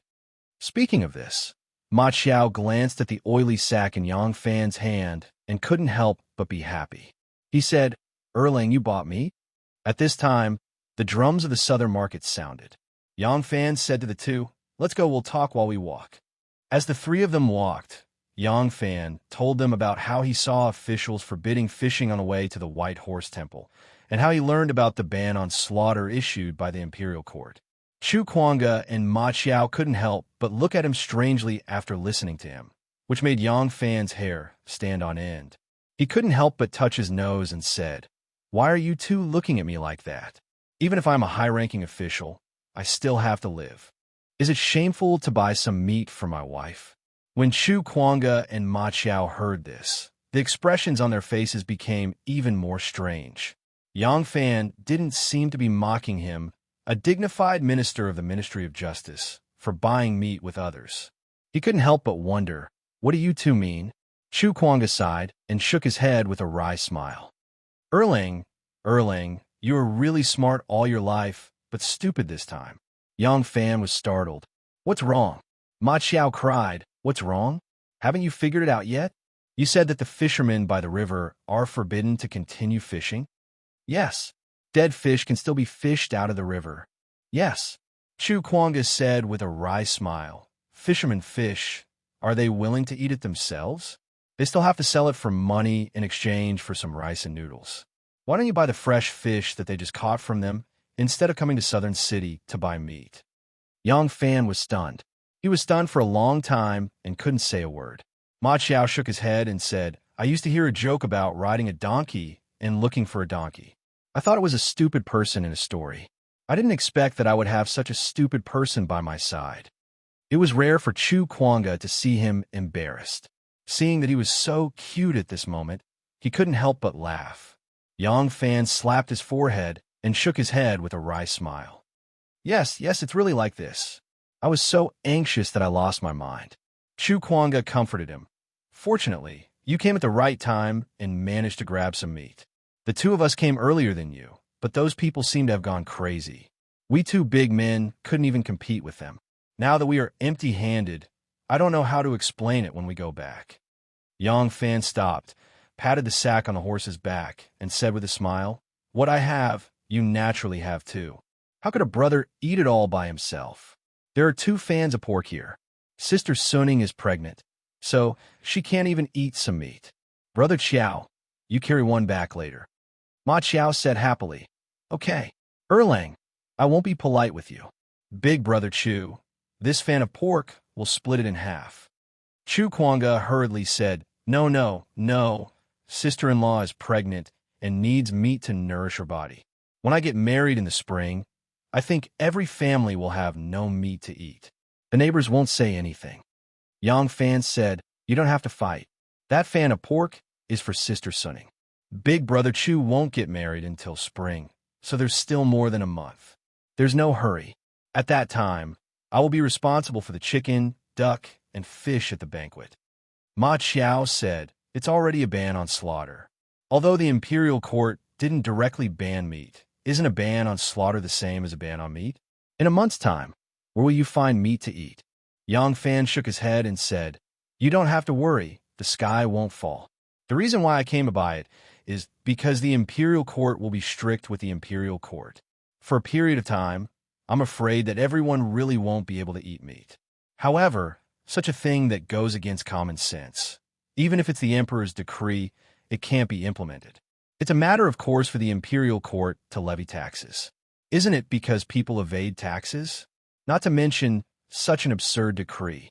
What's the difference between this and the imperial court forbidding the common people to eat and marry and have children? The common people don't have enough to eat.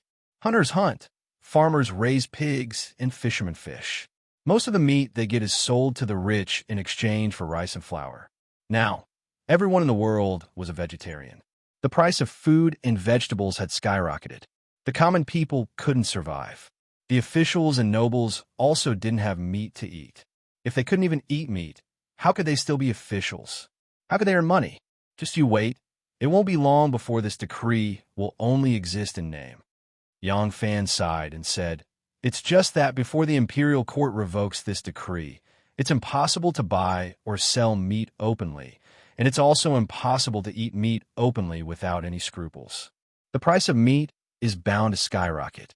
Some people used to be able to eat meat every few days, but now they probably can't afford to buy meat for half a year or even a year. Hearing what he said, Ma Qiao and Chu Kuanga also understood. Chu Kuanga sighed and said, Although the rich will also be affected, the impact is not big. The common people are the unlucky ones. The rich may not be able to eat meat for a period of time, but for the common people, they may not even be able to eat. Yes, Yang Fan was also a little disappointed. He sighed and said, Brother Chu, you don't have to worry. I'll be responsible for the meat you need when you get married. I'm going to see Master Shui today, but because of this matter, I have to go in a while. Haha, every time I see Master Shui, I always have something important to ask, but this time, I'm afraid he will never think that I will ask him for help. Chu Kuanga and Ma Qiao both had strange expressions on their faces. Indeed, when the people in the world couldn't eat meat because the emperor believed in Buddhism, he could go to the temple and ask a monk to help him eat meat. This kind of thing sounded really ridiculous, but when they thought of the impact this matter would have on them, how could they still laugh? Ma Qiao said angrily, We have also seen some old people who eat vegetarian and believe in Buddhism, but whether they want to become immortals or Buddhas or want to live forever, that is all their own business. Now the emperor wants to become a Buddha, but we, the common people, don't have food, drink, and can't live a good life. What is this? Yang Fan said, The reason why the emperor is because the emperor's own business is sometimes the business of the people in the world. Only with a good emperor can there be a good life. Yang Fan didn't say too much. Seeing that Chu Kuanga and Ma Xiao were nodding in agreement, it was enough.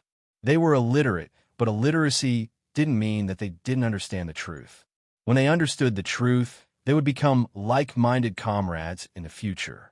They were all officers of the Imperial Army, and they had already begun to lead troops. In the future, they would lead more troops. Yang Fan's intentional guidance wasn't to make use of them. He just didn't want to part ways with them because of their different beliefs one day, or even become sworn enemies with them on the battlefield. Chapter 474. The White Horse Temple Abbot's meditation room was filled with the strong smell of alcohol. The monks passing by were not surprised when they smelled it. Great Master Huai, he was happy without alcohol. As long as he was in the temple, there was never a time when he did not drink. From time to time, loud noises would come from the meditation room. Sometimes it sounded like a wine jar had been smashed, and sometimes it sounded like a wooden table had been smashed. The monks passing by were not surprised when they heard it. How could a drunk great master, Huai, he not go crazy? Smelling the smell of alcohol and hearing the noises, the fake monk smiled knowingly and swaggered away. The real monk put his palms together and said in his heart, "Sin, sin." If Taoist Yizhua had heard this, he would have laughed coldly in his heart. So, this is your great Zhou, imperial preceptor and Buddhist protector? Bah, it's far worse than my Taoist sect. Hong Lu, who was kneeling in the meditation room, was not as relaxed as the real monks, fake monks, and true Taoist priests who occasionally passed by. He knelt on the ground, trembling in fear. There were 5 finger marks on his face, and half of his face was swollen. It was so numb that he could no longer feel it, but he did not dare to reach out to touch it. Shui Huai, he was pacing around in the meditation room like a trapped beast. His eyes were red, and his nostrils flared as he panted heavily. The weather was still cold, but he was still bare-chested, exposing his firm, well-built, and fair chest. His chest rose and fell violently, as if he was bellowing. His chest was bellowing, and his nostrils flared as he panted. Shui Huai's eyes were red, and he looked like an angry bull. Suddenly, Shui Huai's gaze fell on a brazier in front of him. He immediately kicked the brazier up into the air and dropped it to the ground with a bang. The red-hot coals scattered all over the ground. One of the burning coals rolled to Hong Lu's side, causing Hong Lu to hurriedly withdraw his hand in pain. He didn't dare to get up, nor did he dare to move. He only quickly withdrew his hand to avoid the coals. Shui Huai, he was shocked, afraid, angry, and afraid because Hong Lu had just reported a piece of earth-shattering news. The Empress had a new favorite. No wonder the Empress had not summoned him for a long time. No wonder Wu Sanxi and Wu Chengxi hadn't invited him to their family banquets in a long time. It was no wonder that the number of nobles seeking to see him and presenting him with gifts was decreasing. Shui Huai was like a spoiled child. His parents doted on him, pampered him, and gave him whatever he wanted. He only felt that his parents were annoying and noisy, but when he suddenly lost his parents, all he felt was confusion and fear for the future. In the past, when Wu Zetian summoned him, he always felt that using his body to please a 70-year-old woman was disgusting, so disgusting that he wanted to vomit. When Wu Zetian gradually stopped summoning him to the palace, he was still secretly glad. But now that he found out that it was because Wu Zetian had favored someone else, he only felt resentment, jealousy, anger, hatred, and fear. If he lost the Emperor's favor, he would lose his glory, wealth, and status. If he lost all of this, what did he have? He had never been a great husband. He was only a vine attached to the towering tree that was Wu Zetian. When he was attached to the tree, he looked more glorious and ostentatious than the tree. But without the tree, he could only lie limply on the ground, and anyone could step on him. At this time, Hong Yi barged in. "Master 17 is here and wants to see." "Get out." Shui Huai's roar scared Hong into covering his head and scurrying away. The window was also shaken by Shui Huai's roar. Shui Huai quickly calmed his breathing and thought for a moment. He said to Hong Lu, "Hong Lu." Hong Lu quickly crawled a few steps in front of him and raised his face in a fawning manner. Master, Shui Huai, he said gravely, do not speak of this matter. Hong Lu hesitated and said, Master, even if this disciple doesn't speak, the brothers will know. This matter has already spread all over the city. As long as the brothers walk in the streets, they will inevitably hear. Punk. A large foot flew through the air and interrupted Hong Lu's words. Hong Lu let out a blood-curdling scream as he was sent flying. His body spun in the air and slid far away along the smooth wooden floor. In just a short moment, he let out another scream and jumped up with a whoosh, desperately slapping the smoking parts of his body. This pitiful child was frank and outspoken. He didn't understand the logic of deceiving himself at all.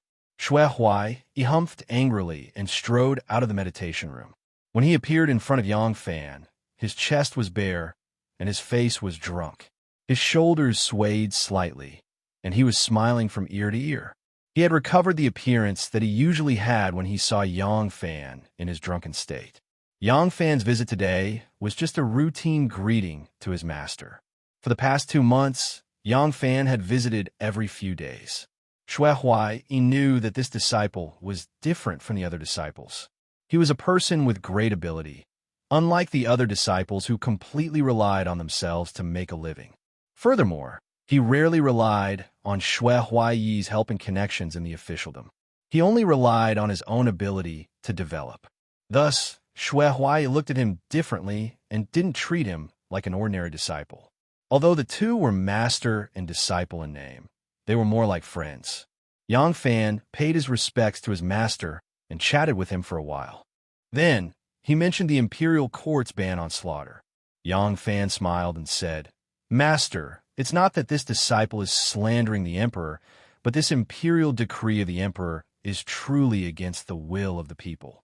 This disciple reckons that not only will the people be dissatisfied, but the officials won't be able to bear it either. It won't be long before this decree will only exist in name, and no one will obey it. But before that, if your disciple's wife wants to eat meat, she'll have to ask me for help. I think the sage has gone senile. Shui Huai, he curled his lips and disdained his evaluation of this ban on slaughter. Then, he waved his hand at Yang Fan and said, Don't worry. If you can't get meat, just come and find me. Master is also a person who likes to eat meat. If I were to be like that bald donkey Sanshan, wouldn't I be asking for my life? Master will think of a way to get meat like chicken, duck, sheep, and dog. If she wants to eat fish, it's even easier. There are a lot of fat fish in the river behind our White Horse Temple. Moreover, other people don't dare to catch them. If I want to eat fish in the future, I'll just catch them with a net. Haha, there are many ways. Can a living person die from holding his urine? I'm still waiting to hold my disciple's grand disciple. I don't dare to be greedy and spoil my disciple's wife. Yang Fan cupped his hands and said with a smile, If that's the case, this disciple will first thank you on behalf of Master's wife and my unborn grand disciple. Shui Huai laughed heartily. Hong Lu curled up like a shrimp in the abbot's meditation room. It took him a long time to catch his breath. He clutched his abdomen and limped out of the meditation room. Hearing Shui Huai's hearty laughter, as usual from the guest room, he couldn't understand why his master was so hearty and unscrupulous when chatting with 17, when he was obviously extremely angry and terrified.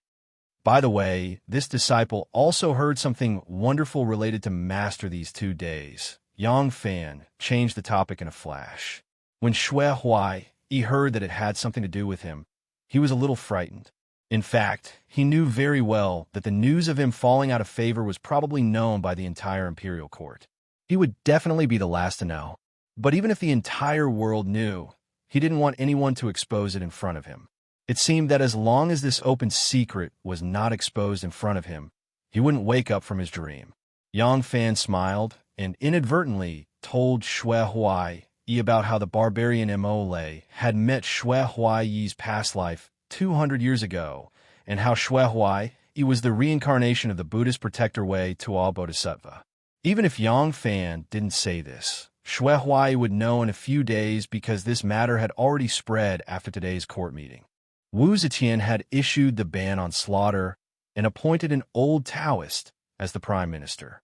Of course, She had to give the officials of the imperial court a sufficient reason. Otherwise, how could the emperor casually give such an important position as the prime minister of the imperial court to a Jianghu wanderer? How could those who had worked hard for 10 years but couldn't even get an official position, and who couldn't even get promoted after hundreds of battles on the battlefield feel? Did the imperial court still have rules to speak of? Was there any dignity to protect? Although Wu Zetian had done more and more things to break the rules and order after she became the emperor, there weren't many things that were so outrageous after all. How could she not give everyone an explanation? Therefore, in the imperial edict, Wu Zetian solemnly bestowed the surname of Wu to Taoist Shifeng and appointed him as the Minister of Remonstrance and the Minister of Peace of the Phoenix Pavilion. He officially became the Prime Minister of the Great Zhou dynasty. In the imperial edict, Wu Zetian praised Taoist Shifeng greatly. She praised him for his profound Taoist skills, which surpassed the immortal Guang Qingzi in the period of the Yellow Emperor and the immortal Lord Bo He in the period of Emperor Wu of Han.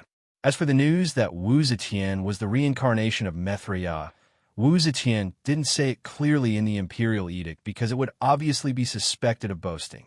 She just gave a hint, and the palace maids, eunuchs and marquis, Lu and who waited on her to the old house of the Yu family quickly spread what they had seen and heard. At this moment, the eunuchs who had just returned from Bay City were still bragging to passers-by that the three immortals didn't dare to use magic under the light of Her Majesty, so as not to hurt their own vitality. The story of Wei Ta and Mithriya Buddha had spread throughout the palace in one day.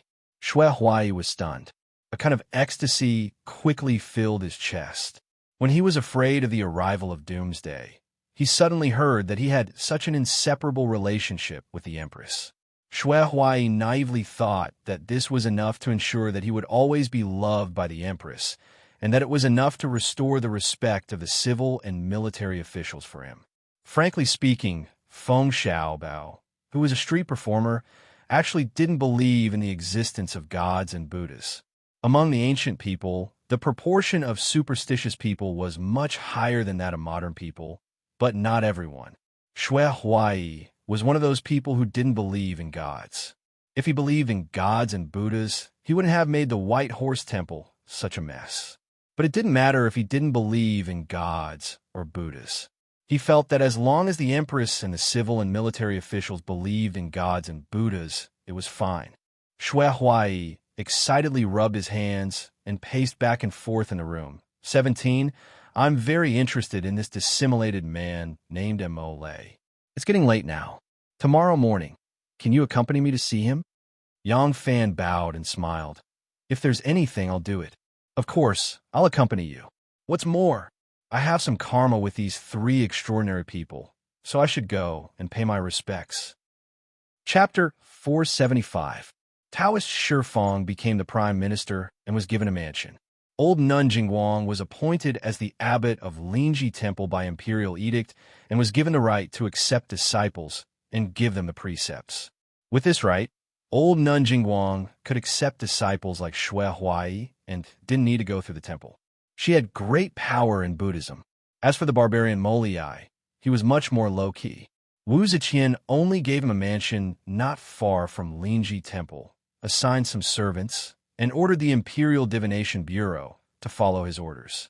Molei used the Pyrolite star to prolong his life and asked the Imperial Divination Bureau to provide him with many gold vessels. At that time, gold and silver weren't the currency in circulation, but they were extremely valuable and could be exchanged for money. If he had dozens of copper coins, how could he escape in the future?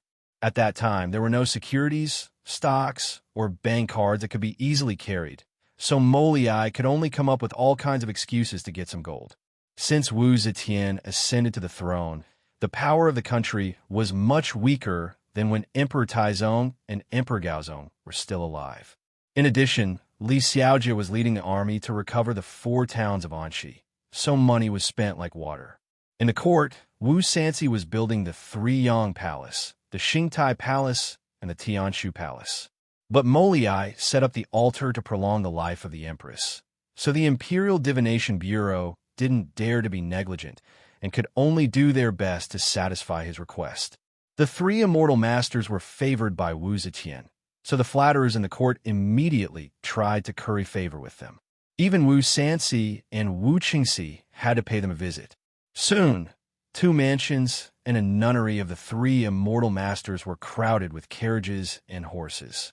The 3 swindlers got to know all the powerful people in the court and the nobles of Great Zhou. Yang Fan accompanied his master Xue Huai, so he naturally had to pay them a visit and make friends with them. Mo Lei bragged for a moment, lying that he had seen Xue Huai's past life, which was equivalent to having a relationship with Xue Huai. He had always thought that Xue Huai was the empress' most beloved and only gigolo, so he naturally welcomed his arrival. Taoist Si Fong and old nun Jing Fong had the same thoughts as him. Therefore, among all the civil and military officials in the imperial court, Xue Huai was the closest to these 3 immortal masters. When the news reached the ears of Zhang Changzong and Zhang Yizhi, they became even more resentful. However, the 3 immortal masters were now shouldering the great responsibility of prolonging the empress's life and were extremely favored. With Zhang Yizhi and Zhang Changzong's current position in Wu Zetian's heart, the 2 dared not slander them rashly.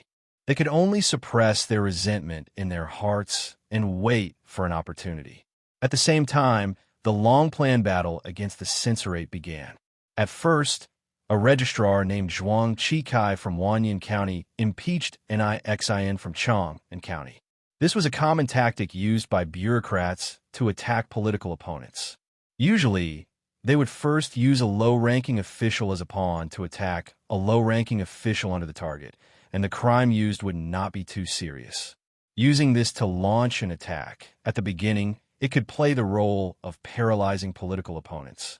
In addition, once the opponent was vigilant and launched a fierce counterattack, the big shots who had not yet taken action could use their superior status to clean up the mess.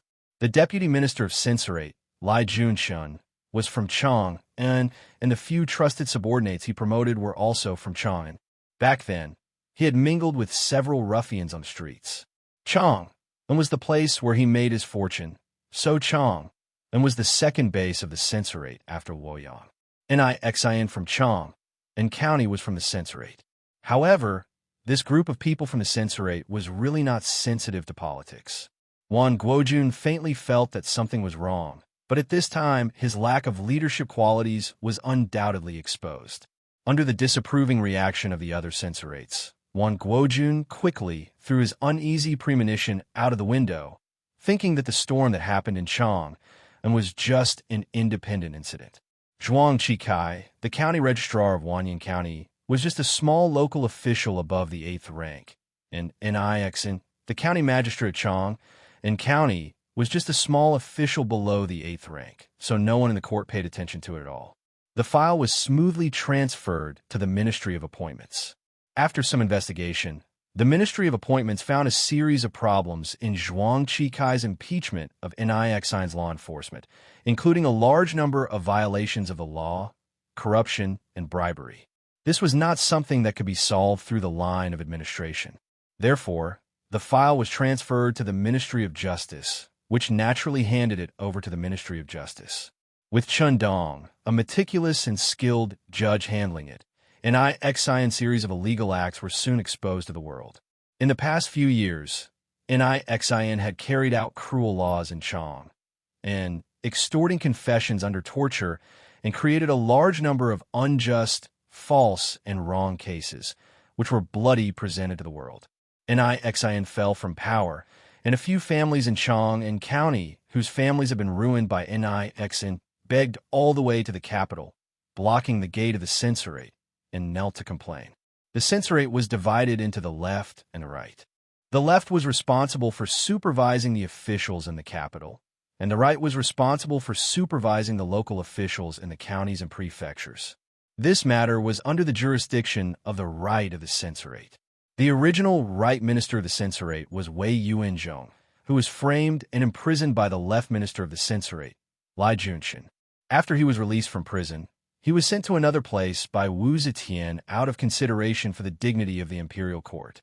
From then on, the right minister of the censorate was sworn to be enemies with the left minister of the censorate. However, the left minister was too powerful, and they could do nothing about it. Now that this case had fallen into the hands of the right of the censorate of the right of the censorate treated it like a treasure. Especially after they accepted the case and generously promised to help the people, the Chong and refugees immediately performed a magic trick and gave them a few people's umbrellas. They also pooled money to make a large plaque with the words "Bright Mirror Hangs High" and knelt in front of the yamen to ask the Lord to accept it. The censorate of the right of the censorate, who had been idle for a long time, were all excited as if they had been injected with chicken blood. The next day, their impeachment memorials flew to Wu Zetian's imperial desk like snowflakes. After aimlessly and groundless attacks for 3 days, the censorate of the right of the censorate, Chu Ma Xuan, took the lead, and all the censorate of the right of the censorate signed a letter of 10,000 words to Wu Zetian. The letter of 10,000 words recorded the depth of the disaster caused by the cruel officials and respectfully asked the emperor to be lenient and to implement a benevolent policy. In the letter of 10,000 words, they specifically mentioned the emperor's ban on slaughter and the matter of showing mercy to all living things under the heavens. The emperor could show mercy to animals like chickens, ducks, dogs, and geese, but he could not allow the people under the heavens to kill. Shouldn't he show mercy to the people of the Zhou dynasty who had to support the royal family and the court? The cruel officials of the left of the censorate finally realized that something was wrong. Before they could think of a way to deal with it, the right supplement Yuan Jinggang wrote a memorial to the emperor, saying that the second generation of the Qin dynasty died because of the harsh punishments. The Zhou dynasty should learn from this. After Empress Wu's revolution and the establishment of the Zhou dynasty, the hearts of the people under the heavens had already settled, and the punishment should be lenient.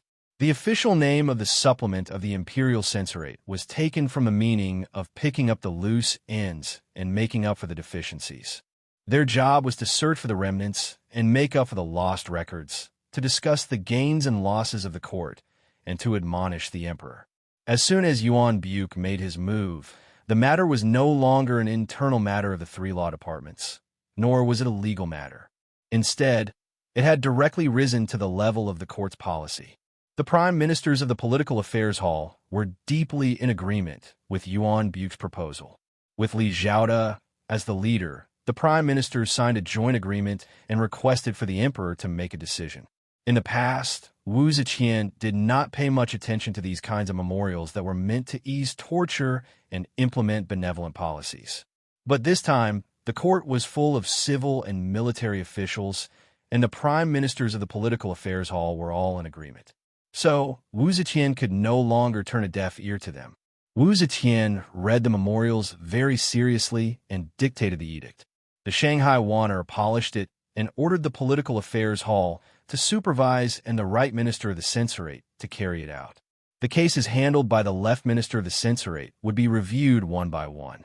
The right minister of the censorate finally had the right and reason to question the left minister of the censorate. In a short period of time, even the right minister of the censorate, those who were sick, those who were on leave, and those who did not do much work because of their old age, rushed back to the yamen. Under their efforts day and night, in just a month's time, they had redressed some of the wrongful cases in the past. Now, there were more than 800 cases of false confessions that were forced to confess under torture. For a time, the entire court was shaken. The right minister of the censorate was knocked unconscious by a series of punches and could not react for a long time. If one did not look at the numbers, one would not know. Who would have thought that in just a few years after the establishment of the Zhou dynasty, so many wrongful cases would be found in just a month? Every case would involve more than 100 criminal officials. Every criminal official would have more than 100 relatives and countless servants who were sent to be government slaves because of them. They also had their own families, so the number of officials and commoners involved was simply uncountable. Wuzhou was like a jar of soy sauce. The surface of the jar was covered with a layer of gelatin due to the sun. It looked like a precious piece of amber, sparkling with a golden light under the sun. Now that it had been pried open with a stick, the stench immediately spread out, making it hard for people to breathe. Spring had come. In the golden grain garden, peach, apricot, plum, and unknown wildflowers were in full bloom. Red, pink, white, and blue flowers were like a sea of colorful clouds. This was the villa area of dignitaries. The stench of spring plowing and fertilizing in the distant farmlands could not reach here. The garden was full of fragrance. In the fragrance, Yang Fan was standing under a flowering tree. In front of him was a man who was dressed as a traveler. The man was carrying a parcel on his back and holding the rein in his hand. At the end of the rein was a vigorous horse. Yang Fan's voice was a bit muffled. Mrs. Chun's body was buried in the suburb of the capital instead of the ancestral grave. Hearing the man's answer, Yang Fan's eyes turned gloomy. Although He Chi Changji had not been redressed before, similar rumors about him being wronged had long been spread among the commoners. With the spring breeze of cracking down on cruel officials, He Chi Changji's case was finally redressed. Zhou Xing, who had already died, was charged with one more crime. Although He Chi Changji had not been rehabilitated, similar rumors about him being wronged had long been spread among the commoners. After Yang Fan heard the news, he immediately told Blacktooth Changji's wife, who had just been released from prison, about Chun Yuer's cesarean section and the location of her burial. Except for Chun Yuer, Blacktooth Changji's entire family had been arrested. However, because Blacktooth Changji had died mysteriously after he was imprisoned, his official position was too high, and he was also the highest-ranking general of the Great Tang's border army. His death had attracted a lot of attention from the public. In this situation, it was inconvenient for Zhou Xing to persecute Blacktooth Changji's family. Therefore, they had been locked up in prison, but their lives were preserved. Now that Blacktooth Changji had been rehabilitated, his family was released. His legal wife had given birth to a son named Blacktooth Jun. He was appointed as the left commander of the right Baotao Wei Yi's mansion, who had a position but no power. He received a salary as compensation. Yang Fan told the news of Chun Yuer's death to He Chi clan. He knew that Chun Yuer must want to be buried in the ancestral grave of He Chi clan. As for being buried together with He Chi Changji, it was an extravagant hope. She was not the legal wife, so she was not qualified to be buried together with He Chi Changji. However, he did not expect that after Blacktooth Changji's wife sent people to retrieve Chun Yuer's remains from the grain cellar, she only bought a piece of land on the hill where farmers buried their relatives on the outskirts of the capital and buried her. The grave was so small that there was not even a tombstone. It was the people sent by Yang Fan who were worried that the new grave would quickly turn into an old one. At that time, it would not be easy to identify it, so they made a mark. After listening to his subordinate's report, Yang Fan was in a bad mood. However, he was powerless. Chun Yuer was a member of the He Chi clan when she was alive, and she was a ghost of the He Chi clan when she was dead. Everything about her was decided by He Chi Changji's legal wife.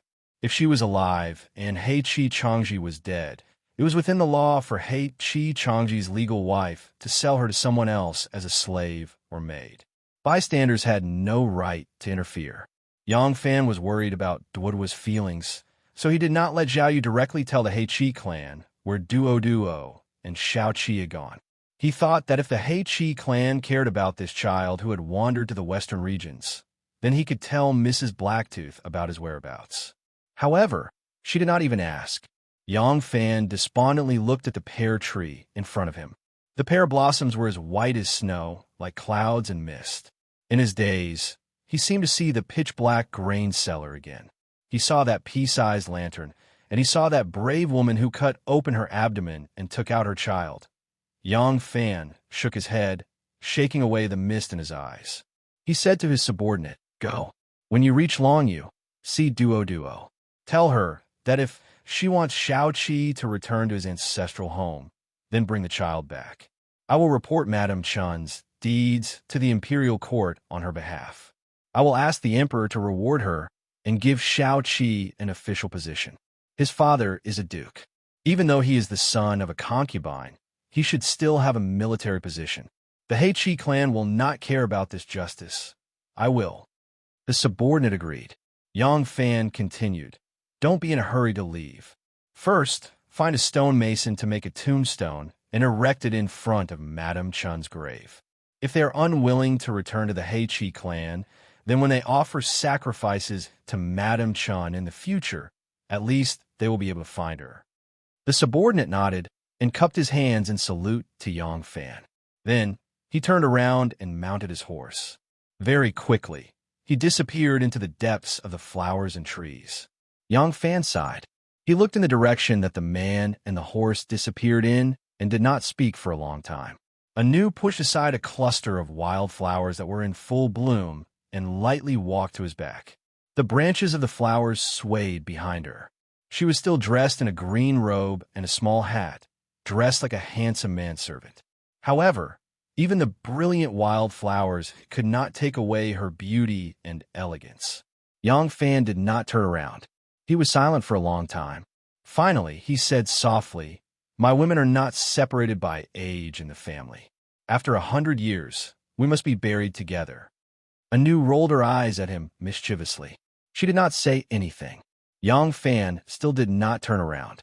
However, as if he knew her reaction, Yang Fan smiled desolately.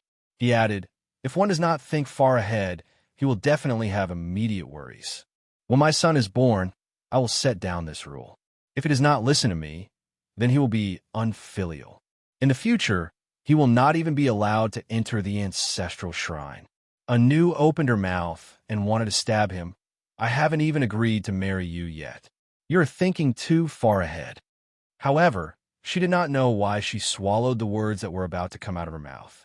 Looking at Yang Fan's back, Anu's eyes slowly became gentle. Even her voice became as gentle as the spring breeze.